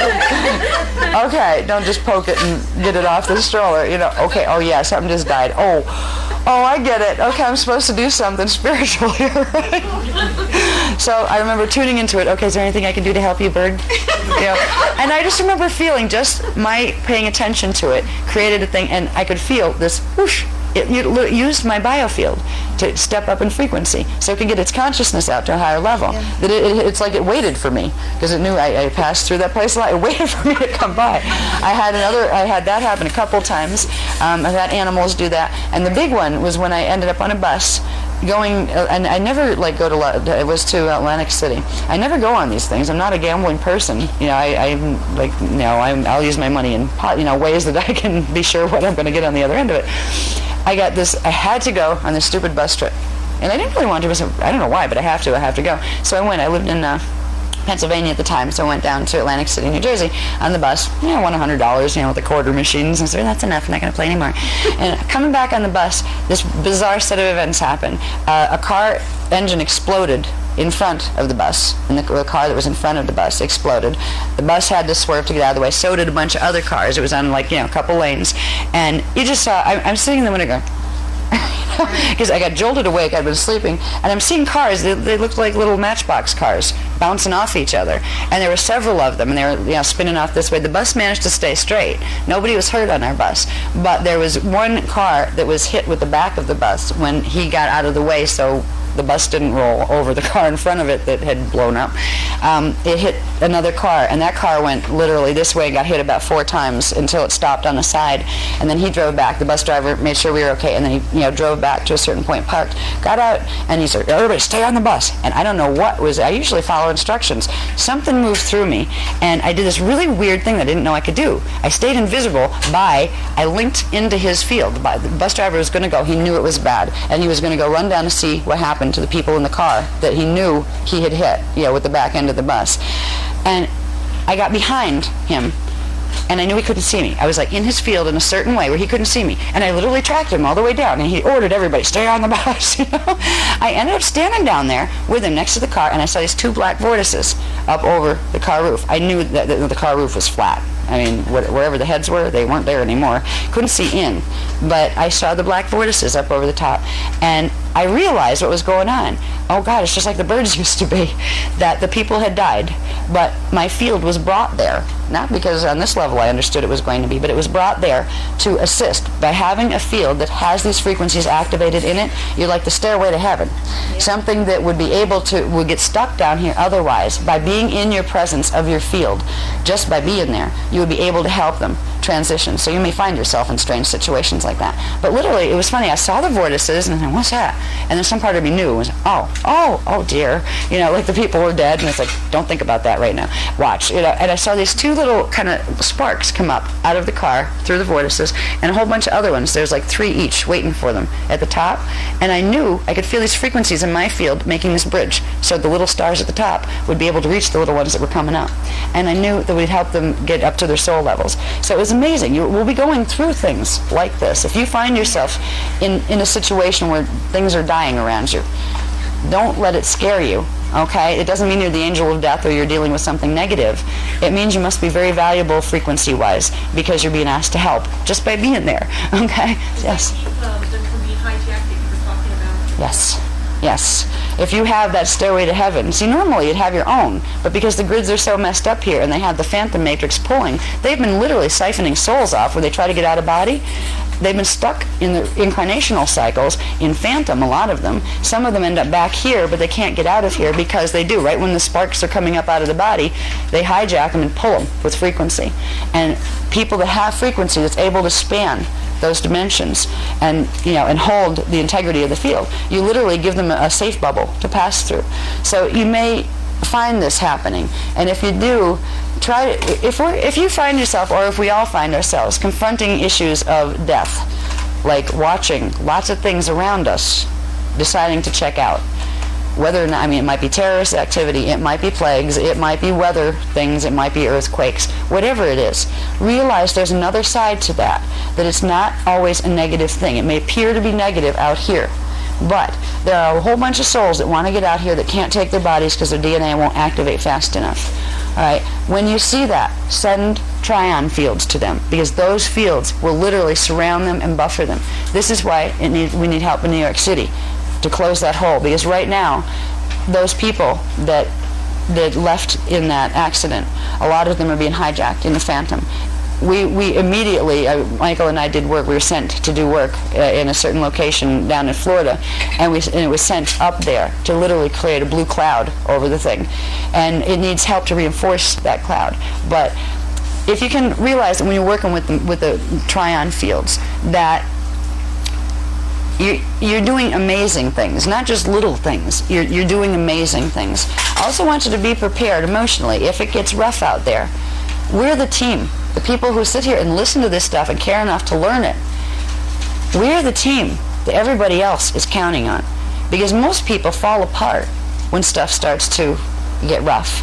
They fall into depression and they can't get themselves back out, and if it gets really politically unstable, things go absolutely nuts. You have people fighting with each other in the streets and looting. Look what they're doing in Palestine and Pakistan and all those places, and they happen to do it because they don't like Americans right now. Any excuse will do, I guess. We're going to be the rocks of Gibraltar, and it doesn't have to be scary, because you wouldn't have been drawn into wanting to find out about what this workshop was about. You wouldn't be associated with even coming into the frequency where you could look at this work if you didn't have what it takes if you didn't have an avatar that says, yep, I came to be there. That's why it ended up here. So what this thing, like if you don't save the whole packet or if you just stick it in a drawer, this is one of the ones you may want to keep out so you can keep track of what's going off when, or when you're watching the TV and you start to see storms brewing up someplace. Check it out. Does it have something to do with that? So you start to get an idea. You can start to get a feel for how fast things are going and what's attached to this seal release and what isn't. You'll be able to start to get a feel if you're in a danger zone. So if maybe it's a good time to leave or convince your family to go on a long vacation or something. You know, these charts will help you to do that because you will be able to chart the basic flow of action. Now there's another one that goes with this, the DNA one. Yeah, this guy. Backwards? No, that's forwards. All right. This is a diagram of a 12-strand DNA pattern, okay? That's in the Cathar manual, and I think it's also in the Templar book. But I've added some things here that are in chicken scratch right now because I didn't have time to typeset them. That takes forever to put these little paste ups on. But what I have added to this, these are the star crystal seal, the fire codes in between the DNA strands that I've been talking about. These are the DNA strands. Strands are numbered, and in between each, you have a fire code. Now, these are the fire code numbers. These were on the diagrams before. Okay, these are the fire code numbers. What I've added are the seal numbers. The seal numbers and the fire code numbers are different. Okay? The seal numbers mean when this fire code goes, this is the seal it corresponds to. That's the seal that's going to be releasing in the DNA and in the body. There's another diagram in there. It shows you the chakras. It's like a skinny body standing there with like the main vertical current and the chakras. It also shows you the star crystal seals. When these things fire in the DNA, that's when the corresponding ones that have the same, if you look at the frequencies involved, because again they're just numbered like I think star crystal seals. We didn't have the seal activation sequence then, so we just literally listed them. Yeah, I think one was probably the red crystal seal, etc. Yeah, it's on the charts. There's a chart in, I think it's toward the back of those books. But anyway, with this, I've also put the dates. All right. Now we've already begun this process.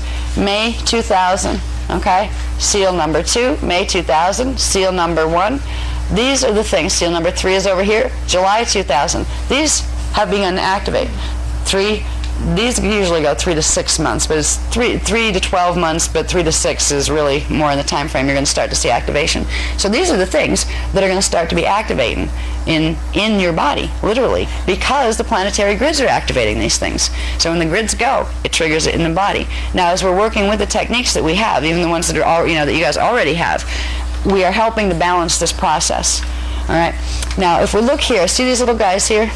These little strange-shaped black things, and they have the numbers, the J3, J1, J2. This shows you what seals have the Jehovian seals attached to them. They're the ones that are. It's important to when they're going off that you use this particular code, and I'll show you how to do it because there's a real easy way. They're going to before it gets too late. What time is it? 5. Okay, because I want to make sure the people who have to leave real early are going to get the technique. What I'll go to right after I explain this is what to do with that symbol. Okay? It's real important for the ones who have the little Jehovian seals marked with them. These are the times you really, really need to use this particular Qveka code. All right? You can use the Trivekas and Bivekas with them, but first start with this one because this will do the most harmonizing and balancing. All right? I'll tell you how to use it in a minute. But you have this right in that little packet. The information you just got. And this is why I was late, but I said I don't want them to leave without having this because this shows you can look at it what's going off when in your body. Okay. I also want you to see this one, and I'll explain this. You have this in there too. Excuse me. Okay. This is a diagram from the Cathar book, and it appears a couple other places too. But what this one is doing, what the information on this is showing you, is where the Jehovian seals are located in the body. All right, these are the areas of the body that become affected. Now, Jehovian seal 5, for example, is here, but it's rear, so it means it's like here, but back here. So when that goes, you would be getting pain in through here. All right? There's ones that would have pain in through here. It affects the left side of the body. These up here, you have seal 4, seal 6. J1 is up there. They affect the brain as well, which can affect the eyesight, the jaw, the hearing, all sorts of things. These are blockages, reversals, where the way your currents are supposed to be running actually gets inverted and reversed because they're trying to drag your astral body down into phantom. All right. Now, these are the things that we will be able to heal by using the Qveka code. And now, we were given exercises before of using the biveka and triveka together with a salutation. So people who have that one, you can use that too. They do something else that's just as important. But right now, the crisis point is going to be getting these things broken up, where they literally kind of break up and just purge in little pieces so they don't devastate the frequencies trying to come through. And that's what this code will do. It'll also do it in the planetary grids. That's why they're giving it to us now. Begins the process of activating in our bodies, in our ley line system, the 4 faces of man grid. But these are the areas that would be affected. I know that I've been having trouble with these up here. All right, this one up here, and some of these are in the rear. I've been getting pain like in here, and really sore, just like really stiff, and just sometimes it even clicks. I go click, click, and what is in there? You know. Michael has been having a terrible time with this one, the one that runs down in through here, and it affects like the whole 7 axiotonal line. And just like on the maps that we saw, the Jehovian seals on the planet were placed on axiotonal line 7, planetary axiotonal line 7. That was that 70-degree west, longitude. Well, it's axiotonal line 7 that they're on in the body too. These lines in your body correspond to the axiotonal line system on the planet, which means when certain things are running through certain axiotonal lines on the planet, they're going to be running through your body too. We're going to be experiencing a couple different things in the body. One is the purging of these Jehovian seals, which isn't particularly fun sometimes, but you can get through it, particularly when you have the secret weapon now, the secret medicine, which is the mathematical coding that allows you to bring the primal sound field frequencies into the body to break those up. We're also going to be experiencing, and this started in Kauai actually, these axiotonal lines, there's a bunch of them that haven't been operational because of what the DNA is doing. Because of the planetary grids being activated in the early activation of Stargate 6, that started in the planet doing something called opening the halls of Amareya. The halls of Amareya are a passage of frequency that goes from D12 to D9 to D6 to D3 to D1. It jumps down. Instead of going through like D12, 11, 10, 9, it runs down, and it runs down the Cathara grid. But what it'll do, it's going to open up the corresponding number 12, number 9, number 6, number 3, and number 1. And most of those, like 3, 6, and 9, are here. These have been blocked and running on low D3 current for a very long time. So you may start to get effects. They're usually not painful, but I've been getting stiffness lately, a little bit. Like, we're stiff, like the cells are going, enough already. I can't handle any more frequency coming through. That, when you get the pains over there, that's not like a crisis. You don't have to get scared about that. If it hurts, you can clear it usually by running Maharic frequency and resting. All right, it just means that you have frequency coming through that your molecules aren't used to processing, and they're stretching and kind of like when you're small and you get growing pains in your leg bones. Did you ever get that? I used to get that. And it was just literally the legs are growing and the molecules are stretching and it doesn't feel too great sometimes. You'll get a little bit of that within the right side of the body. But the ones that we really need to do something with in ourselves so they don't begin to harm us. And if we do it in ourselves and enough of us do it, it will start to clear it out of the mass, body patterns. So it will literally help to save people's lives and help them to come through the stellar activation cycle. Once we get a critical mass in the planetary grids, clearing those Jehovian seals, then we won't have to work directly with our own. But in the meantime, we're more activated right now than the planetary grids are. All right, we're holding more frequency. We're consciously running frequency. So right now we need to, just like we need to activate a Maharic seal if we expect D12 current to come through our bodies, we also need to run a very simple, and thank God with this one, it's simple. The exercise is not hard. Now you can amplify this if you want to. You can, in Sarasota we learned how to use the biveka and triveka. by literally drawing the symbol on the bottom of our feet and then doing the salutation, where you doing the conscious Merkaba spin to get the spins going in the right direction. You can use this code that way. You can use this code in round tables, but you can also just use it sitting or laying there, and it will still, work as long as you activate, do your Insta seal, Insta Maharic seal, get your D12 frequency running, and then there's 4 places you need to move the image of the symbol to, and just literally breathe it in and out. And I'll show you what they are in a minute. But what they'll do is progressively begin to hit these things with sound tones from the primal sound fields. And because these are like disharmonic sound tones, but they're not as loud, let's say. It's not sound to hear, but if one sound was louder, it would be the louder one that would eventually override the one that wasn't as loud. These might be nasty, but they're not as loud. So when the frequencies of the primal sound fields come through, because you're activating them with that template, with that, because that is a template, that's a mathematical template. When you activate them, it will progressively break them up, and you might even find, it's kind of interesting, if you're a person who's used to looking into bodies, like with psychic healing, so I know some of you do that, and you will actually see what looks like soot coming down in the energy lines in the body, or sometimes it'll like hang out here, like in the etheric body, right outside the body, literally as they're breaking up. One of the things I just noticed, and I noticed it by observing it, and it was not in a bad state, but I realized what the Jehovah's seals did if they were left unattended, what they do. And it was one of the nastiest things, that, like the potential of what I saw. I saw one of them activating, and you know how you have your Maharic seal and you have your astral field around you, these energy fields around you? Well, right where this one was, it looked like a burn mark in the astral bubble. It ate a hole in the astral field, and it hadn't gone all the way through yet with the person who I saw it. But this is what they can do if you're not running the D12 frequency and higher, and if you don't clear them. And it was not only could go through the astral field, it can burn itself right through from the inside the Maharic pillar. All right, they could literally push their way through, and they're like, it's almost like acid burning through.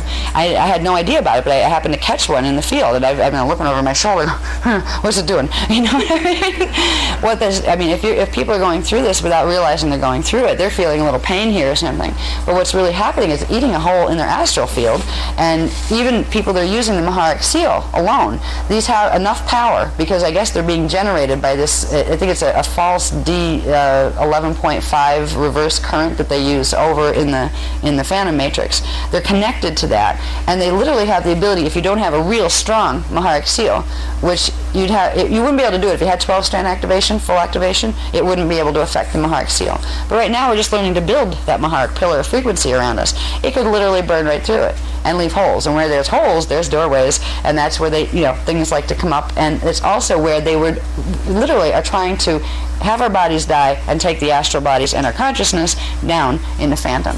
This is how nasty these things are. You know what I mean? It makes me look at the Bible a whole lot different. I mean, I always used to try to keep a level of respect because it once started as a good book. All right, even if it's been twisted and distorted, because originally it was the Essene teachings and the ones that came from Atlantis before that. It was good stuff. But when I started to see what this stuff can do, this is mean. The people who come up with this stuff, these are mean beings. They are really twisted. So it's important that we begin to use the tools that we're given, and thank God they're easy. Thank God you don't have to go and get like rabies shots for it. You know what I mean? It's a whole lot less pleasant. This is just simply using, I'm going to put this code back up here again. If I can find it, there we go. There it is. Okay. Quebec code. Okay. Now, down here, it lists the 4 points that it needs to go, that this frequency pattern needs to be activated in. One is chakra 8, the thyroid, which would be right here, right around here. On the chakra chart, it shows you about where chakra 8 comes out. Okay, there's a chakra chart in that little packet that you have somewhere toward the back, I think. Okay. Now, part of the problem that we start to have thyroid problems when we activate DNA because of these Jehovah's seals. What this will begin to do is clear the ones that are affecting the thyroid. This will also, I've been told, I hope, affect weight gain. For people who are having problems with either weight gain or weight loss, a lot of times that's because of what the thyroid is doing in relation to the rest of the energies in the body. Because of these Jehovian seals, particularly when you start to go through DNA activation, it can, I mean, I'm watching my closet and they're saying, I wish I could fit into those things right now. Because it's going, I don't know what it is. And females seem to go this way, or I've noticed males seem to go this way. So it seems to affect the male and female body differently. Yeah, I think it can go either way with either, but and there's probably a lot more factors as far as your own chemistry that affects that. But it's playing with how much body weight you have or don't have, and it's because these seals are beginning to release on the mass level because of the frequencies we're hitting. If you go through DNA activation levels that are a little faster and higher, and, before the planet grids activate, you're activating them in you. I've actually met people who do healing work who have been guided to use certain sound tones that they think are helping, but they've actually been guided to use the sound tones that will set early activation of them, to activate them early, and they don't know it. So there's things that can activate these things prematurely. People can have problems with their thyroid without these activating, but these tend to kick it up as if it's like everybody's got this problem. So when we use this here, and the way we're going to use it, you can draw it on the area, but you can do it with oil, essence oil. That actually helps electrical transmission. The oil kind of lubricates and helps the frequencies to pass through. You don't have to use a pen, so you don't have to have see symbols drawn all over you. Yeah. Yeah. Or what I find is easiest, because it's hard to figure out where goes where, especially when you're looking down at it. You're looking at the paper this way going, how do I draw this? Right, because you don't want to get it upside down or backwards. The easiest way to do it is to take it on a piece of paper or on a stamper, like those other things were. But if you don't want to mark your skin, do it on a piece of paper, or take the stamper, put it on a piece of paper, take the piece of paper, and just put a bit of oil and stick the thing on. But the idea is to have it where it's sitting here. This is where you get, well, do I put it this way, do I put it this way? As if you were wearing it on the front of you, where the person looking at you would see the seal, like you're seeing it. Yeah. Okay? So you draw it on a piece of paper, cut the piece of paper out, turn it away from you, right? Yeah, as if you were as if you glued that on your chest, right? And it's right about here. Who makes jewelry?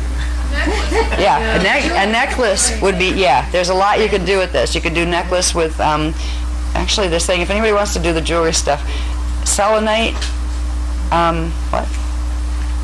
what is that? I'm getting something shown to me, but I'm not getting the word translation on it. It reminds me of azurite, which is blue and kind of dense looking, but it's purple. It's not. It's purple. It's not blue, but it has that density of azurite. No, it has a funny name to it. Well, The sugilite? that's it. Sugilite. That's it. Okay. So, somebody better write these down too, because they're coming through, and I'm going to forget them when they come through like that. I tend to don't remember them. Okay, sugilite and what did I say first? Selenite? Selenite, sugilite, and there's one more. What is it? Amethyst. Just like amethyst, basic amethyst. That's simple. That was the easy one. That's the beginning to play with, they said. Everybody will get guided with their own way with that if they want to work with it. That was in response to people said, how about the, like jewelry, you could make a necklace. If anybody wants to do that, they were the recommended stones. You could also, therefore, work with those stones, just holding them when you're doing a meditation with this. It would also help to bring those frequencies in. They obviously have, I don't know what yet, but they obviously have something to do with assisting the frequencies in this code to activate in the body. So, if you want to, get, a little bit of selenite and sugilite, and I thought you had the name of that. Yeah. I didn't. They're showing me this purple stuff. I don't know why I brought this. Yeah. Okay, selenite, sugilite, and amethyst. Okay. Yeah, and they said that from there, take it from there. You'll get your own feel. Like, it'll be different for everybody. Like, once you have those three, and you're basically working with purple and white. They're the frequencies, violet and white frequencies. So you're working with D12 and D7 frequencies, technically. Okay? So anyway, you'd put first here, like, this would be really short. You can even do it once you get these symbols put in, where the body is used to it, and this will take about 3 weeks of maybe once or twice a week running the exercise. And the exercise isn't written yet because they're giving it to me now. The exercise is simply, you can sit down or lay down. First, put the drawing of it here, like on a piece of paper is okay. Put it here. Activate your Maharic seal. And it's real simple, thank God, finally a simple technique. bring up the pale silver frequency from the Maharic seal from below your feet. Bring it up to there, and exhale it through out the chakra, because you have an 8th chakra that comes out here, as if you brought it up with the inhale breath and then exhaled it out. Now you're just simply going to breathe through the 8th chakra. You're going to inhale, and every time you inhale, you're imagining pale silver coming up to there, and then you're going to exhale, but every other exhale that you, instead, not the first one, you don't have to worry about it, but the second one, chakras go through the body. Remember, like there's a front end and then there's a back end of the chakra. The 8th chakra is a tricky one. Okay, that's one that runs through with the pineal seals, like the 9th one does. It goes through an angle up through the head. The 8th one goes up through the head and comes out back here. You have 7th chakra up here. This one comes out in an angle up here. The 9th one actually comes this way. Okay, but you're dealing with the 8th right now, the 8th chakra. So you'd, and imagine this line of light, literally pale silver light. Right? Inhale up. Hold it there a minute, and then you're going to exhale a line of light that goes for the center point where you are, going, and then inhale more, and you're just going to breathe out through that chakra. You're going to breathe the silver light with the symbol on it for a few minutes. Just play with it. And they're saying that you will be able to feel, after you play with this for a while, you'll be able to feel when it's enough. You don't have to take 20 minutes for each station. There's 4 stations that you need to breathe this frequency through with this code on it. And they're the ones that will go, they'll explain more. We'll get this in writing at some point. But, so you start there, bring the Maharic frequency up, and just let it go through the 8th chakra, and then put the attention back down the feet, through the 8th chakra. Then, yeah, at the same time. So you're exhaling, but it's going out both directions, like that. Like the chakra's like that, and you're at the center. Your exhale goes out both sides. It's like you're literally giving a cleansing to the chakra, but you're doing it with that mathematical coding going with it. Okay. They said use your preference of essence oil. Like if you can use essence oil rather than like cooking oil, it's better. You can use cooking oil. You can also use hand lotion. But the essence oils that have like an aroma to them, like, yeah. So they're saying use what smells good to you. Now, they used to tell me that smell is a form of sound. All right. Now I won't even go into explaining why that is. They were trying to explain that to me too, and I'm going, okay, I almost get you. But aromatherapy oils, the kinds you can get in some New Age stores and health stores, and sometimes bath stores have them. Whatever smells like it's right for you, use that. Now I want to get through this in case anybody's leaving, because I'm seeing people having to get up. Next place you're going to do it. After you do that for a few minutes, right? Go to number 2, tailbone. Okay, that's where you're going to take your little paper and stick it to your tailbone. Okay, facing out. Okay, with the drawing facing out. I figure once they get through and give us the real highest one, I'm just going to get it tattooed there.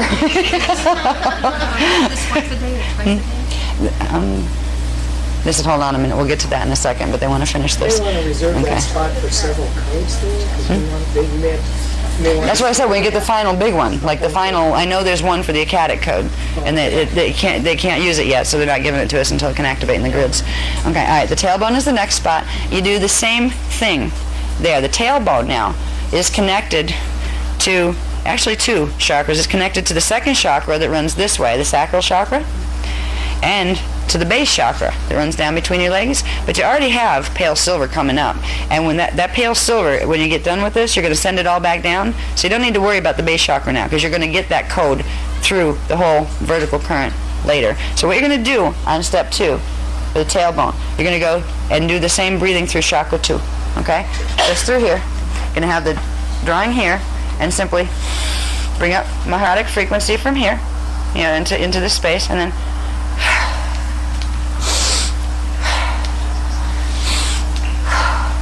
it's really easy. It's a lot easier than trying to figure out what way to spin. Then we're going to move it again, and it's going to be up to you to decide, is this enough? Did I breathe enough in yet? you might want to try before you even use the code what it feels like to breathe the energy through the chakras. All right, you're simply bringing it up to, activating your heart seal and bringing up that cord of light to that area and breathing it out. Next one is the heart chakra, which this will clear the astral field and it'll encode the astral field. Okay, bring it up to the heart chakra, the energy, the pale silver energy. You have your little paper, you take it off your tailbone and stick it on your chest down here. Now remember, the 8th chakra is up here a little higher. Okay, it's between chakra 5 and chakra 4, so it's in this space in here. Now the third step is to put the symbol here in the heart chakra. Okay, and then again, breathe the energy up and front and back at the same time. And I would spend a little bit of time. They're saying you can go as quick or as long as you want to. I would suggest breathing, and don't if you do this too fast, you'll hyperventilate and then feel dizzy and stuff. You don't have to do it fast, just regular breathing, but try to do maybe 2 minutes of breathing for each one. Even time it just to make sure for the first few times, just to see, so you build some frequency on that energy signature. And then the last one, you're going to take a little paper, stick it on your forehead. And I'm so glad we don't have to draw these on ourselves or anything with marker. We're walking around yeah, exactly. You call us that stuff. All right, this one's on the pineal. So you just run the D12 frequency out, and you can do it out the 6th chakra, in and out. Out the 6th chakra. And then after you're done, with that, where it feels like it's done, it's time to close down this operation, where you're done with the exercise. The last step is, you still have the thing here. You cleared the 6th chakra. Now at the pineal, the 6th chakra and the 7th intersect. The 7th comes up vertically, and the 6th is running through horizontally. So what you're going to do is imagine that code, and it's going to ride on the pale silver light. You have the pale silver light already up here. Imagine the code coming from your forehead and making a ball that has that code on it. Just imagine the code's in it, a silver ball on the end of the current of pale silver light that's coming in. And you're going to go inhale, and inhale it up with a kind of popping thing to the 14th chakra. Now, inhale to gain momentum and energy. When you inhale and hold for a little bit, you're actually building energy, and then when you'll have more to pop with. Okay? Pop it out to the 14th chakra, and then simply close the whole thing down by taking that. Imagine it's still up there, has a little ball on it with the symbol code in it. Simply inhale, and you're going to throw it all the way down your main vertical current down into the earth's core again. Let it go in the earth's core. That's it. You've sealed the main points in your field with it. These points will start taking it through your whole system. If you're feeling sick, or if you're feeling these areas of the body starting to kick up, which means the Jehovah's seals are starting to activate and they're giving you problems, like if you're getting headaches or any, the left side stuff, they're saying you can actually take this and run it on every one of the chakras if you want to help yourself heal faster. And once you're done with all the chakras, you're literally clearing the chakras and coding them to this. You can do this even if you're not sick. But a lot of people get bored doing the mind gets bored even if it's doing what it's supposed to.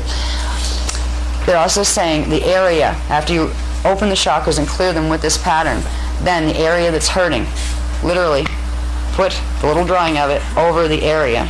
And they're saying it will work better with a little oil, so you're going to have, make a lot of these little drawings, get them photocopied, because the oil will soak through it and you have to throw them away after you're done with an exercise. But stick it over the area and just still have your current running. And it'll literally send from your main vertical current, send the pale silver energy over to it like a ball, and then blow the energy through the area that's hurting, taking in that pattern. So you can spot treat where there's areas of difficulty with that pattern. Yeah, and always use the symbol, when you draw it on a paper, and then you're looking at the back. The back sticks to you, as if it's part of your body, as if it grew there, okay? As if the symbol's right on you, that way, okay? Now you can use these in any combination. You can use your imagination of how you would use these with salutations. You can put them on the bottom of the feet for those chakras. You can put it at the tailbone for D12 access. That's stronger programming than the bottom of the feet. You can use it with salutation exercises, with the round tables, or simply laying or sitting there, which means you can also use it on people who are sick. You can, if you're working with healing, you can transmit this through your hands. You could literally draw the symbol on your hand or hold the paper with it on it, like stick it to your hand while you're transmitting frequency, and you can help other people as well. Okay, yeah. If we use a rubber stamp, can we make a little blotter with oil and just stamp the oil? That's a good idea. That's a real good idea. Yeah. Then the ink. I would think so, probably. Yeah. The oil will dissolve the rubber. The oil will dissolve the rubber. Really? Yes, it will. Oh, sure. That sounds like a great idea. No, it doesn't. They just had an idea that, like, it was really neat. The stampers that I didn't even see them. I guess they were here and some people bought them. That was an idea of Florence and Yvonne. It was a wonderful idea as far as, because we were drawing the Vega codes on, like, on our feet and stuff like that. That was a good idea. We don't have one for this yet, and this is going to be tricky. It's going to have to be a big one if we're going to get them done that way. I don't know, but you don't have to have a stamper to do it. They're saying you could, like, take the stamper and use, like, take a clean ink pad and put oil in it, the essence oil. So you're just stamping the oil symbol. That would work, but then Yvonne said it would deteriorate the stamp, so I don't know. Yeah, I think that's a good idea. That sounds like a really good idea. What? Could be plastic. Plastic stamper? Plastic stamp. Yeah, that's true. Yeah, I think that's a great idea. We don't have them, but if anybody wants to take the code and take it to those guys who do those, whatever they do to make them on stampers. Okay, yeah. Could you please just describe the last part, the ball part? I didn't quite get the ball. Okay, with the ball. Now, you had the thing on here, you got your chakra, your sixth chakra cleared and programmed with it, right? Then you're going to imagine that the thing on your forehead, that symbol, is going to go in. You have your Maharata current up here, right, at the pineal, because you just got done using it in the sixth chakra. Take the end of that current as if it's an end of a string, and then imagine that symbol code that's on your forehead. Imagine it going into your sixth chakra and going right under the end of that string like a ball. Okay? And then you're going to inhale to gain momentum. So we can make it into a sphere. Yeah, a sphere or a ball, something. Okay. We turn the flat thing into a three-dimensional thing. Yeah, just see it as a ball that holds the code. Okay? And then up to the 14th, and then you're closing your circuits with the programming. Okay? You send down into Earth's core, 13th chakra. Yeah. Sir, could you explain what the codes are? As soon as they explain them to me, I will. Okay. What they told me about what these codes are, first of all, this is our A. Okay, we call it the Azurite A, but what it really is, it's not, it is for Azurite Temple, but it doesn't stay A for Azurite. That's the primary gate access code for the halls of Amareya. That's that 136912 lineup. Okay, so that's coding it to those particular frequencies and those particular gates, which is also a protection thing. It also codes it to the Maharaji use that symbol, the Sirius B, Stargate 6 guys. That's like the Gate 6 symbol code that's used there as well. Now, these symbols here, they haven't explained exactly what they are. I drew them bigger over here so you could see them clear. Actually, Michael drew this one. I drew a sketchy looking one. He was nice enough to draw it over for me. You know what? I just noticed this on here, and it's probably, I don't know if that did that on, okay, it's all right on your copies? That's supposed to be another one of these, but laying on its side. Okay, good. Okay.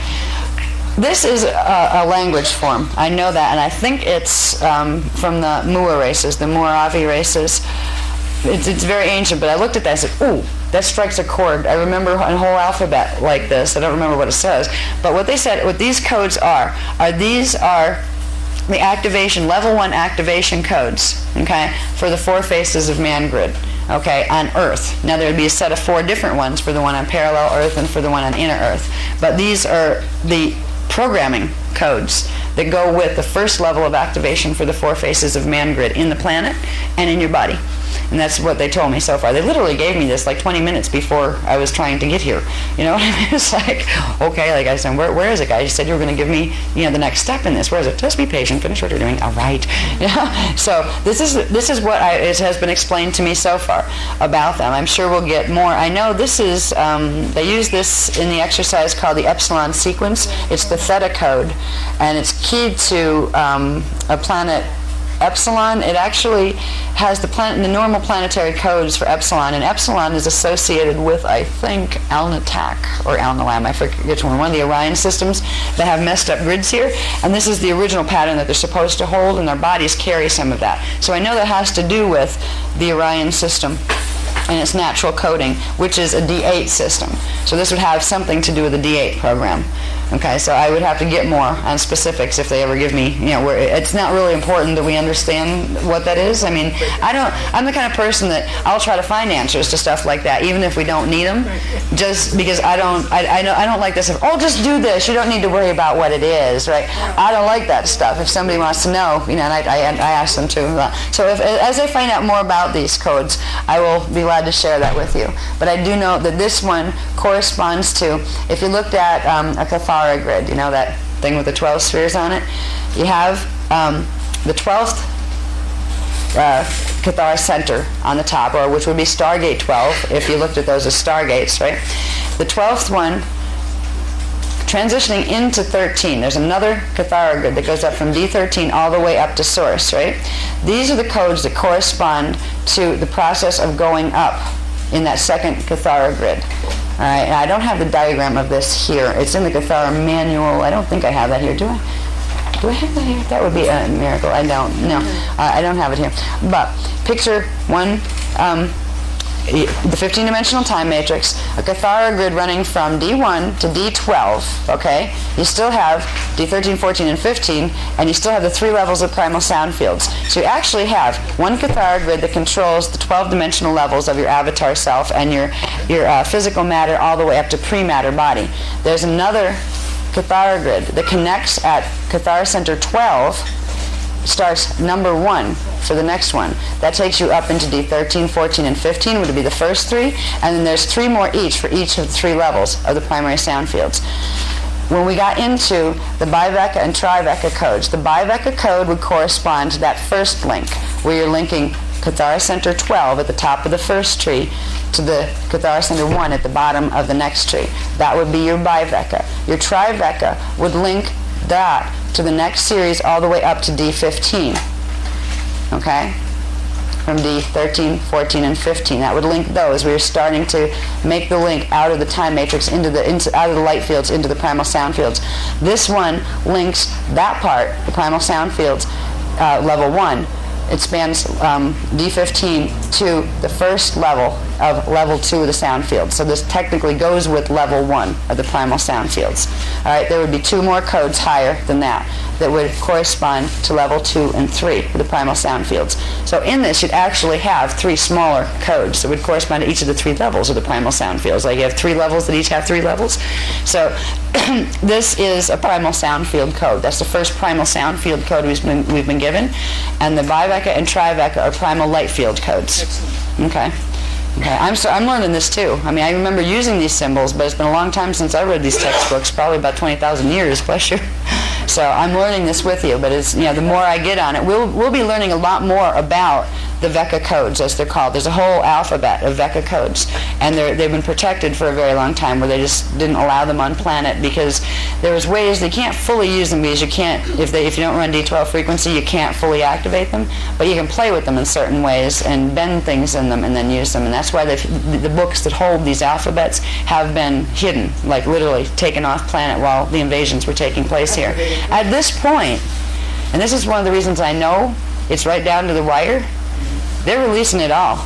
They're not holding anything back, because they're going to give us as much as we could possibly use and to get this set right, because it's going to go in a very bad way if they don't. So there's no use to hiding the knowledge and protecting it from what's on planet if on planet is not going to be here anymore, basically. So they're giving us these codes so we have the ability. It doesn't matter. You don't have to hide them. You don't have to memorize them, then rip it up and throw it away so nobody ever sees it. Put them anywhere you want to, because they won't have time to figure out how to use them wrong, and maybe a lot of them will decide to use them right.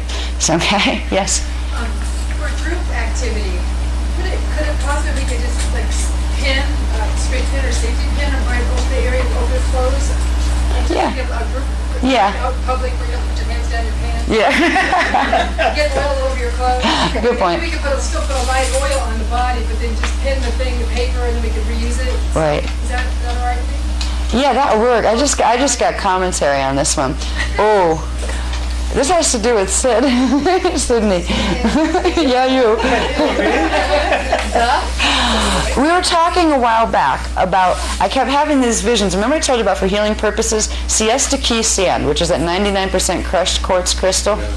I just got a vision, what you were saying, I just got it flashed in front of me, seeing like little pouches, right? Thin pouches with a bit of this powdered quartz sand in them, or you could use powdered selenite if you want to grind your own or whatever, with the symbol on it. If you're going to pin something on, do that. You know, it'll amplify. You could use the paper.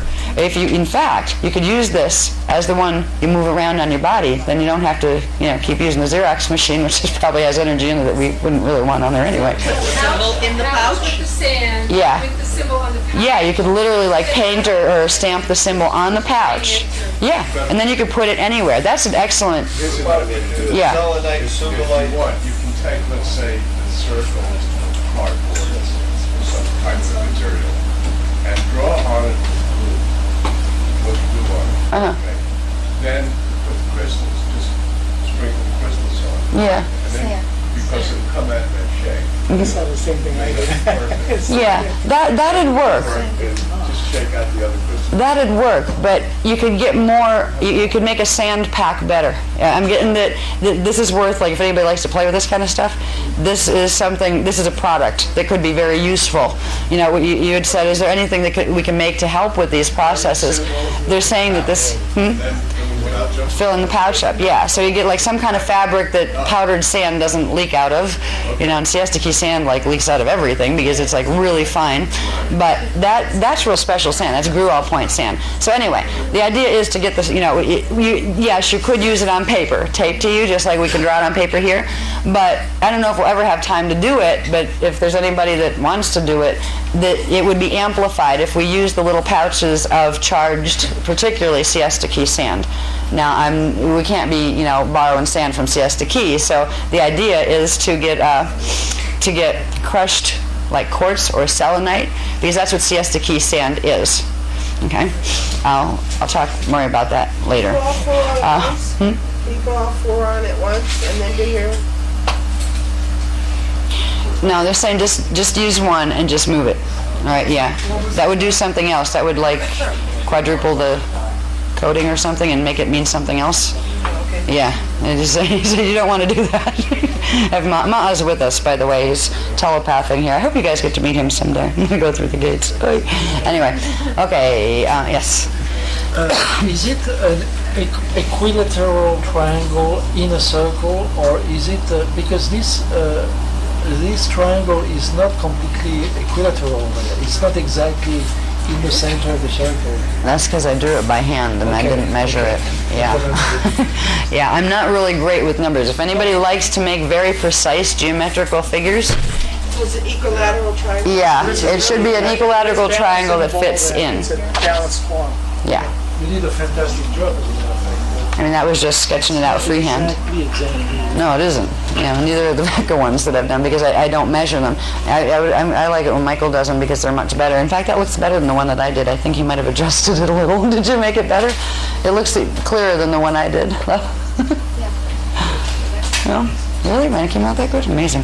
Okay, anyway, let me see if there's anything remaining that needs to be addressed. I think there was one more thing. Okay. I'm not going to get into a lot of this stuff, because that's in the book. There's a marine data crystal here. Also like pulses. Yeah. Relating to the seals and the DNA. We got the seals and DNA. I think we got everything we need on that. But that's the most important stuff, is that. So it looks like the history and... Yeah, there is. I just want to see if there's anything more I wanted to put in on the history. Let me see what this is. Not that. There's one part that I didn't quite finish yesterday. But I got the idea because I got talked about it. Yeah. What time? 20 to 6, I think. Some of the people are staying, some of them are leaving. Right. Yeah. Okay, I think I've got it pretty well covered. Okay, yeah. And everything's in the short pack, so Yeah. you can read it over. Yeah, exactly. Okay, I'm just checking through here to make sure I didn't forget anything that's really important, because it's starting to people, it's getting close where people have to go and some people already have. This was the most important thing that they have given us recently. And the reason this has been such a wacky workshop is not as bad as the one in Sarasota where they didn't even give me any time to get anything on paper. I had to I learned it as it came this way. It would come this way, okay? And it would come out my mouth. Okay, I get it. This is the reason we end up with there should be a motto to our workshops, like if time bothers you, don't come because you'll go crazy with this. I appreciate the flexibility that you guys have, and the reason sometimes I'm very glad there are people that could help, to do the parts of the presentation that I would usually do.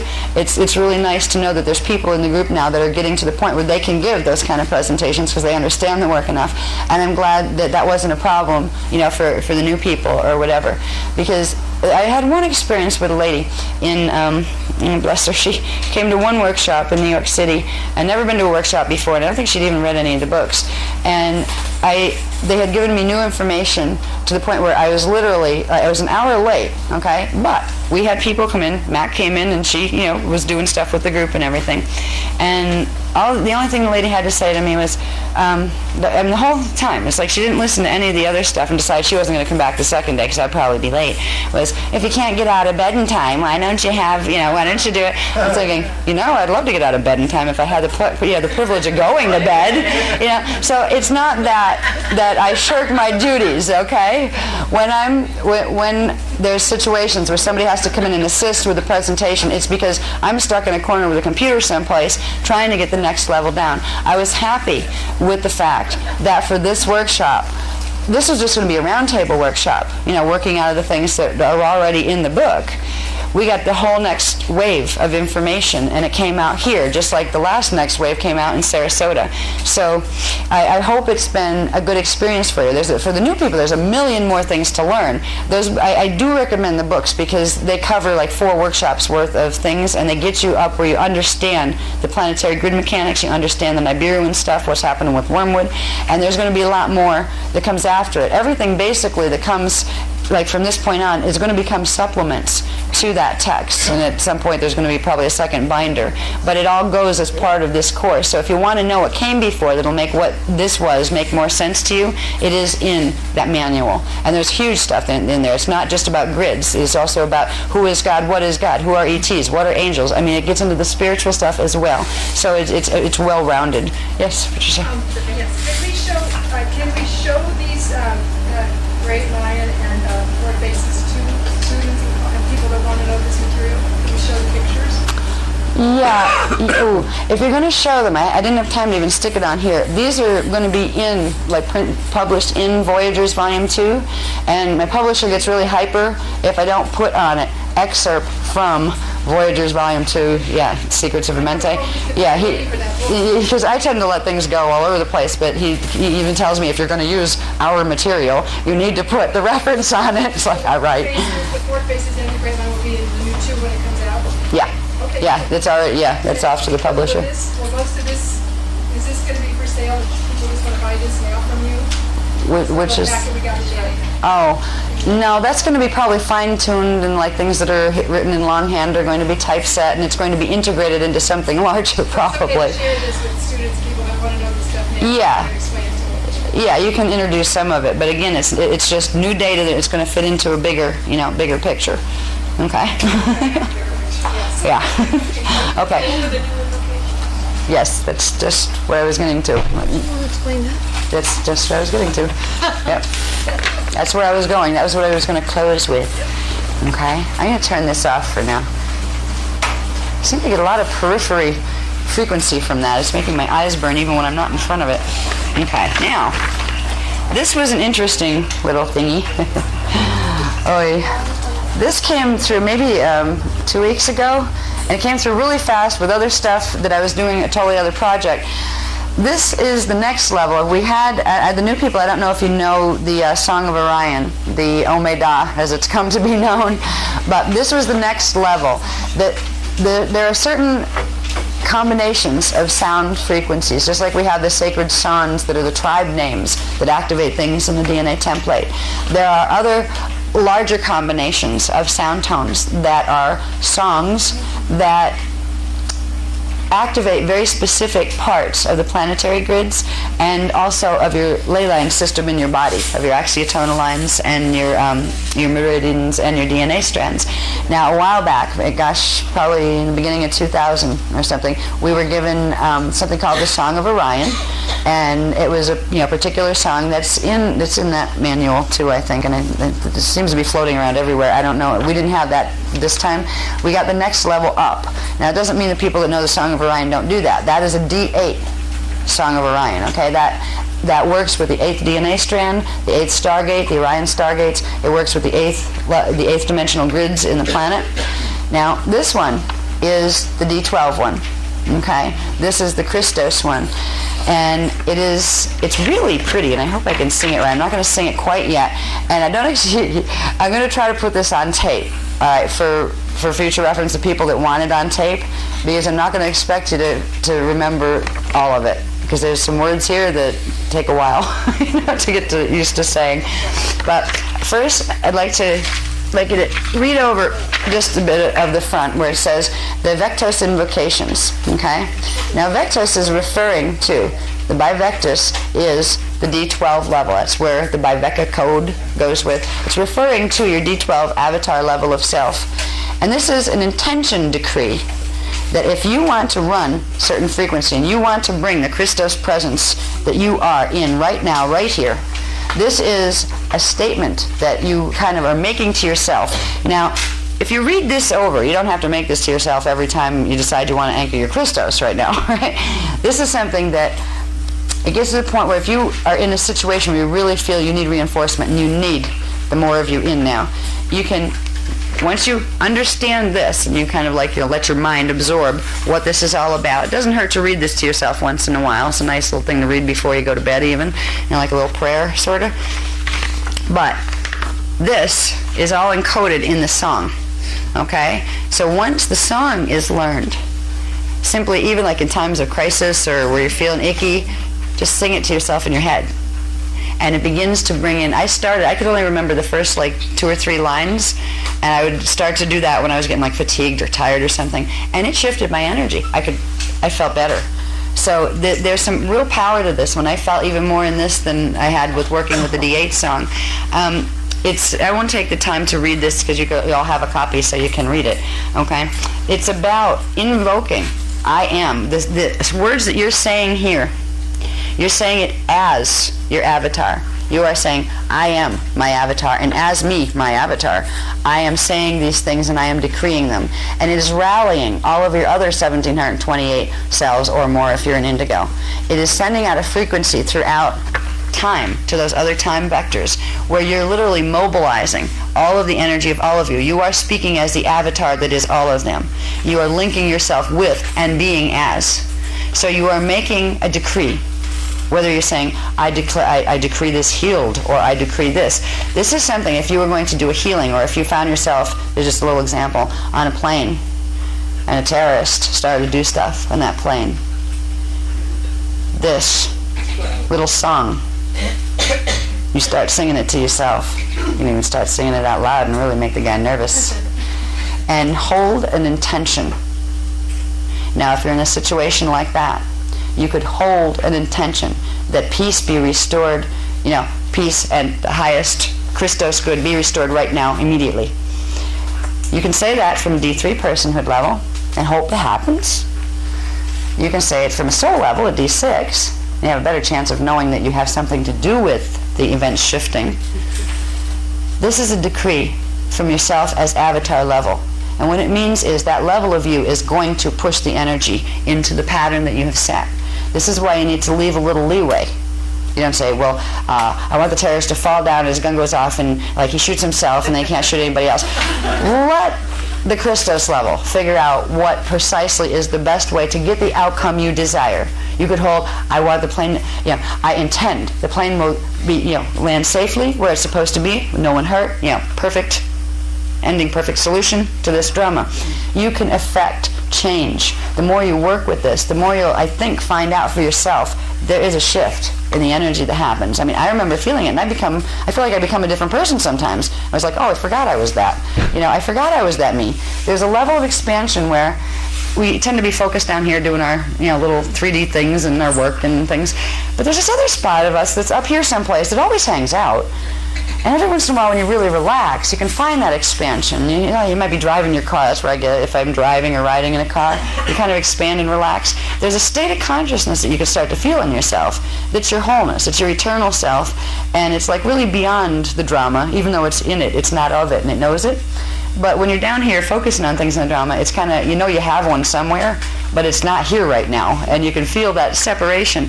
This seems to bring in that state. And it's linking you closer with your avatar. Now the song, I will try to sing this. What I'll first do is I will pronounce the words, okay? And I will get this on tape, so if anybody needs the audio to listen to, so they go, what is that? I still need to. When it first came through, I had to sit down and literally sing it into the tape recorder to get it, so I didn't forget it. So how do you pronounce that? Okay, now, what the intention is, and really, once you're kind of saying this to yourself from this still point of my wholeness in manifest decision, I decree in sovereign knowing, here expressed at my command, the divine will and intention of the one self that is one God, the one self that is one God, this I am. So you kind of know that goes with it, and you say that to yourself, you don't even have to sing it. But the words, and the word translations are down here. They're showing you what these words of a foreign language that you're singing mean. This is the Anahazi language, the Elohai Elohim language, the first spoken language in this time matrix. And it hits the core templates of, literally, like down to the core of your being, your tribal shield core, your personal shield core, all of it. And the words are Maharata Kum Bivectus. And right there you'd say your name, or your spiritual name. Okay, like I say, Maharata Kumbai Vectus, Ashana Tu. That would be me, because I use Ashana Tu is my spiritual name when I'm talking up there. Okay, you could use, George. It doesn't matter. Okay, whatever your name happens to be, whoever you know yourself as. And what that means is, I, as D12 Christos Avatar Self, and you named yourself, right? So the translations are right under there. The next part is, Inevukai Un iblium bivecti. That means invoke by divine loving command now, by the power of the universal Christos. The next line is Ma'a bivecti un ure ornem ur. That means the D12 divine Christos blueprint, past, present, future. Sounds a lot better in that language. Now, and the divine sea of liquid light anchors in this moment. This is what you're doing. You're literally pulling in, not just personal Christos, but you're pulling in the Christos template that belongs with the space-time that you're in. Then it goes, Iste unta isa, trasja era, patate a ashelom, trasja, traeja inta doe, shadai ure, akum ton. Which, if the people that have worked with this before, the Shadai Ore song, that was part of this. This was the end of it, actually. It sounds a lot nicer when you sing it. And if I get tongue-tied while I do this, pardon me. This is new. We just got this. Okay, it goes. Maharaja Kumbai Vectas Ashona tu inevukai uniblium bivecti Ma'a bivecti un ure honem ur Iste ante isa trashta hera patate ashelam traaje intatore shara yure yakuntan. Yeah, that's the basic sound tones. Does that makes me prickle? I mean, I just get it. All my little hairs stand up. You know? But it's a mouthful when you're first starting to learn it. You know? So it's kind of like, and like the melody, I didn't do too bad on the melody. I didn't kill it too bad. It's very close. There's a transition, and I put it on guitar because I play basic, some basic 12-string guitar. I had put it on guitar so I'd remember the chord changes in case I forgot the melody, and I didn't have the tape. There's some changes in there. It's a little different when you go the Maha Bivektas and Urne Urnam Part when you get in the Iste Unta Isa Trajda He'era. There's a shift there, but even if you don't get the shift, and even if you don't get the melody perfectly right, it still works. I'll sing it one more time if you want to try singing it with me. Okay? And remember, after we do Maharata Kumbai Vektas, that's where you say your name, or sing your name. Okay, right there? And then you're saying, me, Christo, self, me, right? And there's an attitude that goes with this. And when you get, this is the one that I feel the power come in on when you go, Inevukai uniblium by vectai. Just that line itself makes my hair stand on end. Okay, when you're singing it, I'll just sing these first two lines so you get an idea of what I mean. Here you go. Maharata kumbai vectas, Ashanatu, that's me, okay. Inevukai uniblium by vectai. You're making a statement, a declaration, a command. Try to feel that. It's not just, it's like, it's saying, I invoke by divine command, is what it's saying. And there is a power to that. And you're using the ancient language, the first language, to get the sound tones the way they were originally intended. So, okay, we'll take it from the beginning, and I'll stop right after we all say our names, because we'll all be off on a different pattern when we say our names. Okay? Maharata kumbai vectas ashanatu inevukai un iblium by vectai maha by vectai un orne ornem ur iste unte isa Trajda He'era Patate Uma Ashelom Traeja Intadohe Shaddai Hureya Kumtan. Good. Do you feel the energy with that? Yeah. I wonder if we could sing it faster. Like as if we're standing up there declaring it. I remember I could feel whole huge groups doing it over and over and building, and you could feel the energy. You might want to stand up for this to see if you can feel it running. Ooh. And if you can't remember anything else, just remember that one thing. Enevukai unimblium by vectai. In fact, you could yell it at a terrorist if you have to. Yeah, these were power commands when we all were remembering we were avatars, and it will take us into spaces where we learn how to use that power and learn how to use the power of decree as an avatar here. This is the beginning, and this is the language that it goes in. I was so excited when this came down. It was so pretty. It sounds really nice when you get the flow of it, Okay? I haven't quite got that yet, but we're getting there. Okay. Okay, do an insta seal, right? Insta Maharg seal.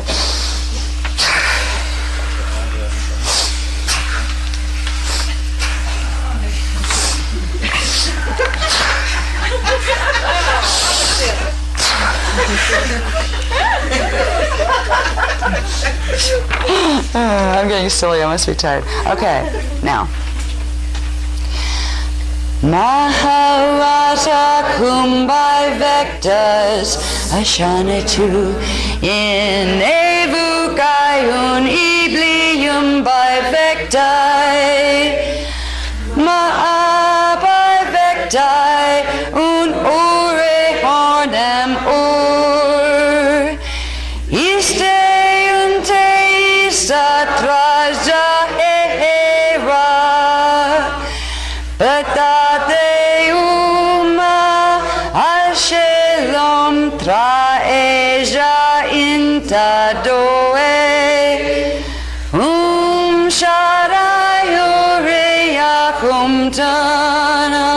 Tan. Shaddai Ore Yakum Tan. Akum Tan. Shaddai Ore Yakum Tan. You see, there would be harmonies that certain people would feel kick in and move it, and the speed that it kind of needs to go at is this. I'll sing it once so you get this speed, because we have to go a little slower. I'll try and learn it. It goes, Maharata Kumbai Vectas Ashanatu in Evukayun Iblium by Vectai Maa by Vectai Un Ure Honem Ur Iste Unte Ista Trashta Hehera Patate Uma Shelam Traje Inte Dohe Shada Yore Yakum Tan Akum Tan Shada Yore Yakum Tan Akum Tan Shada Yore Yakum Tan. All right, so it goes fast like that. You see the power of that builds? Yeah, you get a collective of avatars singing that thing at the right pace for the right So we're going to be learning to integrate this into the round tables as well. All right, and I will try to get this on tape, because I know that's a lot to remember, as far as like, okay, I think I have the pronunciation down. How fast did that go? What got strung together? All right, so I will try to get them on tape, or if anybody has them on tape, that's good. If people are taping, at least you've got it. Okay, the translations of what you just sung are there, so you know what you're singing. And as soon as we have time, we're going to get the English translations on the Ome Da song for anybody who wants that. Anybody want to do the Ome Da while we're here? Okay, yes, let's do that. Okay. Anybody that doesn't have it, just kind of hum along, okay? Because we weren't going to use that in this one. Okay. Ome Da Ipatama, Ome Da Ipatama, Patama Hedita Ekumna, Ome Da Ipatama, Tretila Idurumna, Tretila Idurumna, Durumna Ehenta Ekumna, Ome Da Ipatama. One more. Ome Da Ipatama. Keep going. Ome Da Ipatama, Patama Hedita Ekumna, Ome Da Ipatama, Tretila Idurumna, Tretila Idurumna, Durumna Ekenta Ekumna, Ome Da Ipatama.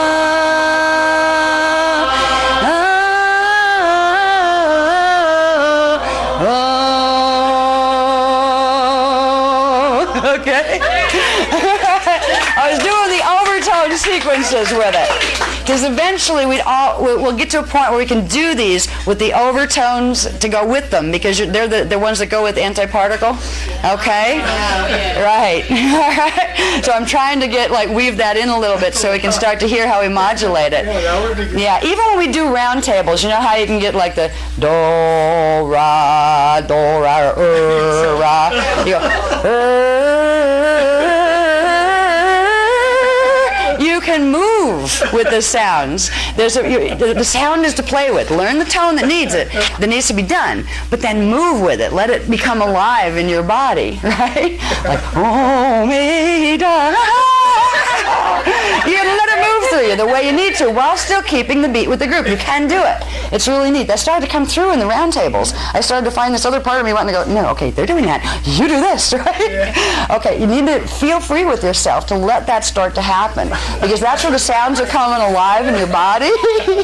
What? You'd happen to me, what? Well, some of the round tables, we sound like the mournful love. I know. Oh, before we break up, can we do one more thing? Yes. The Tribe 13 song? You know? Araya Zutara Izu tu Ishua Araya Zutara Izu tu Ishua Araya Zutara Izu tu Ishua Araya Zutara Izu tu Ishua Araya Zutara Izu tu Ishua Araya Zutara, Izu tu Ishua. Araya Zutara, Izu tu Ishua.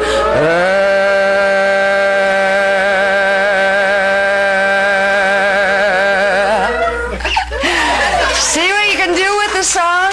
You know, it's just Araya Zutara, Araya Zutara. Let it move, okay? You can do this, and this makes powerful, powerful round tables when you get a whole group where they start to feel that sound alive in them, you know? So just have fun with the songs.